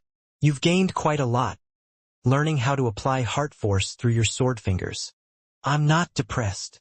The black-robed Ning was actually quite calm. Right. That massive army of the Snaphorn world has arrived, and they can easily capture you. Why aren't they attacking? Why are they letting you recover? The giant yellow bear was puzzled by this. The black-robed Ning shook his head. I don't know the answer either. From the sound of it, they seem to want to use me as a target dummy for training. Perhaps there is another reason as well. But who cares? As long as I have a chance to stay alive, I'll take it. The longer I can stay alive, the better a chance master might have to find me. This is a chance to survive. I naturally have to seize it. Right? The giant yellow bear nodded as well. Within the misty, void-like region within the underwater estate, the giant yellow bear had just returned here. He looked at the 7 powerful experts. Well? The beautiful, black-armored woman asked impatiently. Ji Ning says that the reason why the army of the Snaphorn world has only trapped him rather than killed him is because they apparently want to use him as a training dummy to temper and train some of their more powerful warriors. The giant yellow bear continued, however, the reason really isn't worth overanalyzing. What matters is that Jining is currently not in a life-or-death situation. There's no need for you to reveal your presences for now. Let's just wait patiently. The longer this drags out, the better. If Patriarch Subhoodie is able to find Jining, then everything will be well. The 7 Fiendgods all nodded in agreement. There's one other important matter. Ning said that he's been able to develop a way for him to apply his heart force through his fingers. The giant yellow bear suddenly said. That's why his power increased so dramatically. A way for him to apply heart force? All 7 of the Fiendgods simultaneously cried out in shock. Red Hair said in disbelief, He. You said heart force? Heart force. How could he have developed? Jining trained in Hoi's archery, and so he had a set of heart force techniques to begin with. Perhaps this helped inspire him? In addition, his heart force has reached the 3rd level, the giant yellow bear said. He said something about the 3rd level of heart force, with Hoi having divided it up into 5 levels, but I didn't really understand it. The 3rd level? What a monster! He's absolutely... The 7 of them were all stunned. The giant yellow bear had never needed to participate in any of the battles of Pangu's world. But the 7 of them had followed Dao's 3 lives in one battle after another. They naturally knew a great deal of information regarding the most powerful figures of the 3 realms. If you knew yourself well and your foes well, you would live longer. They naturally knew that heart force was divided into 5 levels, and that reaching the 3rd level was considered a very high accomplishment, even in Pangu's world. Humans truly live up to their reputation. Of the 7 figures, the child suddenly let out a sigh. The comprehension ability of humans. They truly are the champion of the myriad races. I wonder how in the world Maiden Nuwa was able to develop a race with such comprehension abilities. Compared to humans, we Fiendgods have an all but non-existent level of comprehension abilities. Humans rose up from a weak starting point to become the masters of Pangu's primordial world. Even amongst the ranks of the Tao Fathers, humans are the most numerous race. In fact, the power of humans as a race is capable of equaling the combined power of all the other myriad races. This young master of ours, he is a peerless monster, even amongst humans. There's no way we can compare to him. No way. The elder sighed as well. All 7 of them were true Fiendgods. The youngest of them had been born when Pangu's world had just been created. How long had they lived for? They had watched with their own eyes as humanity became powerful. When the human race had first been created, they were an extremely weak race. Most likely, any random, powerful Fiendgod would have been able to annihilate the entire race. But humans had been created by Maiden Nuwa, and after Pangu perished, Nuwa became the most powerful figure of the primordial era. Naturally, no one would go and wipe out her human race for no good reason. Humans bred at a very fast rate, had incredible comprehension abilities, and grew up very quickly. They gave birth to celestial immortals, pure Yang true immortals, and even Tao Fathers of the great firmament. They grew non-stop and their status became higher and higher. And now, their single race was capable of withstanding all of the myriad other races combined. Even the Fiendgods of primordial chaos had to acknowledge humans and their status. If anyone dared to act against humanity, the major powers of the human race would wipe them out. He lives up to being our young master, the successor to the God King. A friendly, amiable-looking youth said with a sigh. He was actually able to come up with a way to apply heart force, even though he hasn't even undergone his celestial tribulation. Combined with the star-seizing hand, our young master has most likely become the most powerful figure amongst all void-level Fiendgods. In fact, he's extremely close to being as powerful as an Empyrean god. Not just yet, but still, he does indeed have a chance at becoming nearly as powerful as an Empyrean god. Snow Scorpion nodded. There was naturally an enormous difference between void-level Fiendgods and Empyrean gods. Still, how many Empyrean gods had a monstrously powerful divine ability like the star-seizing hand? and how many were in control of heart force. These 2 points alone were able to make up for many weaknesses. Still, despite that, it could only be said that Ning stood a chance at becoming nearly as powerful as an Empyrean god. One couldn't actually say that he truly already had the combat power of an Empyrean god.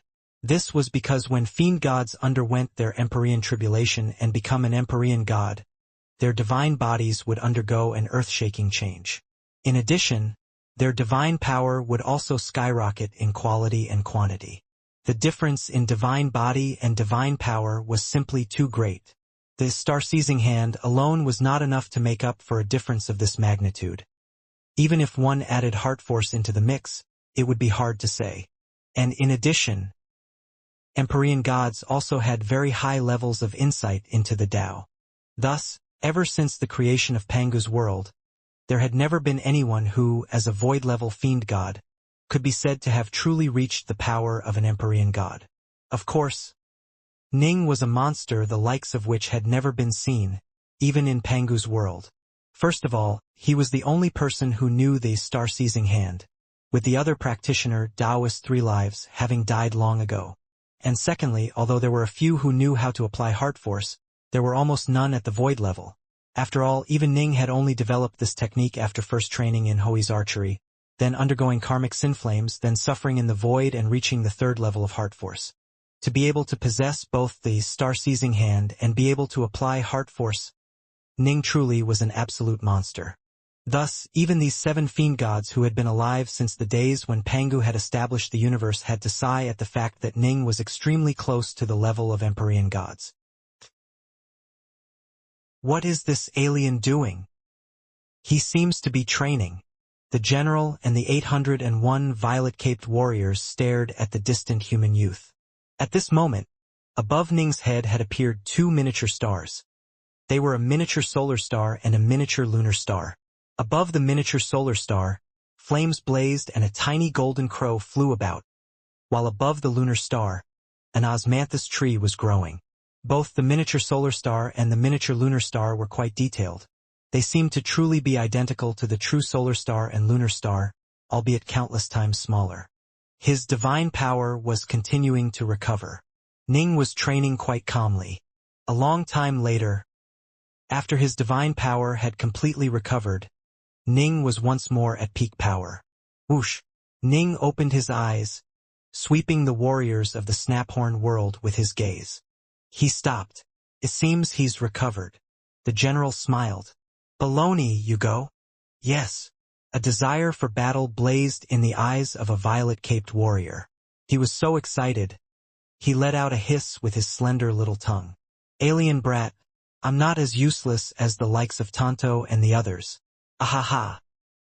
His ear-piercing laughter rang out as he transformed into a black streak of light, charging straight for Ning. One massive battle after another. Each time, a violet-caped warrior would fight against Ning by himself. Some had lower attack power than Ning, but were superior in speed and so could still give him a good fight. The violet-caped warriors also had particularly superb warriors who were superior to Ning in every aspect. Each time, Ning fought until his divine power was completely exhausted, then would stop fighting and calmly focus on recovering through the crimson-bright diagram of the 9 heavens. The aliens, in turn, permitted Ning to recover. Fight, train. Fight, train. The aliens came in a steady stream, forcing Ning to squeeze out every bit of potential he had. The 3 queen mothers, through these constant engagements, were able to sense Ning's heart force rippling. They, in turn, were working hard to hypothesize how heart force was to be used. Time flowed on. And in the blink of an eye, more than 12 years had gone past. Ning had completely forgotten the flow of time, losing himself in battle. During the past 12 years, he had completely focused all of his attention on the application of heart force. Every single battle was a test for him, and he constantly tried and tested new methods. His method of applying heart force to his fingers became more and more exquisite. By now, Ning was actually able to use up nearly 3% of his total heart force through a single sword finger. This was quite astonishing. But clearly, he hadn't reached his maximum potential yet. Rumble. Rumble. Two miniature versions of the solar star and the lunar star were hovering above Ning's head. A large amount of divine power was circulating through his body. During the past 12 years, Ning's divine power had grown non-stop, becoming thicker, denser, and more perfect. And today, Ning had truly reached the peak of power possible for the 16th stage of the Crimson Bright diagram of the 9 heavens. Boom! His divine power finally began to transform. Ning's breakthrough to the 17th stage of the Crimson Bright diagram of the 9 heavens didn't cause too much of a disturbance. In fact, the nearby soldiers of the First Army of the Snaphorn world didn't even realize that he had made a breakthrough. This was how the Crimson Bright diagram of the 9 heavens worked. Only when one made a major breakthrough to a new level would the solar star and the lunar star transmit solar true fire and lunar true water. Lesser breakthroughs caused a much smaller disturbance. Push. Within Ning's divine body, the increasingly pure Crimson Bright divine power began to transform into tiny little rivers that flowed through his veins, causing his divine body to grow even stronger. The 17th stage. This was the limit of power for his true body, before it underwent the celestial tribulation. If he dared to raise himself to the 18th stage, then the tribulation would descend at a moment's notice afterwards. Although he now controlled heart force and felt more confident in his chances, he was still surrounded by karmic sin flames and was a tremendous sinner. Most likely, the power of his celestial tribulation would be even more terrifying. If he could survive here and leave this place, the Nilam zone, Ning couldn't even imagine what the scene of his tribulation would be like. I'm the sole heir of this star-seizing hand, the disciple of Patriarch Subhuti, a Fiendgod body refiner, and surrounded by karmic sin flames. Ning truly couldn't imagine it. It was quite common for ordinary Fiendgod body refiners to undergo 9 sets of thunder tribulation. Upon overcoming the celestial tribulation, they would have become Empyrean gods. And he was no ordinary Fiendgod. I heard that some particularly monstrous geniuses amongst key refiners will also encounter 9 sets of thunder tribulation. Ning mused to himself. I, on the other hand, am a Fiendgod body refiner. My celestial tribulation. To this very day, no one had ever fully understood which elements were taken into account in determining the power of the celestial tribulation. However, there were many past precedences. For example, Lu Dongbin was a key refiner who had undergone 9 sets as a key refiner. Ordinary Fiendgods would often have to undergo 9 complete 9 sets of thunder tribulation. As for some truly monstrous geniuses, the most elite of the Fiendgods of the entire 3 realms, their backgrounds were so extraordinary that their tribulations were not like ordinary tribulations. Ning had the feeling that he would probably be treated as one of the most peerless of Fiendgods of the 3 realms in this regard. Forget about that for now. I have so many enemies to battle, and I don't have to hold anything back as I train in heart force. I can't waste this opportunity. Ning opened his eyes, halting his cultivation. It seems he's recovered. It's my turn this time. A muscular, violet-caped warrior roared with laughter, for giant warhammers in his 4 arms. Leaping through space, he charged towards Ning.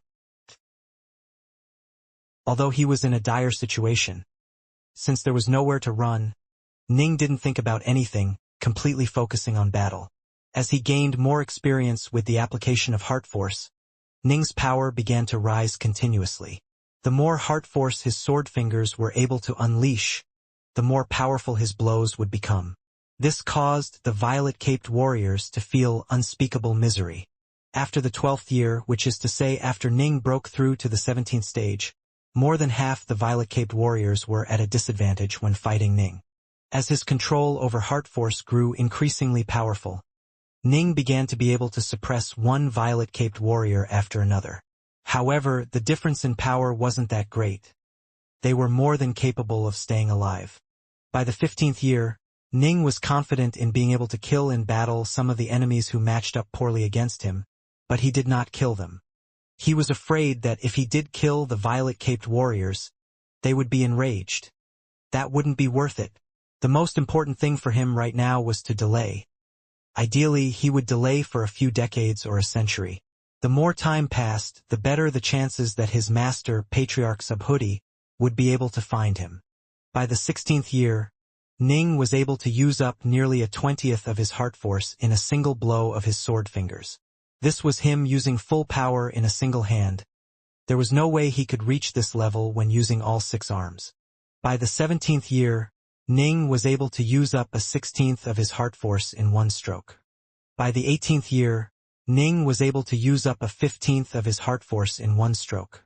By now, his application of heart force was perfect, in that not a single bit of his heart force was wasted or leaked out to the outside world.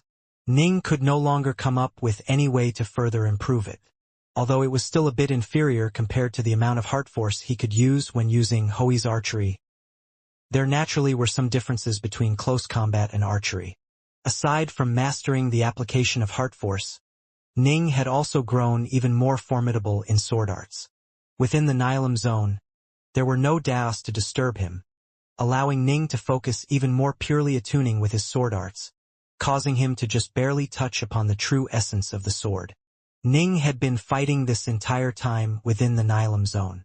His life was a very calm one, but within the distant 3 realms the world of the Xianxia was no longer calm. Stillwater City. The Black-White College. Night. Within a mountain of the Black-White College, a black-robed maiden was seated opposite a black-haired, black-robed man. Both were quietly, pensively drinking wine. The seamless gate has grown more and more bold. Immortal Xianxia's eyes were filled with anger, but he then shook his head and sighed. However, they are indeed formidable. They were actually able to cause the Northmont clan of Stillwater to fracture internally. So many high-level members of the Northmont clan actually desired to throw their support to the seamless gate. But fortunately Senior Unity was enraged and moved to slaughter them. Just 2 hours ago, this very day, Celestial Immortal Unity had struck out in rage, wiping out more than half of the void-level experts of the Northmont clan. All the traitors were killed. After Senior Unity made his move, the Seamless Gate sent a diplomatic note. If he doesn't throw his support to the Seamless Gate, then they shall become mortal enemies. Immortal Xianxia looked at Yu Wei. Yu Wei, what do you think we should do? It doesn't really matter what we think. The one which the Seamless Gate truly cares about is Senior Unity. According to the stories, Senior Unity has power comparable to that of a pure Yang True Immortal, Yu Wei said. And this is precisely the reason why the Seamless Gate has spent so much effort on our Stillwater commandery. They want to pull Senior Unity over to their side. The Seamless Gate truly has spent quite a bit of effort on us. The other commanderies might be in a state of chaos, but they aren't nearly as bad as our Stillwater commandery is. Still, Senior Unity truly is resolute and decisive. The Northmont clan had fractured to the point where nearly half wanted to surrender to the Seamless Gate. Even Celestial Immortal Hunchmont ended up being abducted by the Seamless Gate. He actually slaughtered more than half of his void-level kinsmen. Even if it meant Hunchmont's death, he still insisted on standing by the side of the Xia Emperor. Xianxia sighed. Now that the Seamless Gate has sent that diplomatic note, a disaster is about to befall Stillwater Commandery. When he thought about this disaster, Immortal Xianxia thought of Ji Ning. That disciple of his who had wrought so many miracles. That peerless disciple of his who had assaulted the headquarters of the Young Flame clan, slaughtered 2 mighty celestial immortals, and was capable of resisting karmic sin flames. I wonder how Ji Ning is doing. It has been 18 years, but he still hasn't returned. A hint of urgency was in Immortal Xianxia's eyes. 18 years. Yu Wei looked at the bright moon in the night sky, her heart filled with countless thoughts. Junior apprentice brother, when will you return? It's better for him to return later. He might be able to dodge this storm. Immortal Xianxia was still angry. The Seamless Gate is acting with such wild abandon, and Senior Unity continues to stand by the side of the Xia Emperor. But the Xia Emperor hasn't even come to help out. The entirety of the Grand Xia is in a state of chaos. Every area is asking for his help. How is he supposed to accomplish it all? Yu Wei sighed. In addition, how do you know, Uncle Master, that the Xia Emperor hasn't been helping out in secret? It had only been 18 years, but the situation of the Grand Xia was more than 100 times worse than it had been when Ning was present. When Ning had been present, although the various commanderies throughout the Xianxia all saw some disturbances, on the whole things were still fairly calm. But soon after Ning slaughtered the 2 celestial immortals of the Young Flame clan, a series of celestial immortals began to perish throughout the world of the Xianxia. It was either done by the Seamless Gate or by the Xia Emperor in his furious reprisals. All sorts of battles were carried out in secret. One celestial immortal after another perished. The Xianxia's various marquisdoms, supreme clans, and major sects also began to engage in reprisal killings. The storm was growing more and more violent. Even the number 1 Assassin's Guild of the Xianxia, Blood Cloud Hall, had revealed its true face. It struck out time and time again, assaulting and killing some of the tougher foes of the Seamless Gate. 9 years ago, a dangerous situation had appeared within one of the headquarters of the Northmont clan. Even loose immortals who went to investigate would perish. Celestial Immortal Hunchmont and Yue had gone together to investigate. Logically speaking, if they joined forces, the 2 of them should be able to escape from any danger without problems. However, the Seamless Gate had actually paid an enormous price to trap them there. Yue, by using an escape technique which Patriarch Lu had bequeathed unto her, had been lucky enough to escape. But Celestial Immortal Hunchmont had been captured alive. By the time Sword Immortal Unity learned of this, it was too late. Celestial Immortal Hunchmont had been sent off to the 5th world. In fact, it was the capture of Celestial Immortal Hunchmont that truly caused the Seamless Gate and Stillwater Commandery to begin fighting. Everyone in the 3 realms believes me to be dead, but the Seamless Gate actually knew that I am alive. Sword Immortal Unity had a bad feeling as well. The Seamless Gate was even harder to deal with than he had expected. They used all sorts of methods to try and influence Sword Immortal Unity, be it through tribes, territory, or other methods. However, given that Sword Immortal Unity had the mental fortitude to hide himself away for so many years, how could the Seamless Gate possibly change his mind so easily as this? You want to seduce the kinsmen that I favor? Seduce away the void-level Earth immortals that I wanted to teach? Fine. All traitors, die. Hunchmont, if you want to kill him, then kill him. Seamless Gate. Sword Immortal Unity seemed to be without any weaknesses whatsoever. Over the course of 9 years, they had engaged in several major battles, and even Yue and Immortal Diansai had encountered grave danger.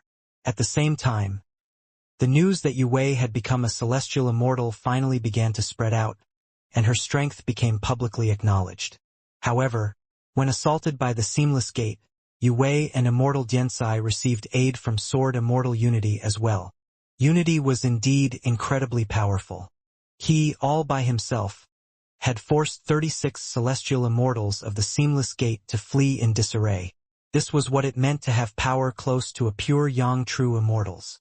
Ever since Sword Immortal Unity had revealed his sharpness, not even the Young Flame clan had dared to cause trouble in Stillwater Commandery any longer. Although Immortal Venom Freak was also quite famous for his power, his strength lay in his cunning, in subterfuge, and in his many clones. As for Unity, known as the Supreme Sword Immortal, he had truly astonishing close combat power. Within the Nihilum Zone. The sword. So it is as simple and pure as this. Ning was currently battling against one of the violet-caped warriors. His sword fingers dimly glowed with a sharp, silvery white shine. Clang, clang, clang. Ning's sword fingers collided with the foe's great axe, but actually knocked it flying back. His sword fingers now glowed with that sharp, silvery white light. This was the other thing Ning had gained during these 18 years of battle, aside from learning how to use heart force. These 18 years had resulted in hundreds of more battles than Ning had experienced in all his previous decades of life combined. This was because all of his time was spent either replenishing his divine power or fighting. Repeated battles. Endless battles. And there were no Daos present. In fact, not even the Tao of the sword was present to influence him. Ning didn't have to think about what was the best way to summon the most amount of natural energy. He didn't have to consider these things. All he had to think about was honing his instincts and using them to apply his sword arts in battle. And so, Ning's sword arts had become more and more pure. They guided to the very essence of swordplay itself. His swordplay became so pure that one day, the tips of Ji Ning's sword fingers began to glow with that sharp, silvery white aura. This silvery white aura caused his sword fingers to become even sharper and fiercer. They were now sharper and more penetrating than even actual swords.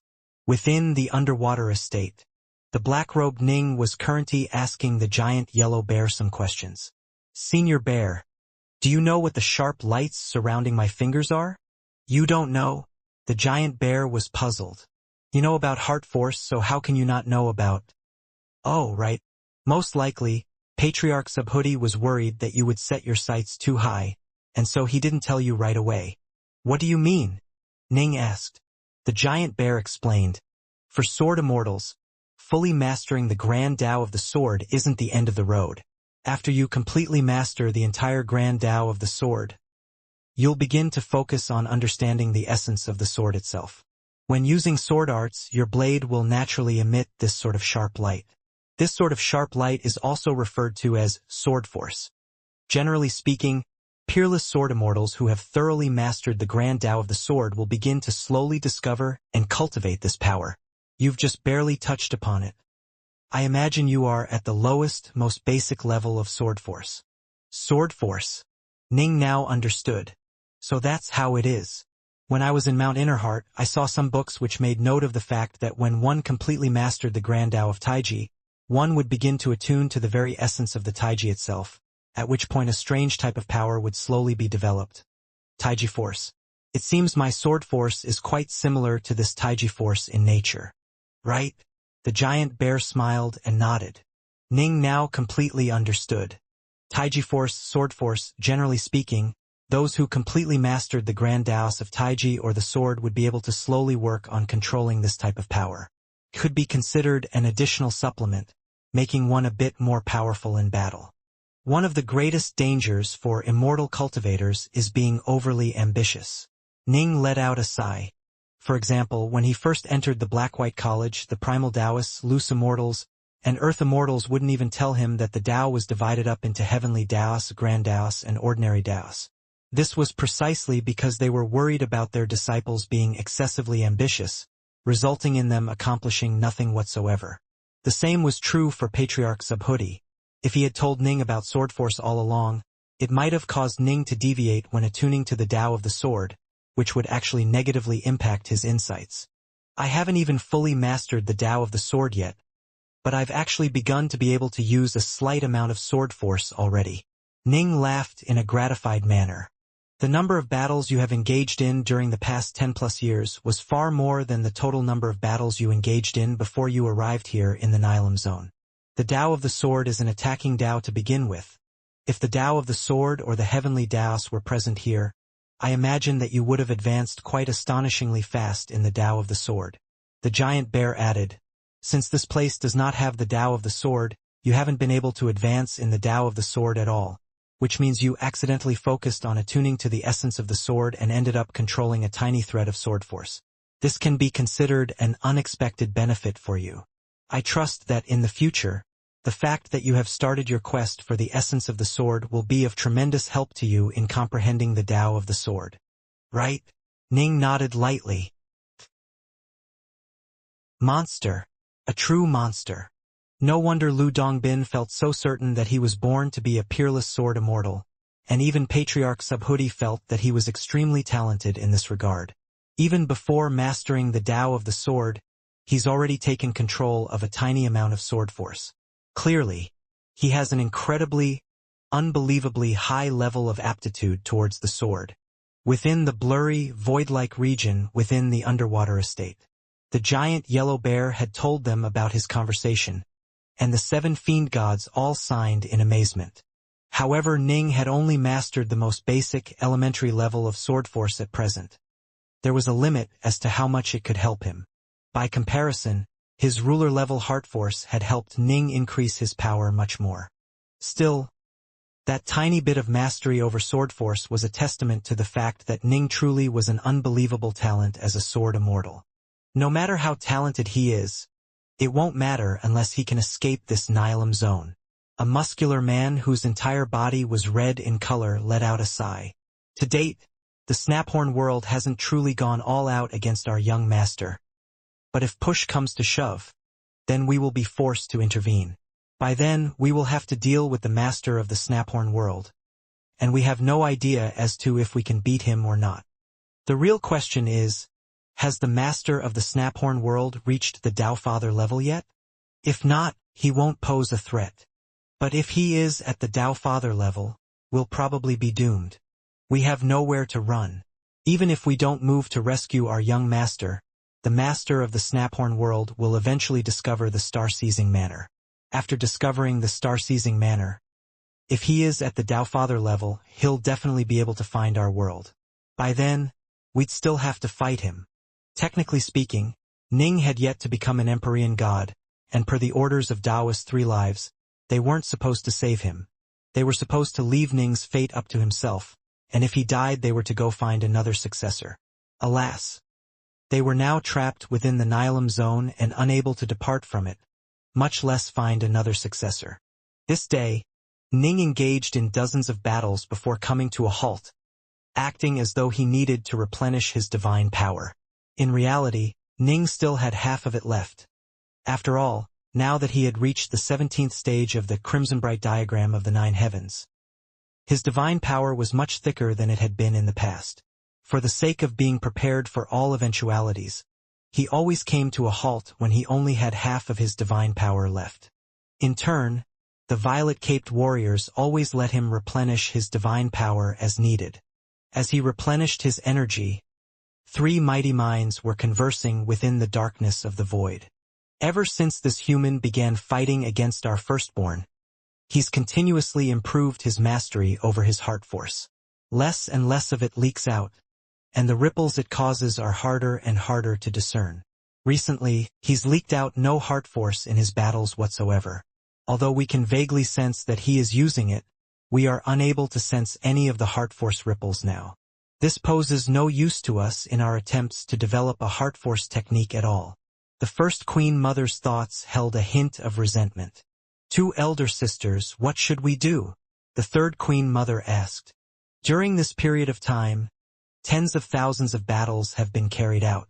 We've developed a few ideas while you, little sister, have actually managed to coalesce some heart force. You've developed a basic level of skill in heart force. This can be described as a merit for this human. The second Queen Mother continued, however, our elder sister and I have yet to be able to coalesce heart force, much less figure out a way to apply it. Although I've managed to coalesce heart force, I still need to slowly work away at a method for applying it. The third Queen Mother's thoughts held a hint of resentment as well. If he continues to leak heart force, a few more centuries of battle should be enough. 100 years, 1,000 years. These were very short periods of time for them. Alas, Ning had only given them 18 years of bliss. By now, Ning had very perfect control over his heart force. When using his sword arts, his heart force didn't leak outwards at all. The Queen Mothers knew that Ning was using heart force, but there was no way for them to analyze it. After all, the more that leaked out, the more easy it was to analyze. But we aren't able to hypnotize him, and he'd rather die than let us search his memories. Let's kill him, the second Queen Mother said. The third Queen Mother opposed this. Let's capture him alive first, then imprison him within our bodies. Let us slowly torment him, slowly torture him, and perhaps one day we'll be able to search his memories. Capture him and imprison him within third sister's body. The first Queen Mother agreed as well. Fine. The second Queen Mother accepted this outcome. And so, they gave the order. The Nihilim Zone. The Golden-Caped General and Violet-Caped Warriors of the Snaphorn world were all relaxing and chatting amongst themselves. Although they had always felt that letting this alien stay alive wasn't really in keeping with their nature, and they truly wanted to slaughter him, how could they dare disobey the orders of their Queen Mothers? Whoosh, whoosh, whoosh. The mind strands that had been attached to the Golden-Caped General and the hundreds of Violet-Caped Firstborn Warriors began to transmit orders from the Queen Mother. Children, capture this alien right away and send him to our sacred palace. Instantly, the bored, Golden-Caped General and his many violet-caped warriors grew excited, their eyes lighting up. Perfect. They were finally going to be allowed to make their act. For the entire First Army to be idle here, the millions of Snaphorn warriors were utterly bored senseless. The Queen Mother commands that the alien is to be captured alive and sent to the sacred palace. The general sent mental messages to each and every one of the violet-caped warriors. After all, the Queen Mothers had only been able to send direct messages to the firstborn. There were many violet-caped warriors who didn't know the news yet. This time, there's no need for the rest of you to intervene. I'll handle him myself. Yes. No one would disobey. This was because the general hadn't fought a single time yet. Although Ning was in the middle of replenishing his divine power, with a miniature solar star and lunar star floating above his head, transmitting energy to him to be converted into divine power, Ning was still keeping a very close watch on his surroundings. However, he didn't realize that the distant general was about to make his move. But the giant yellow bear did, and immediately warned him, Ning, that alien general is about to make his move. What? Ning was startled awake, instantly opening his eyes. Torchlight blazed within his eyes. He immediately saw the golden-caped general charge towards him from 10,000 kilometers away. The golden-caped general had always been Ning's greatest source of fear, but he had never fought against Ning, not even once. In the past, he had always just watched from far away. In addition, during the past 18 years, as long as Ning was in the process of replenishing his divine power, the enemy would not act against him. General, Ning sent his divine sense out in a ripple. After waiting for so many years, it seems you are finally going to make your move. Our warriors have been tempered enough, given how many times they've fought you. The general strode through the void as he spoke. His appearance was identical to that of the other horned warriors, but his eyes were older and wiser, and his invisible aura of power was far more menacing. Alien, you should forget about resisting. If you do so, you might be able to stay alive. You won't kill me? Ning asked. If he could stay alive somehow, then he would do so, trying to buy as much time as he could. Follow me to the Snaphorn world. I won't kill you, the general said. Ning's heart trembled. To the Snaphorn world? It must be understood that this region of space was simply a part of the void that was under the control of the Snaphorn world. The true territory of the Snaphorn world was within the primordial ruin world. By comparison, the Nilam zone was safer. The primordial ruin world was truly the main headquarters of the enemy. If he entered there, his chances of escape would be even lower. How could Ning possibly go in? Impossible. Ning shook his head, staring at the general. Heh. The general laughed, but 4 long whips suddenly appeared in his hands. Your resistance is futile. The general was very calm. His self-confidence came from his overwhelming power. Instantly, his 4 arms lashed out simultaneously, and the 4 long black whips lashed out many tens of thousands of meters like 4 enormous black serpents. They reached Ning in almost an instant. Ning used 2 arms to guard in front of him, while the fingers of his other 4 arms transformed to become 3,000 meters long, using sword arts to block the attacks. Bang! Ning was already doing his utmost, simultaneously using 3% of his heart force with each strikes of his 4 sword fingers. In fact, he was clearly able to block the long black whips. But the whips trembled and somehow arrived in front of Ning's head. Although Ning hurriedly moved to block, those 4 black whips had completely entangled Ning. If the violet-caped warriors could be described as supreme celestial immortals, then this golden-caped warrior had already reached the Empyrean god level.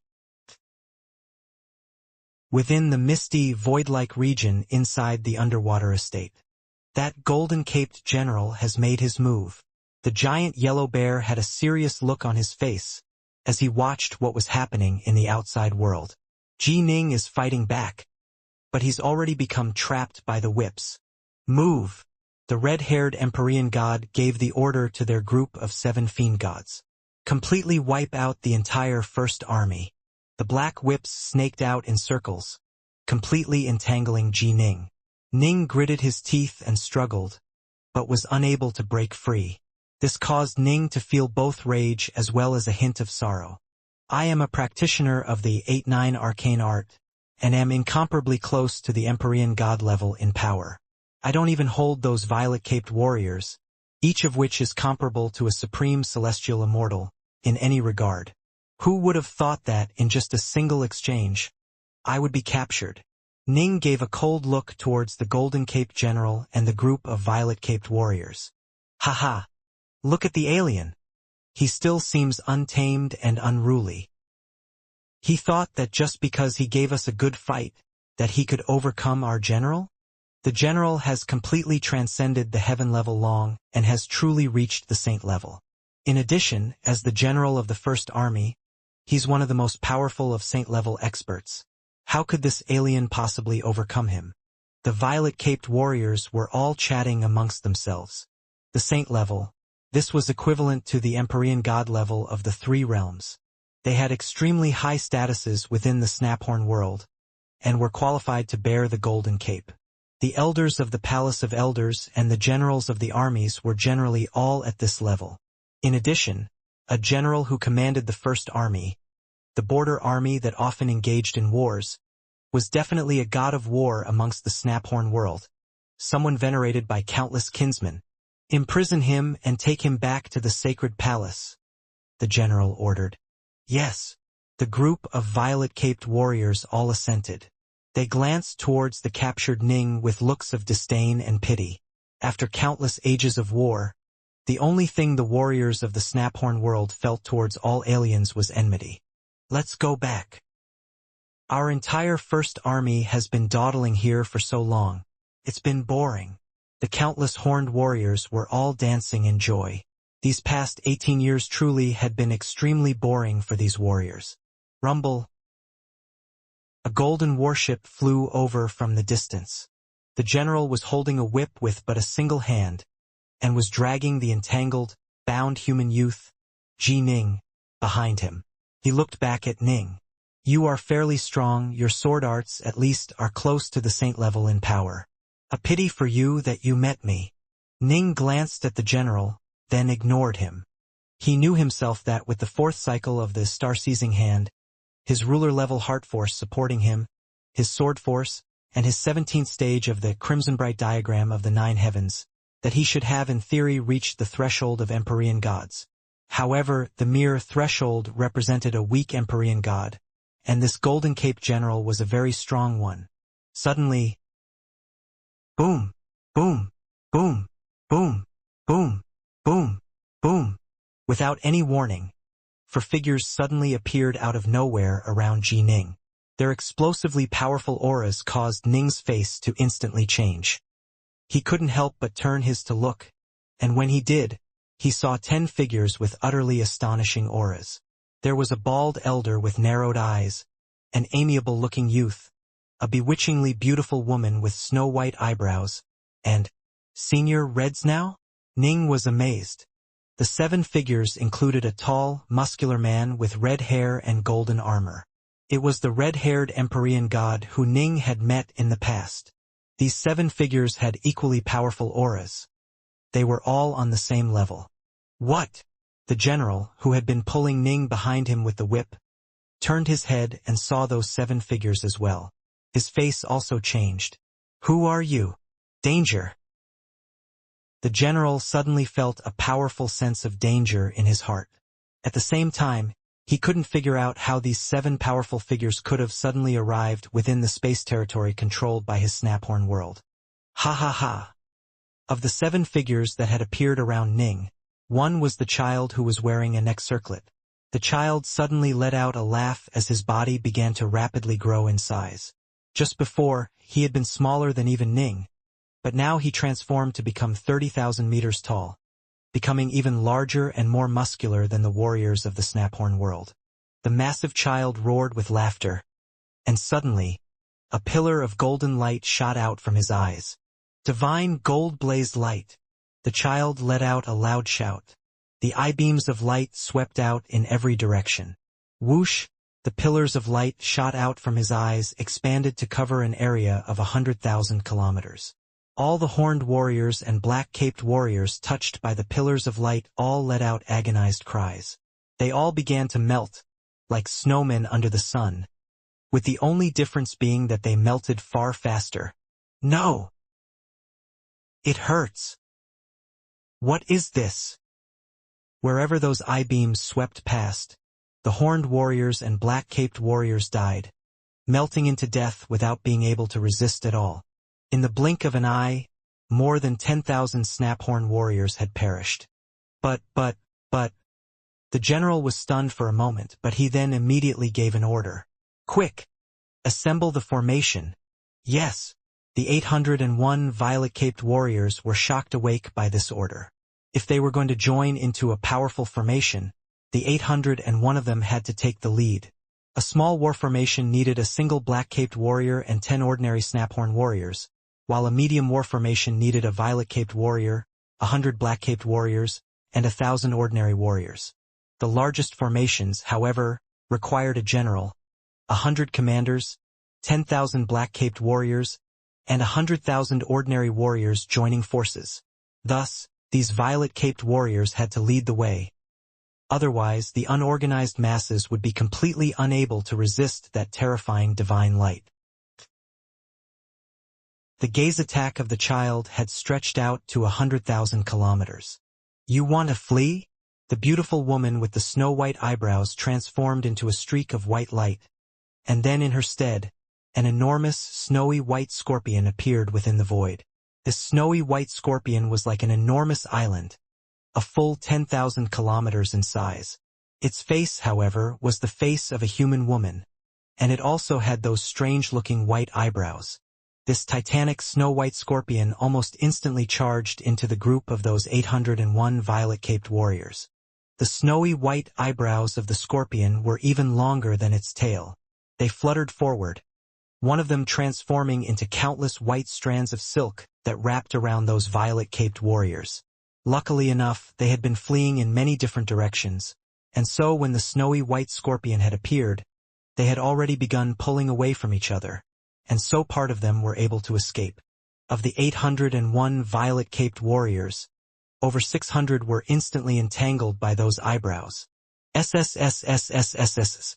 In the same instant that they were entangled by the eyebrows, a layer of frost began to appear on their bodies.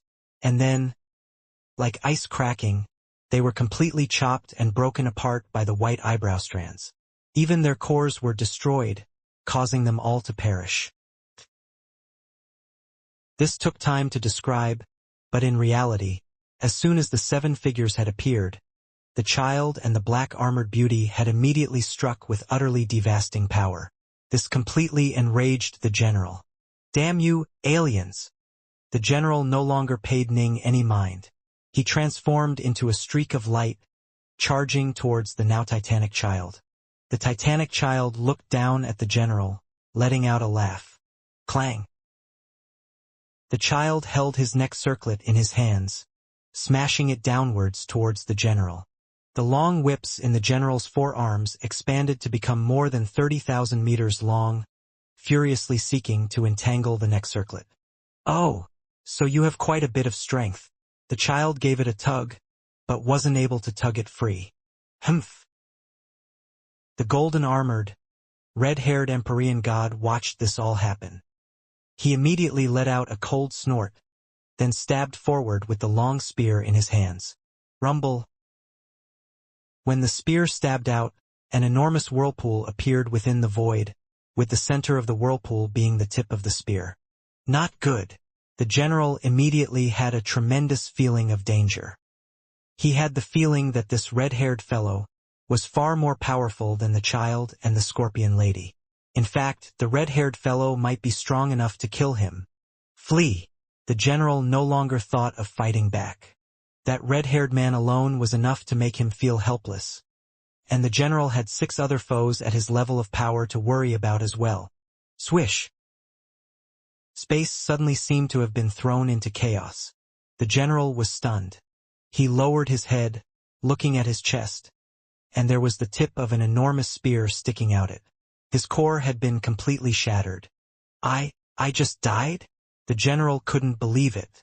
But how could he know that this Fiendgod, Redsnow, had been the #1 general under the command of Taoist Three Lives?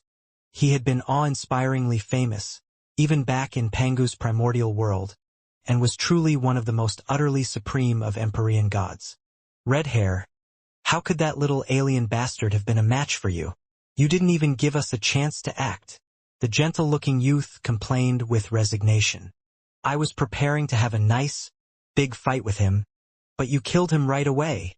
The child complained helplessly as well. Ning just stared blankly at all this. Good heavens. Just now, he had felt utter despair. But these 7 figures had suddenly appeared, and they were ridiculously powerful. Was this the power of a true Empyrean god? It was on a completely different level from the celestial immortals. Most likely hundreds of celestial immortals would have to join together into a formation to be able to resist such power. Senior Redsnow, Ning hurriedly called out. Redsnow glanced at Ning, then smiled. Because he had a full head of red hair, his closest friends often simply referred to him as Red Hair, but his name was indeed Redsnow. Thus, the spear art he developed had also been named Redsnow. Hurry up. This isn't the time to play around, Empyrean God Redsnow said. Wipe them out as soon as you can. We need to come up with a way to escape this Nihilum zone. All right? Right? The leader of these 7 was Empyrean God Redsnow. Redsnow had been very steady and reliable when they had followed Taoist Three Lives, and he was also extremely powerful. Everyone acknowledged his leadership. The Snaphorn World. The Palace of Elders. What? Where did those aliens come from? Impossible. The 9 mighty elders who had been lazily watching the mirror were all shocked. The general of the First Army had easily captured that alien. But who would have imagined that 7 mysterious figures would suddenly arrive? The 7 had massacred their warriors with utterly overwhelming power, and even one of the top generals of the Snaphorn world, the general of the First Army, had actually been killed by that red-haired foe in their first exchange of blows. This caused them to feel enraged, and also horrified.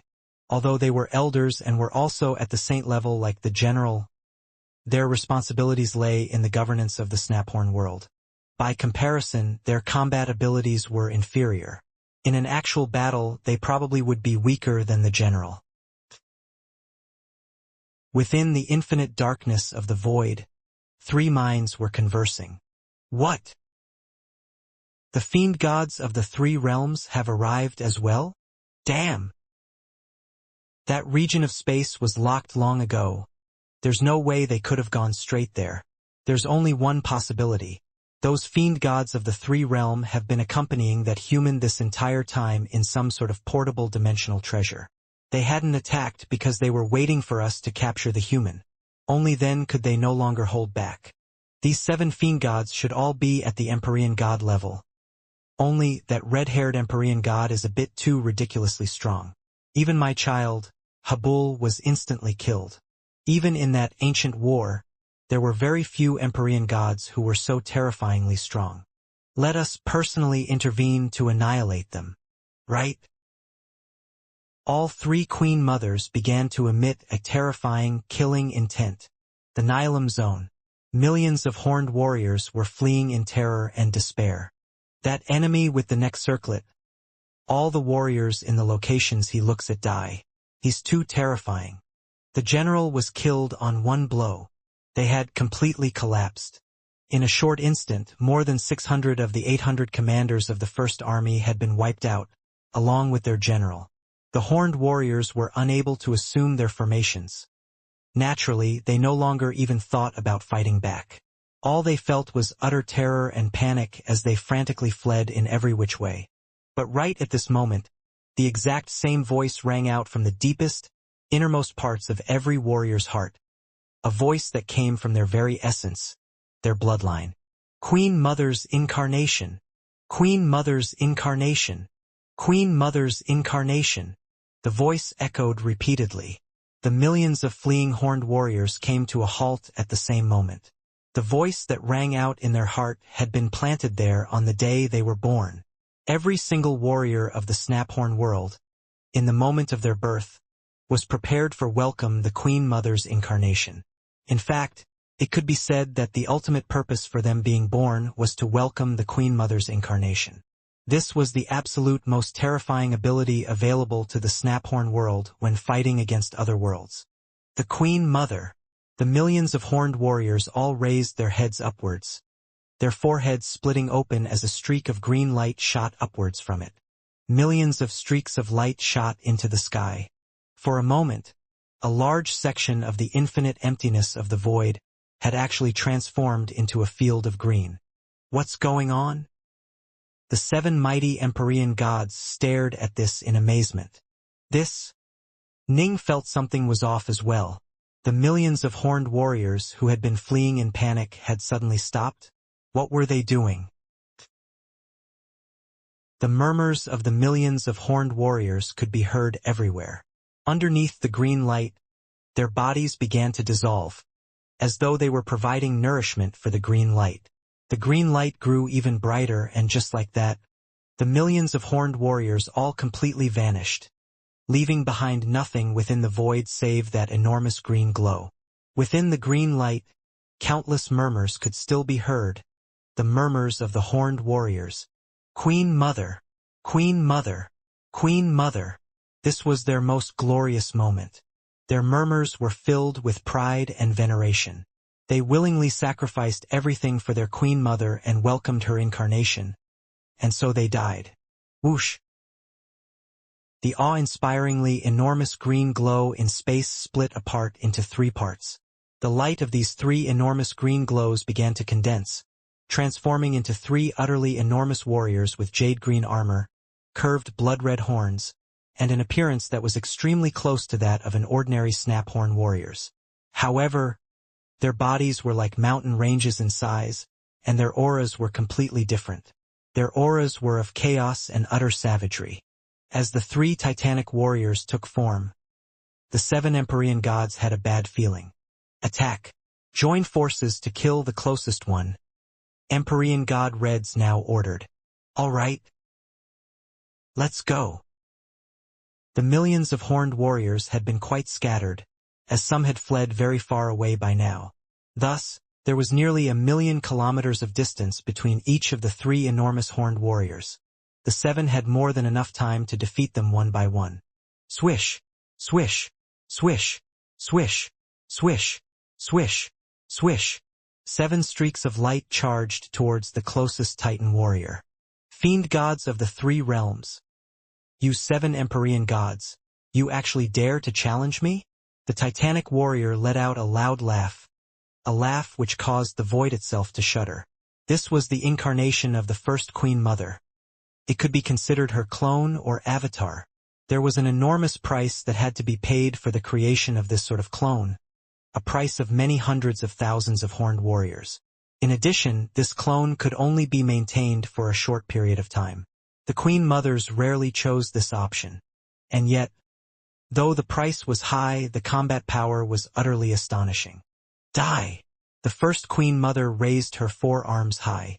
The arms were as thick as the pillars that supported the heavens, and she slammed them down towards the 7 mighty Empyrean gods.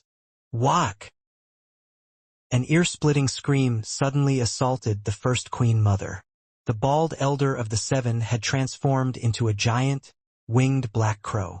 The crow let out an ear-piercing screech, and the first Queen Mother's clone movements turned slow. Go! The child let out an angry roar, hurling forth the neck circlet he had been holding. The neck circlet transformed into a streak of golden light, expanding at an explosive pace until it became 30,000 meters thick. It coiled itself around the first Queen Mother's clone, seeking to bind it. Battle had instantly exploded. Ning just watched as the enormous black crow attacked and the child threw out his neck circlet. Next, a seemingly infinite amount of water and fire descended, which was no weaker than solar true fire or lunar true water. The fire and the water intermingled as they swirled around the first Queen Mother, completely blocking off Ning's field of vision, making it so that he could no longer see what was happening. Such power! So this is the might of an Empyrean god? Ning was completely stunned by what he saw. The void itself was shaking. The 7 Empyrean gods continued to battle viciously and savagely with the first Queen Mother's clone. Although Ning could no longer see the battle clearly with his eyes, the powerful ripples that emanated from this battle were enough to cause any and all celestial immortals to perish. 7 planets Empyrean god formation. Suddenly, an angry roar rang out. Ning could tell that this was Senior Red Snow's voice. Assemble the formation. Kill! A hoarse voice, a sinister voice, a crisp voice. Several voices called out the word, kill, at the same time. Rumble. A streak of blinding light appeared in the field of battle in the distant space of the void. The streak of light instantly pierced through this entire region of space, then slowly dimmed. The fire and water had also completely dissipated, allowing Ning to see what was happening. There were 2 enormous figures in the distance. One was the Queen Mother's clone, many tens of thousands of meters tall, with jade-green scales and a savage, brutal aura. The other was also many tens of thousands of meters tall. He was dressed in rainbow-colored armor, and he wielded a spear that was even taller than him. His appearance looked rather similar to Empyrean god Red's now. 7 planets Empyrean god formation? Ning nodded when he saw this. This formation was an ancient Fiendgod formation that could only be executed when 7 Empyrean gods were joining forces. It merged the full power of all 7 Empyrean gods together into a single Empyrean god who served as the focus, resulting in an Empyrean god of the 7 planets. The 7 planets Empyrean god who wielded the longstaff looked quite similar to Empyrean god Red's now. Clearly, the core of this particular formation was Red's now, and everything was under his control. You are actually able to injure me? An enormous hole had appeared in the chest of the first Queen Mother's clone. It had been created by an earlier thrust of the spear. The clone let out a loud laugh. However, this is nothing more than a clone created by my countless children's bodies. It's useless. I have no weaknesses. The hole in the clone's body almost completely healed over. Big sister, it seems like we have to help out, eh? These fiend gods of the 3 realms aren't easy to deal with. The other 2 Queen Mother clones were charging over at high speed. Boom! Boom! Boom! The Empyrean god of the 7 planets continued to battle wildly against the first Queen Mother's clone. Although the clone was injured, the injury was negligible. By now, the other 2 clones had also arrived, and instantly all 3 began to assault the Empyrean god of the 7 planets in unison. Red Hair, what should we do? The clones of these 3 we are fighting are already so strong. Their true bodies are most likely at the Taofather level. The 7 of us joined together to transform into the Empyrean god of the 7 planets, but we still aren't able to kill even their clones. In fact, we aren't even able to hold the upper hand. This is trouble. I've never encountered this sort of enemy before. The 7 Empyrean gods felt uneasy as well, because they were inexperienced in that they had never encountered foes like this before. Although these foes had appeared in that great, calamitous war all those eons ago, the 7 of them had been sent off by Taoist 3 lives well in advance, and so they didn't participate in that war at all. Naturally, this meant that they had no experience in that regard. The 3 Queen Mother clones jointly assaulted the Empyrean god of the 7 planets, which used its long spear in unfathomably profound ways to defend. In fact, within the surrounding voice, countless white snowflakes actually began to appear, and even time itself began to grow disordered. Within this region of fractured time, the spear arts of the Empyrean god of the 7 planets grew even more terrifyingly powerful as they completely blocked the assaults of the 3 Queen Mother clones. Where did this fellow come from? He's merely an Empyrean god, although there are 7 of them fighting together. The 3 of US joined forces are unable to kill him. It seems we need to summon even more warriors. Have the 2nd army of the border armies come as well.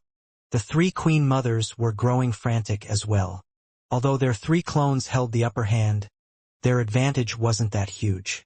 In addition, the defensive power of that spear was simply too great. Although they were able to suppress their foe, they weren't able to actually injure him. In fact, It was the first Queen Mother who had initially sustained some injuries. We can't kill them. This probably isn't even the full power of the Snaphorn world. We can't fight for too long. We have to break out of this grand sealing formation and leave this place immediately. After battling for a few moments, the 7 Empyrean gods immediately came to this conclusion. The rainbow-armored Empyrean god of the 7 planets suddenly lashed forward with his spear, slamming it against the chest of one of the Queen Mother clones, causing the Queen Mother to be knocked backwards by several hundred meters. Swoosh! The Empyrean god of the 7 planets sought to fly away. Fleeing! One of the other Queen Mother clones stretched out her 4 arms, transforming them into countless streaks of formless green light that instantly wrapped around the Empyrean god of the 7 planets, preventing them from taking even a single step further. Ha ha ha, you 7 Empyrean gods, you've already arrived at our Snaphorn world's territory. If we were to let you flee, just like that, how would I, Wosley, have any face left in the primordial ruin world? The first Queen Mother clone, which had just trapped the Empyrean god of the 7 planets, let out a loud laugh. The 2 other Queen Mother clones came over to attack as well. Humph! The Empyrean god of the 7 planets spun its spear about to defend. Although it was surrounded by green light, the green light would at most make it slower. It was still more than capable of continuing to defend itself. Red hair, these 3 old bastards of the Snaphorn world are clearly trying to buy time. I trust that they are summoning even more forces from their Snaphorn world, so as to deal with us. We can't waste any more time. We have to leave. Not just the 7 Empyrean gods. Even Ning could tell that these 3 Queen Mother clones of the Snaphorn world were intentionally trying to delay and buy time. They all knew what was going on, but they were helpless to stop it. The Empyrean god of the 7 planets was capable of protecting itself, but not of escaping. Ning, in turn, was completely unqualified to participate in a battle of this level. Senior Bear. Where did these 7 seniors come from? They are in a dangerous situation right now. Do you have any method for saving them? Ning was frantic. His primal twin was currently querying the giant yellow bear, but all the bear did was sigh. What could he possibly do? But just as Ning was panicking and as the Empyrean god of the 7 planets was battling against the 3 Queen Mother clones, whoosh! In the distant void, a grayish-white vortex suddenly appeared, causing Ning to turn his head to look at it. The battling Empyrean gods and the 3 Queen Mother clones also couldn't help but notice the grayish-white vortex which had suddenly appeared. A figure suddenly emerged from the grayish-white vortex of the void. It was an old man with a pristine white beard who was dressed in loose Taoist robes. Master! Ning stared, wide-eyed. Who are you? The 3 Queen Mother clones all called out in unison. Looks of vigilance were in their eyes. The way in which the old man dressed in Taoist robes had appeared was simply too frightening. It must be understood that most people would use special methods to tear through space to teleport. But this old man had formed a spatial vortex instead, creating a corridor for himself to easily pass through. There had been nothing flashy at all about it. This was something which the 3 Queen Mothers wouldn't be able to do, no matter how hard they tried. The Empyrean god of the 7 planets looked towards the old man, but in its eyes was a look of wild joy. Subhoodie came.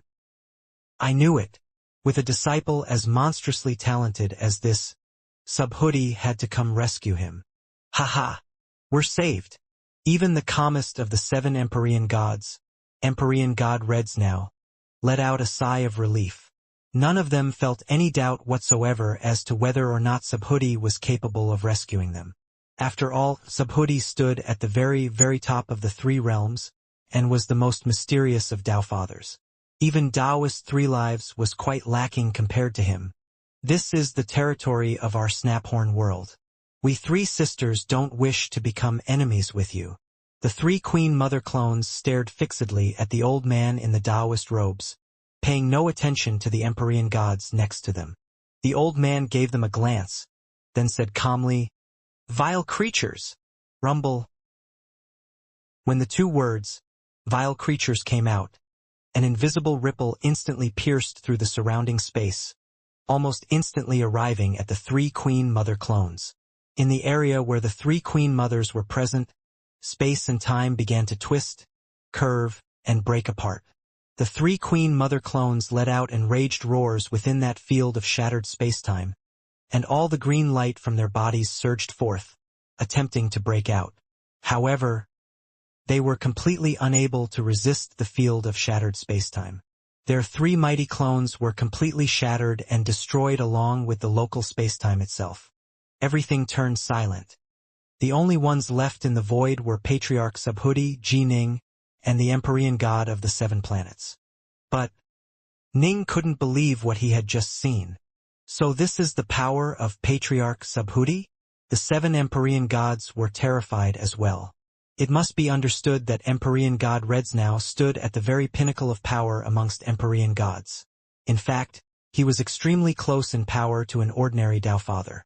When the seven of them joined together into their seven planets Empyrean God formation, they could be considered to have just barely reached the Tao Father level of power. Those three Queen Mother clones had been comparable to them in strength, but all that Patriarch Subhuti had done was say the words "vile creatures," and an invisible ripple of power had instantly slaughtered those three clones without damaging the seven Empyrean gods in the slightest. An ability like this, finesse like this, they felt utterly amazed. Subhuti truly is Subhuti, the most mysterious Tao Father of the three realms. He really is powerful, utterly terrifying. The seven mighty Empyrean gods were completely stunned. Patriarch Subhuti was too mysterious a figure. He rarely showed his power within the three realms, and these seven Empyrean gods had never seen him strike. They had only heard from their former god king, Taoist Threelives, that Patriarch Subhuti was very strong, even stronger than Taoist Threelives himself. As for how much stronger, very few in the three realms knew the answer to that question. The number one impression which the countless experts of the three realms had of Patriarch Subhuti could be summarized in one word: mysterious. Just look at the crescent major world he had created. Without Patriarch Subhuti's permission, nobody could even find it. This ability alone was utterly inconceivable. In truth, the person who had undergone the greatest emotional turmoil just now was actually Subhuti's disciple, Ji-Ning. He had felt despair upon being trapped, had quietly waited and fought for 18 years, felt utter despair again upon being captured alive, felt shocked and overjoyed at the appearance of the seven Empyrean gods, once more felt despair upon seeing how powerful the three Queen Mother clones were. And now, his master had appeared, said the words "vile creatures," and completely killed all three Queen Mother clones. In fact, in his heart, Ning felt as though the entire universe had suddenly changed. The void remained the void, but Ning now felt that the void was a beautiful, beautiful place. Respectful greetings to you, old patriarch. The Empyrean God of the seven planets broke apart into seven Empyrean gods, all of whom spoke out respectfully. Not bad. Patriarch Subhuti lightly nodded. The seven Empyrean gods felt a joyful feeling in their hearts. They understood the true meaning behind Patriarch Subhuti saying the words, "Not bad," per Taoist Threelives' orders. If his heir had not reached the Empyrean god level, the seven of them didn't have to care about whether or not his heir lived or died. However, as Patriarch Subhuti saw it, Ji-Ning was his own disciple as well as Threelives.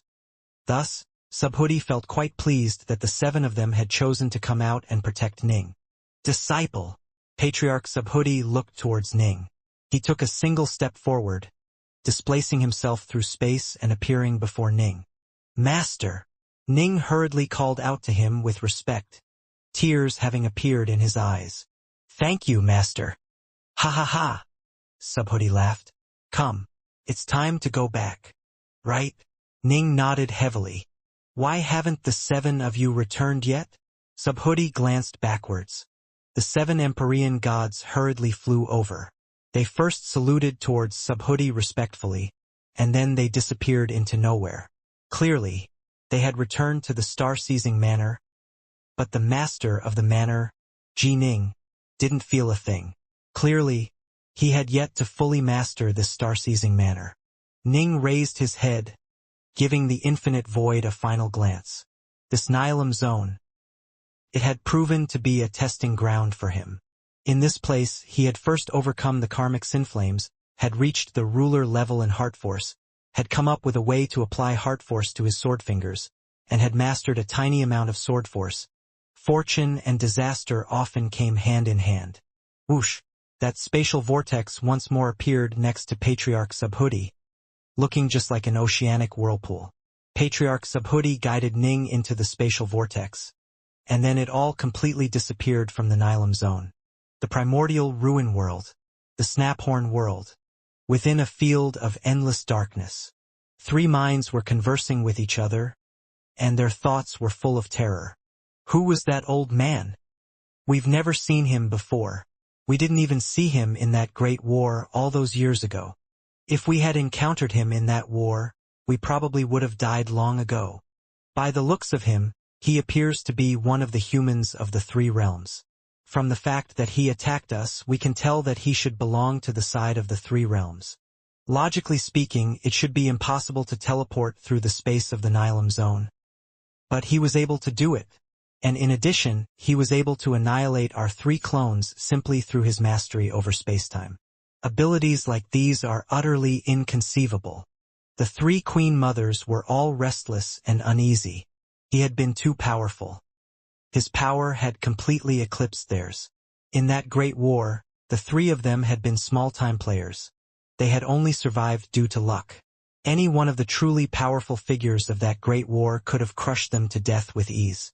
Clearly, this old man was comparable to one of those truly powerful figures, a supreme power who was capable of impacting the entire course of that war.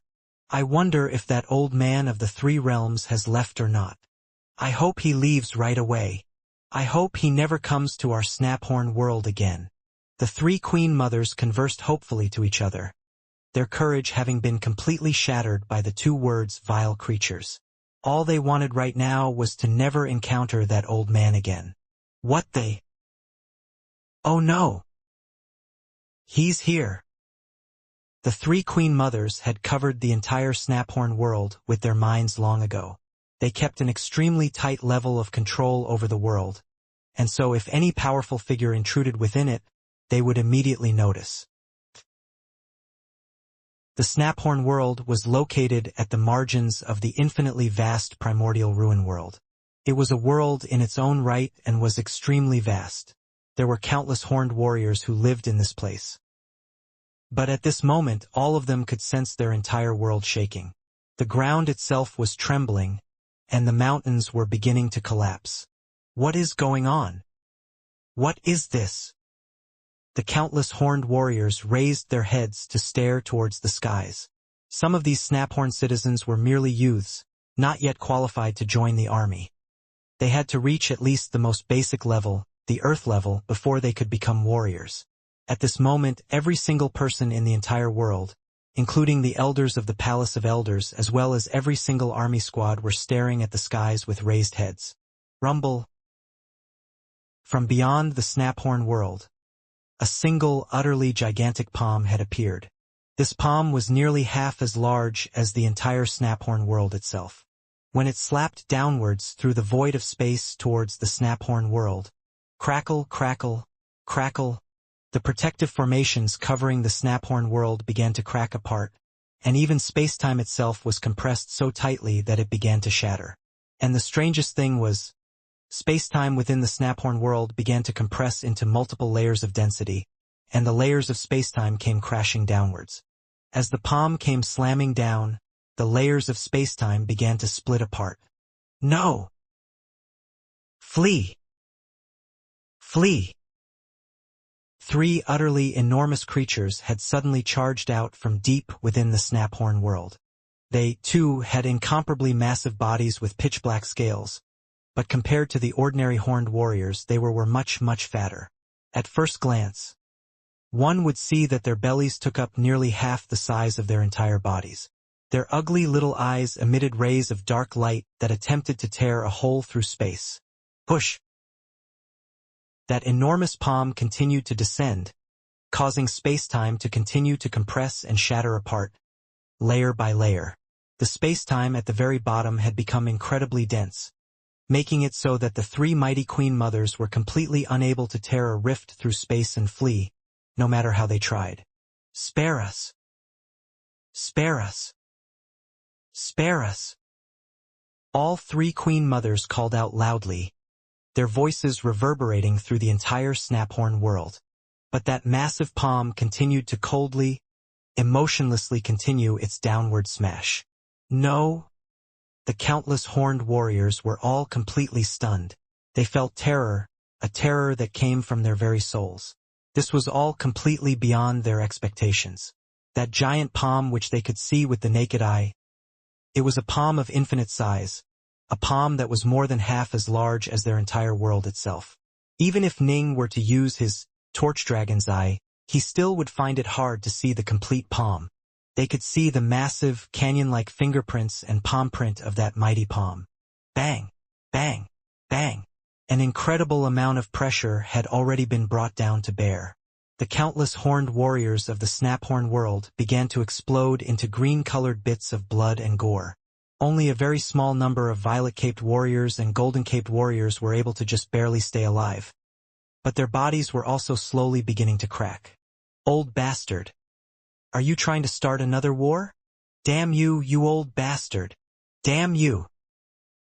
Asking for mercy was useless. The three queen mothers went mad, beginning to curse in utter despair, using every imprecation in the book. They weren't even able to flee. All they could do was face this terrifying palm as it came down. Bang! Bang! Bang! The palm had yet to make contact, but the pressured, fractured spacetime that came before it had caused the bodies of even the golden-caped warriors to completely blow apart. The only ones left within the Snaphorn world were those three mighty queen mothers. Their hideous bodies began to crack as well. Slowly, the cracks grew larger and larger, and the three queen mothers began to curse and scream in an even louder manner. Finally, it all came to an end. The three queen mothers had been completely blown apart, having transformed into dust. Boom! The giant palm finally came to a halt. An ancient voice rang out. "Start another war? Nothing more than three little worms." And then, the enormous palm completely vanished. Everything turned silent. The entire Snaphorn world had become transformed into a massive planetary basin with a giant, palm-shaped impression caved into it. There were white clouds in the skies. A spatial vortex suddenly appeared within them, followed by an old man in Taoist robes emerging alongside a youth. Jining looked downwards. He immediately saw Mount Innerheart, and he was even able to see the many disciples of the Mount Innerheart League, living their peaceful lives there. "Let's go." Subhuti led Ning in flying downwards. They quickly arrived at the most central area of Mount Innerheart, the Tri-Star Crescent abode, that seemingly ordinary-looking Taoist monastery. This was the place where Patriarch Subhuti normally trained in. Disciples like Ning and the others wouldn't dare to go disturb him without cause. Within the Taoist monastery, Subhuti landed, then took a high seat in the lotus position. Ning respectfully bowed. "If it hadn't been for your aid, Master, your disciple would have most likely never been able to return to the three realms. Your disciple feels ashamed for having forced you to exert yourself, Master." Subhuti laughed. "Sit." Ning selected a prayer mat and sat down beneath him. "How did the karmic sin flames taste?" Subhuti asked. "I don't wish to experience them again," Ning said. "The karmic sin flames are now ever present around me. Although the burning sensation is agonizing, I can endure it. The descent of the karmic sin flames, although it was a tribulation for me, I gained quite a bit from it." "Fortune and calamity ride together," Subhuti said with a laugh. "What level has your heart force reached?" "The third level," Ning said. Subhuti nodded and smiled. "I noticed that when you were fighting those aliens, your application of heart force through your sword fingers had reached a level where none of it leaked out whatsoever. It seems you've also developed an actual technique for applying heart force through your fingers." "I did indeed learn a few things from my 18 years of battle," Ning said. "Do you know why those aliens did not kill you, and instead chose to battle with you for 18 years? Subhuti asked. Ning was startled. He shook his head. Those aliens said that they were going to use me for target practice to train their warriors, but I keep on having the feeling that this was perhaps not the actual reason. Subhuti nodded gently. Your feelings were correct. You are in control of Heart Force and also know a way to apply it. Heart Force. It is an extremely mysterious type of power, one which even true gods and Tao Fathers ponder on. There are 5 levels of Heart Force. Although it is very weak in the early stages, as you go farther along this path and rise in levels, it will undergo an utterly earth-shaking transformation. The 3rd level of Heart Force is already quite astonishing. By using your 3rd level Heart Force, you have already reached the minimum threshold of an Empyrean god in power. Ning understood this to be true. The 1st level was fairly weak. The amount of benefit it brought was almost negligible. The 2nd level represented a clear, explosive increase in power, and the 3rd level allowed one's previous level of power to skyrocketed. The 4th level was the level of the most powerful divine archers of the 3 realms, and as for the 5th level, it was the level of the long-vanished Hoi. Heart Force is very powerful. If you can reach the 5th level, then even as a mere Empyrean god, you would have the combat power of a Tao Father or a true god. Subhuti looked at Ning. The peak power of Heart Force is far greater than your star-seizing hand. You must not be lazy in making use of your talent for Heart Force. Your disciple understands. Ning nodded. But how could the 5th level of Heart Force be so easily accomplished? The only one who was publicly known within the 3 realms to have reached this level was Hoi. Perhaps some supreme Tao Fathers or true gods might have secretly reached this level without telling anyone or using it. But still, one could clearly tell that reaching the 5th level was unbelievably hard. The reason why the aliens of the Snaphorn world did not kill you was precisely because the mind and thought strands of the masters of the Snaphorn world had descended upon the bodies of those warriors. Through battling with you repeatedly, they would be able to sense the ripples of your application of Heart Force in detail, and thus be able to develop a Heart Force technique, Subhuti said. I imagine that the past 18 years have brought insights to the owner of the Snaphorn world. Heart Force. It is a technique which is unique to our 3 realms. It absolutely cannot be taught to outsiders. They have insights into it? It can't be taught to outsiders. Ning was shocked. I've already annihilated the entire Snaphorn world, and the masters of the Snaphorn world are dead. Even if they did come up with a bit of information on Heart Force, it is of no use now, Subhuti said. Ning let out a sigh of relief, and then stared in amazement. The Snaphorn world had been annihilated? This entire time, from rescuing him to bringing him back to Mount Innerheart, his master had been by his side. Somehow, without Ning even having the faintest clue about it, he had annihilated the entire Snaphorn world, including even its masters? Ning had been able to tell from the battle between the 7 Empyrean gods and the 3 Queen Mother clones that the masters of the Snaphorn world had to be very strong. My master truly is unfathomable. Ning secretly mused to himself. Right? That Tao companion of yours, that Yue, Subhuti said. She's already overcome her tribulation and become a celestial immortal. Did you know about this? Senior apprentice sister became a celestial immortal? Ning was both delighted and surprised. He was surprised because his senior apprentice sister had actually become a celestial immortal before him. Before she had left to go accompany Patriarch Lu, her power as displayed within the conclave of immortal destiny hadn't been particularly eye-catching. Who would have thought that in just a few short decades, she would have become a celestial immortal, even before Ning himself had? When is your primal twin going to undergo the celestial tribulation? Subhuti asked. The questions which any master cared the most about were naturally the ones related to the disciples' tribulation. This was the most difficult calamity for any immortal cultivator to face. Very soon, Ning said. You need to ponder on the application of Heart Force to your immortal swords, Subhuti said. Your experiences and background are all quite extraordinary, even though your primal twin is a key refiner. The power of this tribulation will definitely be significant. If you can completely apply your Heart Force to your immortal swords, your power shall be greatly improved. I trust that your chances of overcoming your tribulation shall thus be much greater. The technique you've developed during the past 18 years is for applying heart force to your sword fingers. There isn't a huge difference between your sword fingers and your swords. I trust you can make it work. Yes. Ning understood that his master was expressing concern and care for him. And indeed, his primal twin could also use heart force when executing the Greater Thousand Swords formation, at which point his power would rise by a shocking amount. This would indeed give him a much better chance at overcoming his tribulation. Your disciple shall definitely first develop a way to apply heart force through physical swords before attempting the tribulation, Ning said. As for your true body, ideally, you should only attempt the tribulation to become an Empyrean god after you have completely mastered the grand Tao of the sword, Subhuti added. Complete mastery? Ning was stunned. Although he was at a very high level in the Tao of the sword, he was still quite a ways off from completely mastering it. In addition, generally speaking, the closer one was to mastery, the harder it would be to break through the next bottleneck. You are capable of wielding sword force. It can be said that you have already touched upon what the essence of the sword is. You should be completely capable of mastering the Tao of the sword at the void level, which will give you a decent chance. Subhuti looked solemnly at Ning.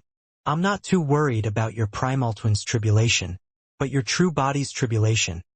You have to be careful, careful, careful. Ning felt pressure as well. He nodded lightly, right? Upon returning to the three realms, Ning's subconscious premonitions had grown strong once again. Just discussing his true body's tribulation instantly caused Ning to feel nervousness in his heart. He knew that this was fate's way of warning him in secret. The three realms occasionally gave birth to truly peerless, monstrous geniuses who were blessed by the distilled virtues of the universe. But the more of a genius one was, the more terrifying one's celestial tribulation would be. If he could overcome it, he would soar to the heavens in a single leap, becoming a mover and shaker of the three realms. But the vast majority would end up perishing to the celestial tribulation. Little bear, Subhuti suddenly called out. Whoosh! The giant yellow bear suddenly appeared next to Ning. The giant yellow bear respectfully fell to his knees and said, "This little bear greets you, Tao Father. Let the other 7 come out," Subhuti instructed. Yes, the giant yellow bear didn't dare to disobey. Ning's heart clenched. Ning was extremely curious about those 7 Empyrean gods. After all, back in the War God Hall of the Underwater Estate, it had been a clone of Empyrean God Reds now, formed from a drop of Red Snow's blood, who had served to test Ning. In addition, when he encountered danger just now, it had been the 7 of them who had intervened to rescue him. Whoosh! Whoosh! Whoosh! Whoosh! Whoosh! Whoosh! Whoosh! 7 figures appeared out of nowhere, all in human form. In truth, they had all changed their appearances. After all, as fiend gods, their true forms were quite enormous. They all looked quite odd, but Pangu, Nuwa, and many other supreme powers all looked quite humanoid, which was why fiend gods like to take on the appearance of humans. In fact, in secret, many fiend gods speculated that the reason why humans had such astonishing potential was because Nuwa had used Pangu as the blueprint for creating humanity. Greetings to you, old patriarch. All 7 Empyrean gods saluted reverently. Thank you, old patriarch, for saving our lives. Empyrean God Reds now was the first to respectfully offer his thanks. Even if I hadn't gone, you would have been able to stay alive, Subhuti said with a laugh.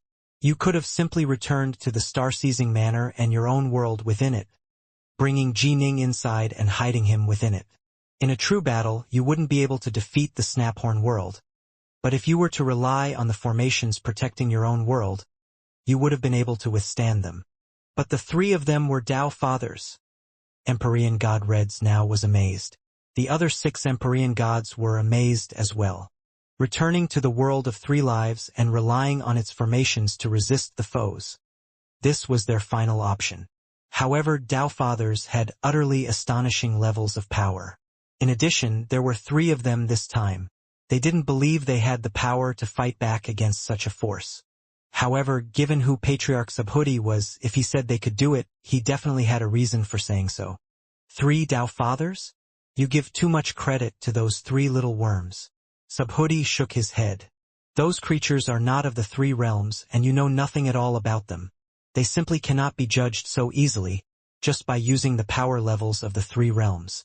All 7 Empyrean gods were now curious, as was Ji Ning. In the Snaphorn world, there were a total of 18 golden-caped warriors. In your eyes, you viewed them as being 18 Empyrean gods, yes? Patriarch Subhuti explained, but in reality, all of the horned warriors of that race have a weakness. Once the cores in their body are destroyed, they will die. Consider the immortals of our three realms. Although their physical bodies are fairly weak, they can control magic treasures at a long distance. There's no need for them to fight in close combat as well. As for the Empyrean gods and true gods who do fight in close combat, they have no weaknesses at all, Subhuti said. These aliens, however, are only capable of close combat, and they all have a weakness, the core. As for those 3 little worms, their true combat power wasn't that formidable. They were merely at the peak of the Empyrean god level. Their strength lies in giving birth. Their childbearing abilities are quite astonishing. Subhuti sighed. During that great, calamitous war, there were more than 10,000 of those little worms. They gave birth to countless warriors, all of whom were able to fuse together into one body. You'd kill one batch and another would come. Under the control of their master, those myriad little worms caused the 3 realms to suffer heavy casualties. Ning said, stunned. More than 10,000? Master. Did you just say they have a master? What in the world had happened during that great war? These little worms shared a common master, Subhuti sighed. A person who was far more powerful than even myself. Only Maiden Yuhua was able to suppress him. Fortunately, that demon has long since perished. Reds, now, you are just one step away from becoming a true god and having a Deofather's power. Train hard and reach that level as soon as you can. Subhuti looked towards Empyrean god Reds now. Reds now understands, the Empyrean god said respectfully. I imagine you and Ning have some things to say to each other. Subhuti chuckled. All right, you can all go back to the world of the Xianxia now. If you want to chat, go ahead. Subhuti waved his hand, and yet another spatial vortex appeared in front of him. Ning bowed respectfully, as did the 7 Empyrean gods, and then they all entered the spatial vortex. They departed from Mount Innerheart, heading back to the world of the Xianxia. Stillwater Commandery, Swallow Mountain, the air above Serpent Wing Lake. The golden crow hung high in the sky, illuminating the world. However, the trees below were covered by a layer of thick snow. If one took a deep breath, one would feel the cold, crispness of the air. Whoosh! A youth appeared in the sky, staring at the nearby Brightheart Island. Swish! Swish! Swish! A depressed-looking gray-robed youth, an azure-robed maiden, and a giant snowy white dog all suddenly appeared out of nowhere. Senior apprentice brother? The gray-robed youth, Mu Northsun, stared at the distant Ji Ning in disbelief. I told you that Master was back, but you didn't believe it. I'm Master's spirit beast. How could my senses be off? Little Qing charged towards Ning excitedly, transforming into an azure serpent mid-flight, then wrapping herself around Ning's arm. The little azure serpentine head nuzzled Ning's arm in a very friendly manner. Master, I nearly died of worry for you over these recent years. You finally came back. Ning's right hand gently patted the little azure serpent's head. It's good that you are back.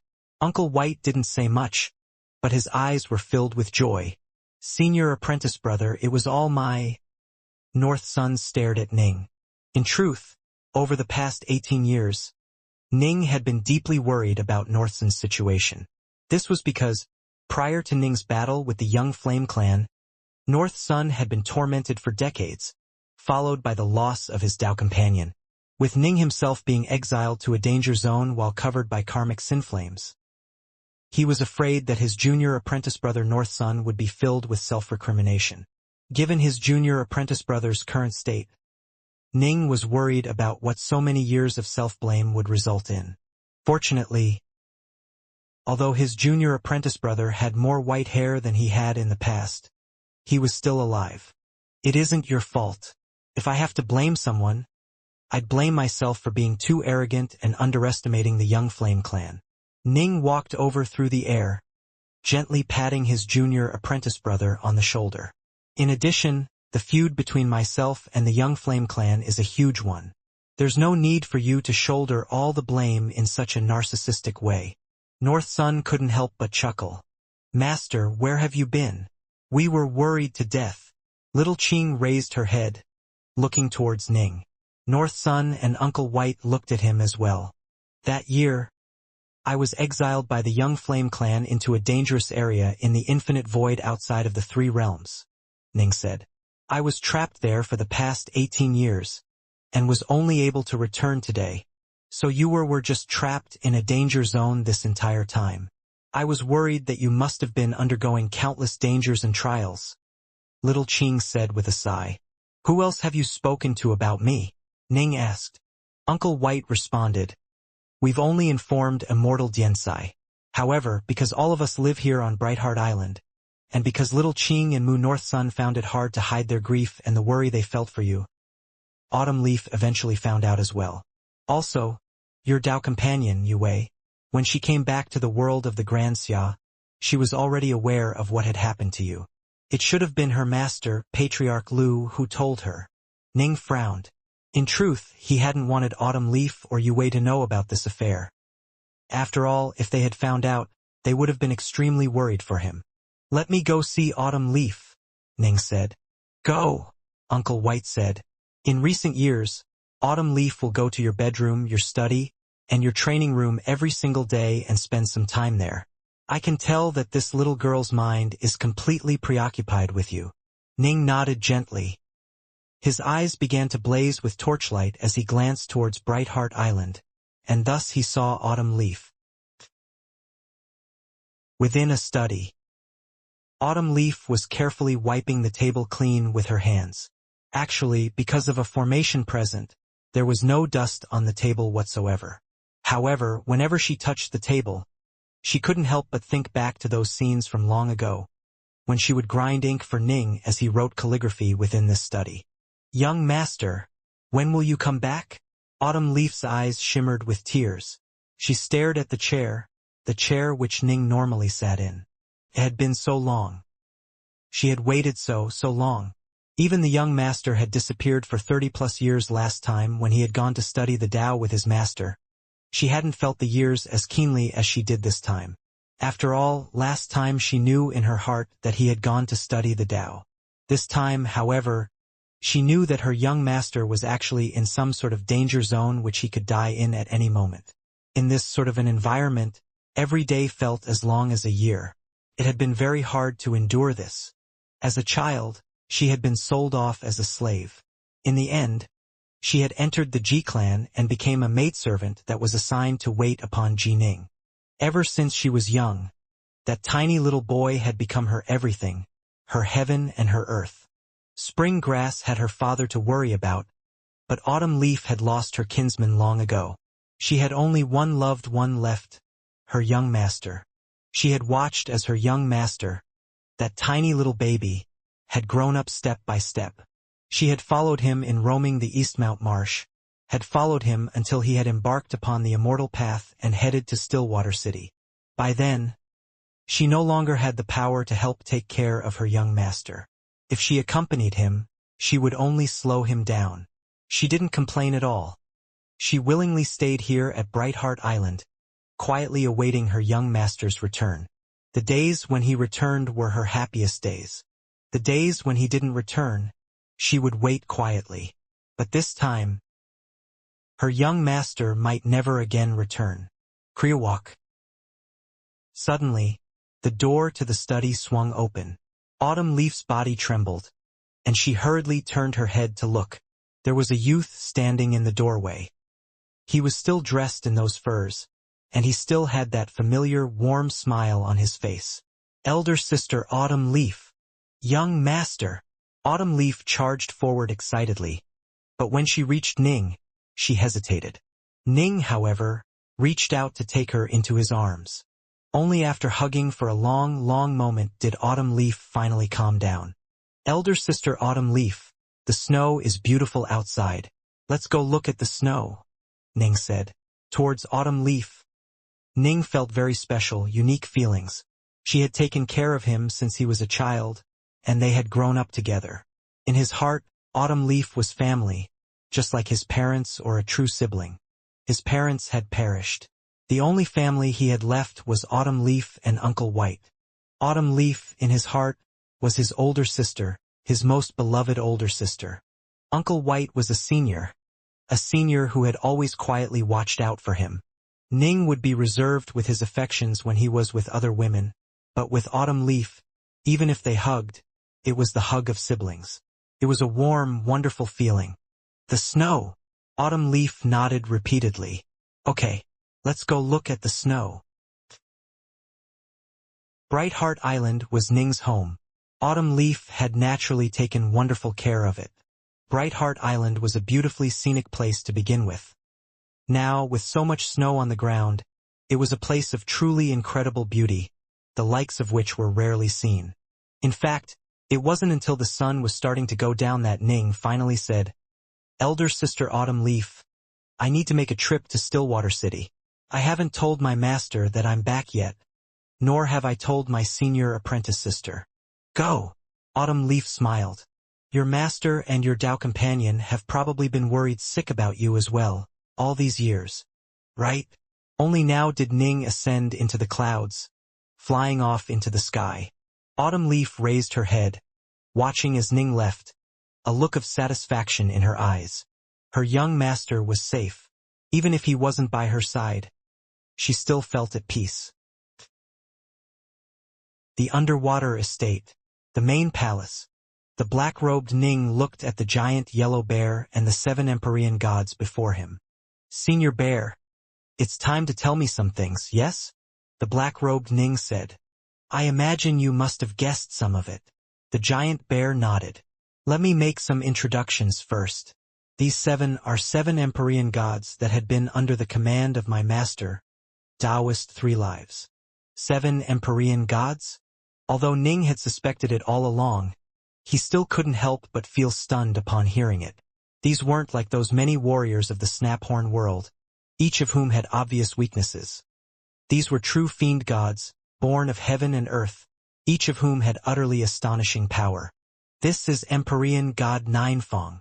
The giant bear pointed towards the bald elder, who cracked his lips in a smile towards Ning. "Young master, don't be deceived by this old bastard. He's the most sinister of us all." The white-eyebrowed beauty next to him said, "Did you just call me an old bastard? What, are you saying you are younger than me?" The bald elder snapped at her. The giant bear laughed, then pointed at the woman. "This is Empyrean God Snow Scorpion. She's the straightforward type." "Young master." Snow Scorpion smiled merrily as she looked at Ning. "Hurry up and train hard. Overcome your tribulation, and become an Empyrean god. By then, we'll be able to accompany you in roaming the universe." Next, the giant bear pointed towards the harmless, amiable-looking youth. "This is Empyrean God Dovesnake." "Empyrean God Dovesnake?" Ning was amazed. Dovesnake was a true god-beast that had been born in the primordial Pangu's world. He was a truly venomous god-beast. For such a venomous god-beast to actually look so gentle in human form. "And these two?" The giant bear pointed at the 2 most muscular men, one savage-looking and red-skinned, the other icy-looking and black-skinned. Long ago, in Pangu's world, a pair of Fiendgods were born. These Fiendgods were twins that were born at the same time, one from the blazing true fire of the sun and one from the dark true water of the moon. No matter who they fight against, they always fight together. They are known as Empyrean God Sunblaze and Empyrean God Darkmoon. "Young master." Both looked towards Ning. Ning secretly sighed to himself. These Fiendgods had been alive since the primordial era. Clearly, they were born in the era of Pangu's world, and they each had extraordinary backgrounds. "This one," the giant bear said, pointing at the child wearing a neck circlet, "was the first to accompany Master, back in the most early, desolate days of the primordial Pangu's world. He is Master's adopted son, and his name is Empyrean God Prime Light. Long ago, I wished to learn the star-seizing hand from Father, but alas, I was born as a void-level Fiendgod. There was no way for me to learn it. The child laughed as he looked at Ning. Father's star-seizing hand finally has an heir. You need to train hard. Become an Empyrean God as soon as you can. The giant bear finally pointed at the last man. Reds now. You already know Empyrean God Reds now. He was the most valiant Empyrean God under Master's command, and the most powerful of them all. Amongst Empyrean gods and true immortals, there are few who are stronger than him. I heard Master say earlier that Senior Reds now is just a single step away from becoming a true god, Ning said. Alas, that step isn't so easily taken. Empyrean God Reds now smiled as he looked at Ning. However, Ning, last time I saw you, I was worried about whether or not you'd be able to convince everyone to follow you. Don't be fooled by how courteous they are all behaving. In reality, they are all incredibly proud figures. However, in the Nihilum Zone, you survived karmic sin flames and advanced your heart force to the 3rd level. You even developed a way to apply heart force and, despite not reaching mastery in the Tao of the Sword, managed to take control over a sliver of sword force. Even I have to feel admiration for you. The other 6 are convinced by you. They are simply waiting for you to become an Empyrean God. You heard it yourself. Just now, they all addressed you as Young Master. Our Young Master is a void-level Fiendgod who is extremely close to the Empyrean God level. Snow Scorpion let out an emotional sigh. If the God King was here and knew that he had a disciple like this, he would probably be very happy. God King. Red Snow's gaze grew distant and dreamy. The others fell silent as well. They were the most loyal followers of Taoist 3 lives. If they weren't, they wouldn't have waited here silently within the underwater estate despite the passage of countless years. The black-robed Ning said, puzzled, Seniors, you said, Young Master? I don't really understand. Also, can it be that you've been within the underwater estate this entire time, which is why you were able to emerge even when I was in the Nihilum Zone? Although Ning had been able to guess a bit from their words and knew himself to be Taoist 3-liv's successor, he was still quite mystified about all the rest. Let me explain. A clear voice rang out. It was the child who looked towards Ning. Empyrean God Prime Light. Ning addressed him. You can just call me Prime Light. The child laughed. I know that you have many questions in your heart. Let me explain it all as simply as I can. Father was born a true god of primordial chaos, from within the primordial chaos of the universe itself. He was born with tremendous power. After Pangu established the universe, many Fiendgods were born. Fiendgods innately love to fight, and so their wars stretched throughout the entire primordial world. Supreme powers like Patriarch Subhuti are transcendent. They secluded themselves, rarely taking part in these wars. Father, however, loved to do battle. He naturally collected a large number of Fiendgods into his fold, within the star-seizing manor. In the primordial Pangu's world, the star-seizing manor was quite famous. The child continued. The forces held within the star-seizing manor included many Fiendgods, all of whom submitted to Father's command. The 7 of us also belonged to the star-seizing manor. Ning nodded lightly. The primordial Pangu's world underwent countless storms and many tribulations, but it passed through all of them safely. But that final war, the war that shattered the primordial world, the war in which Father passed away, was completely different from all the ones that came before. A sharp look was in the child's eyes, a killing look. He was a Fiendgod who had been born of heaven and earth, but 3 lives he had been a true god who had been born from the primordial chaos. This pair of father and son, they were closer to each other than many biological pairs. For so many years, he had no idea that 3 lives had perished. It wasn't until the giant yellow bear had received this information from Patriarch Subhuti that these Empyrean gods had learned of it. For countless years, he had hoped that he would be able to see his father again, alive and well, but word of his father's death had caused him to feel despair. It had also filled with fiery rage. He wanted to go do battle. He wanted to take revenge. But he realized that for now, he wasn't strong enough yet. We aren't sure either what exactly happened during that war. After all, we didn't take part in it. All we know is that father was firm in his decision to follow Maiden Nuwa, and that he stood by her side in that war, the child said. He followed Maiden Nuwa? Ning quietly memorized this fact. Nuwa was the number 1 figure of the entire 3 realms. She had reached Pangu's level. Could it be that this war was a factional war? Maiden Nuwa was of one faction. Were there other factions? Ning knew very well that sometimes a civil war could be far more savage and deadly than a war against an outside invader. Maiden Nuwa was unable to protect us. Father followed her lead, and so prior to that battle, Maiden Nuwa helped us plot a path of retreat, the child said. Father expended an enormous amount of effort into this estate treasure that you've acquired. In addition, Maiden Nuwa transferred into and established a wide world within this estate. This world we refer to as the Starsizer Major World. This is the place where we live. What? The underwater estate has a major world inside it? Ning was stunned.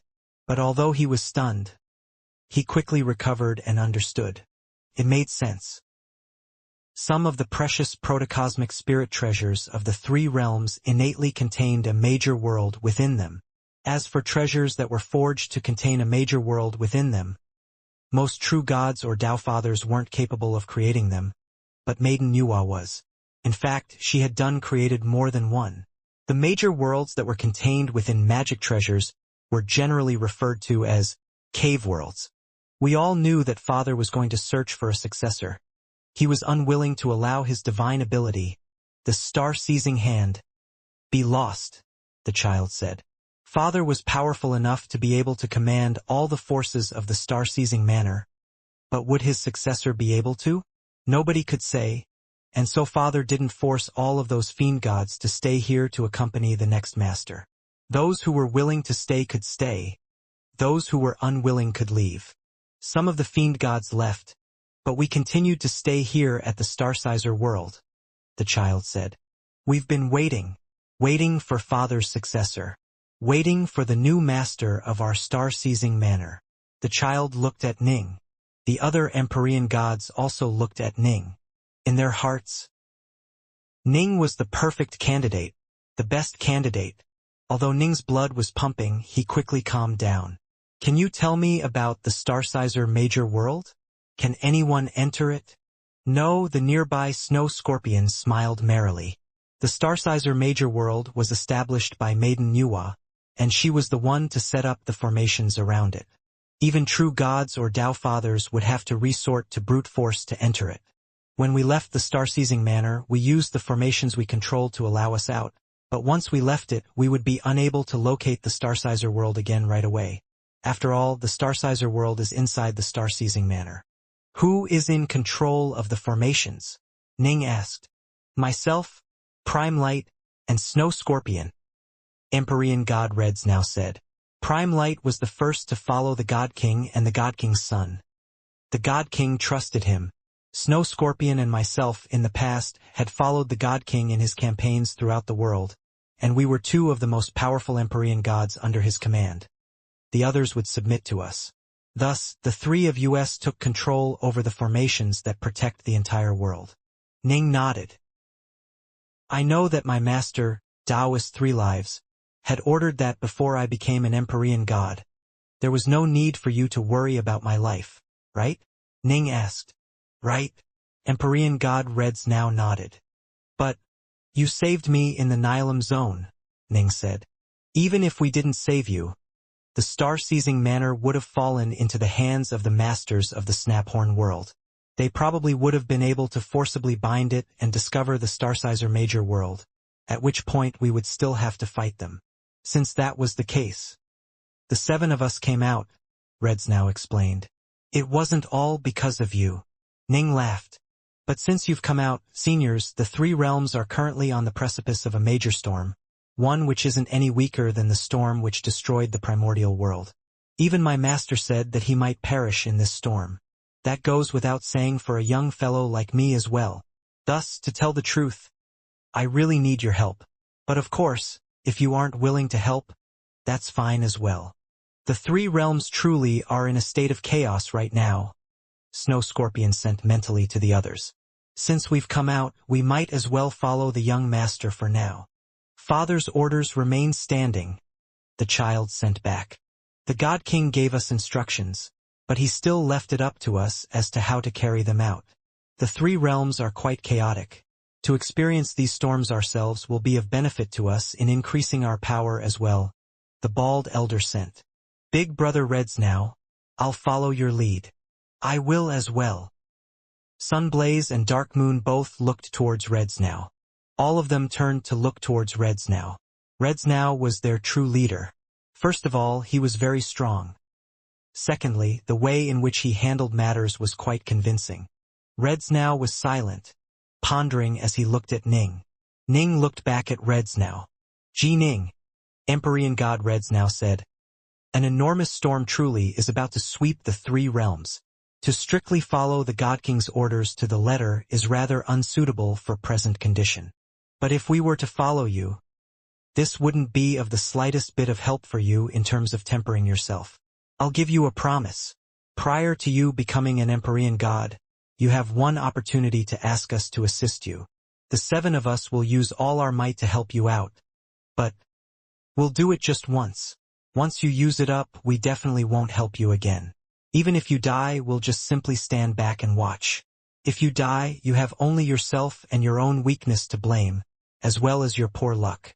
The other 6 Empyrean gods looked towards Ning as well. Ning laughed. All right, this promise of assistance from the 7 of you is enough, seniors. It is like a protective talisman that will save my life. If I still end up dying before becoming an Empyrean god, then I really will have no one else to blame.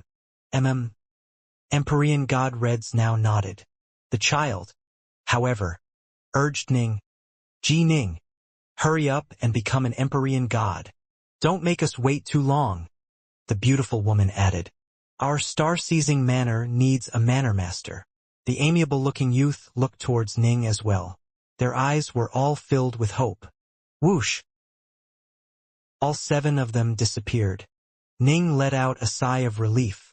In truth, he hadn't truly expected that these 7 Empyrean gods would agree to follow him around the entire time. This promise of helping out once was already enough. After all, in dangerous times like this, the invisible pressure from the upcoming storm was causing Ning to feel constant pressure and danger. He naturally wanted to use everything he had available to give himself a better chance at surviving it. He wanted to stay alive within the storm. Even more than that, he wanted his loved ones and his lover to survive. It was dark. Stillwater City. Within the Black-White College. Yue was currently in her own residence, quietly pondering by herself. A single candle was lit by her side, flickering with light. Yue had a very complicated look in her eyes. I need to stop obsessing. I'll do what I need to do. Yue walked out of the room by herself, raising her head to stare at the skies. It was already dark. The crescent moon could vaguely be seen in the darkening sky. She murmured softly, Junior apprentice brother. Come back. You have to come back. Suddenly, Yue felt a strange feeling in her heart. Whoosh. She instantly flew into the air like a gust of wind. There, in the air, a youth had appeared in the dark skies. He stared at someone far away. The distant Yue. Yue's eyes were filled with surprise and joy. Her eyes couldn't help but to fill with tears. She had a strange premonition just now, which was why she had soared into the skies. It was as though fate had whispered silently to her soul. Ning just looked at Yue. The look in her eyes instantly caused Ning to think of his big sister, Autumn Leaf. Both Yue and Autumn Leaf shared a commonality. They both viewed Ji Ning as the most important person in their lives. For Ji Ning's sake, both of them could even give up their own lives. Ning could sense it from Autumn Leaf, and he could also sense it from Yue. He sensed it all the way back during the conclave of immortal destiny. And now, that feeling was even stronger than before. What Ning didn't realize was that, during Yue's demon heart tribulation, she had lived with him for over 3,000 years in the illusory demon heart world. Senior apprentice sister. Ning finally called out to her.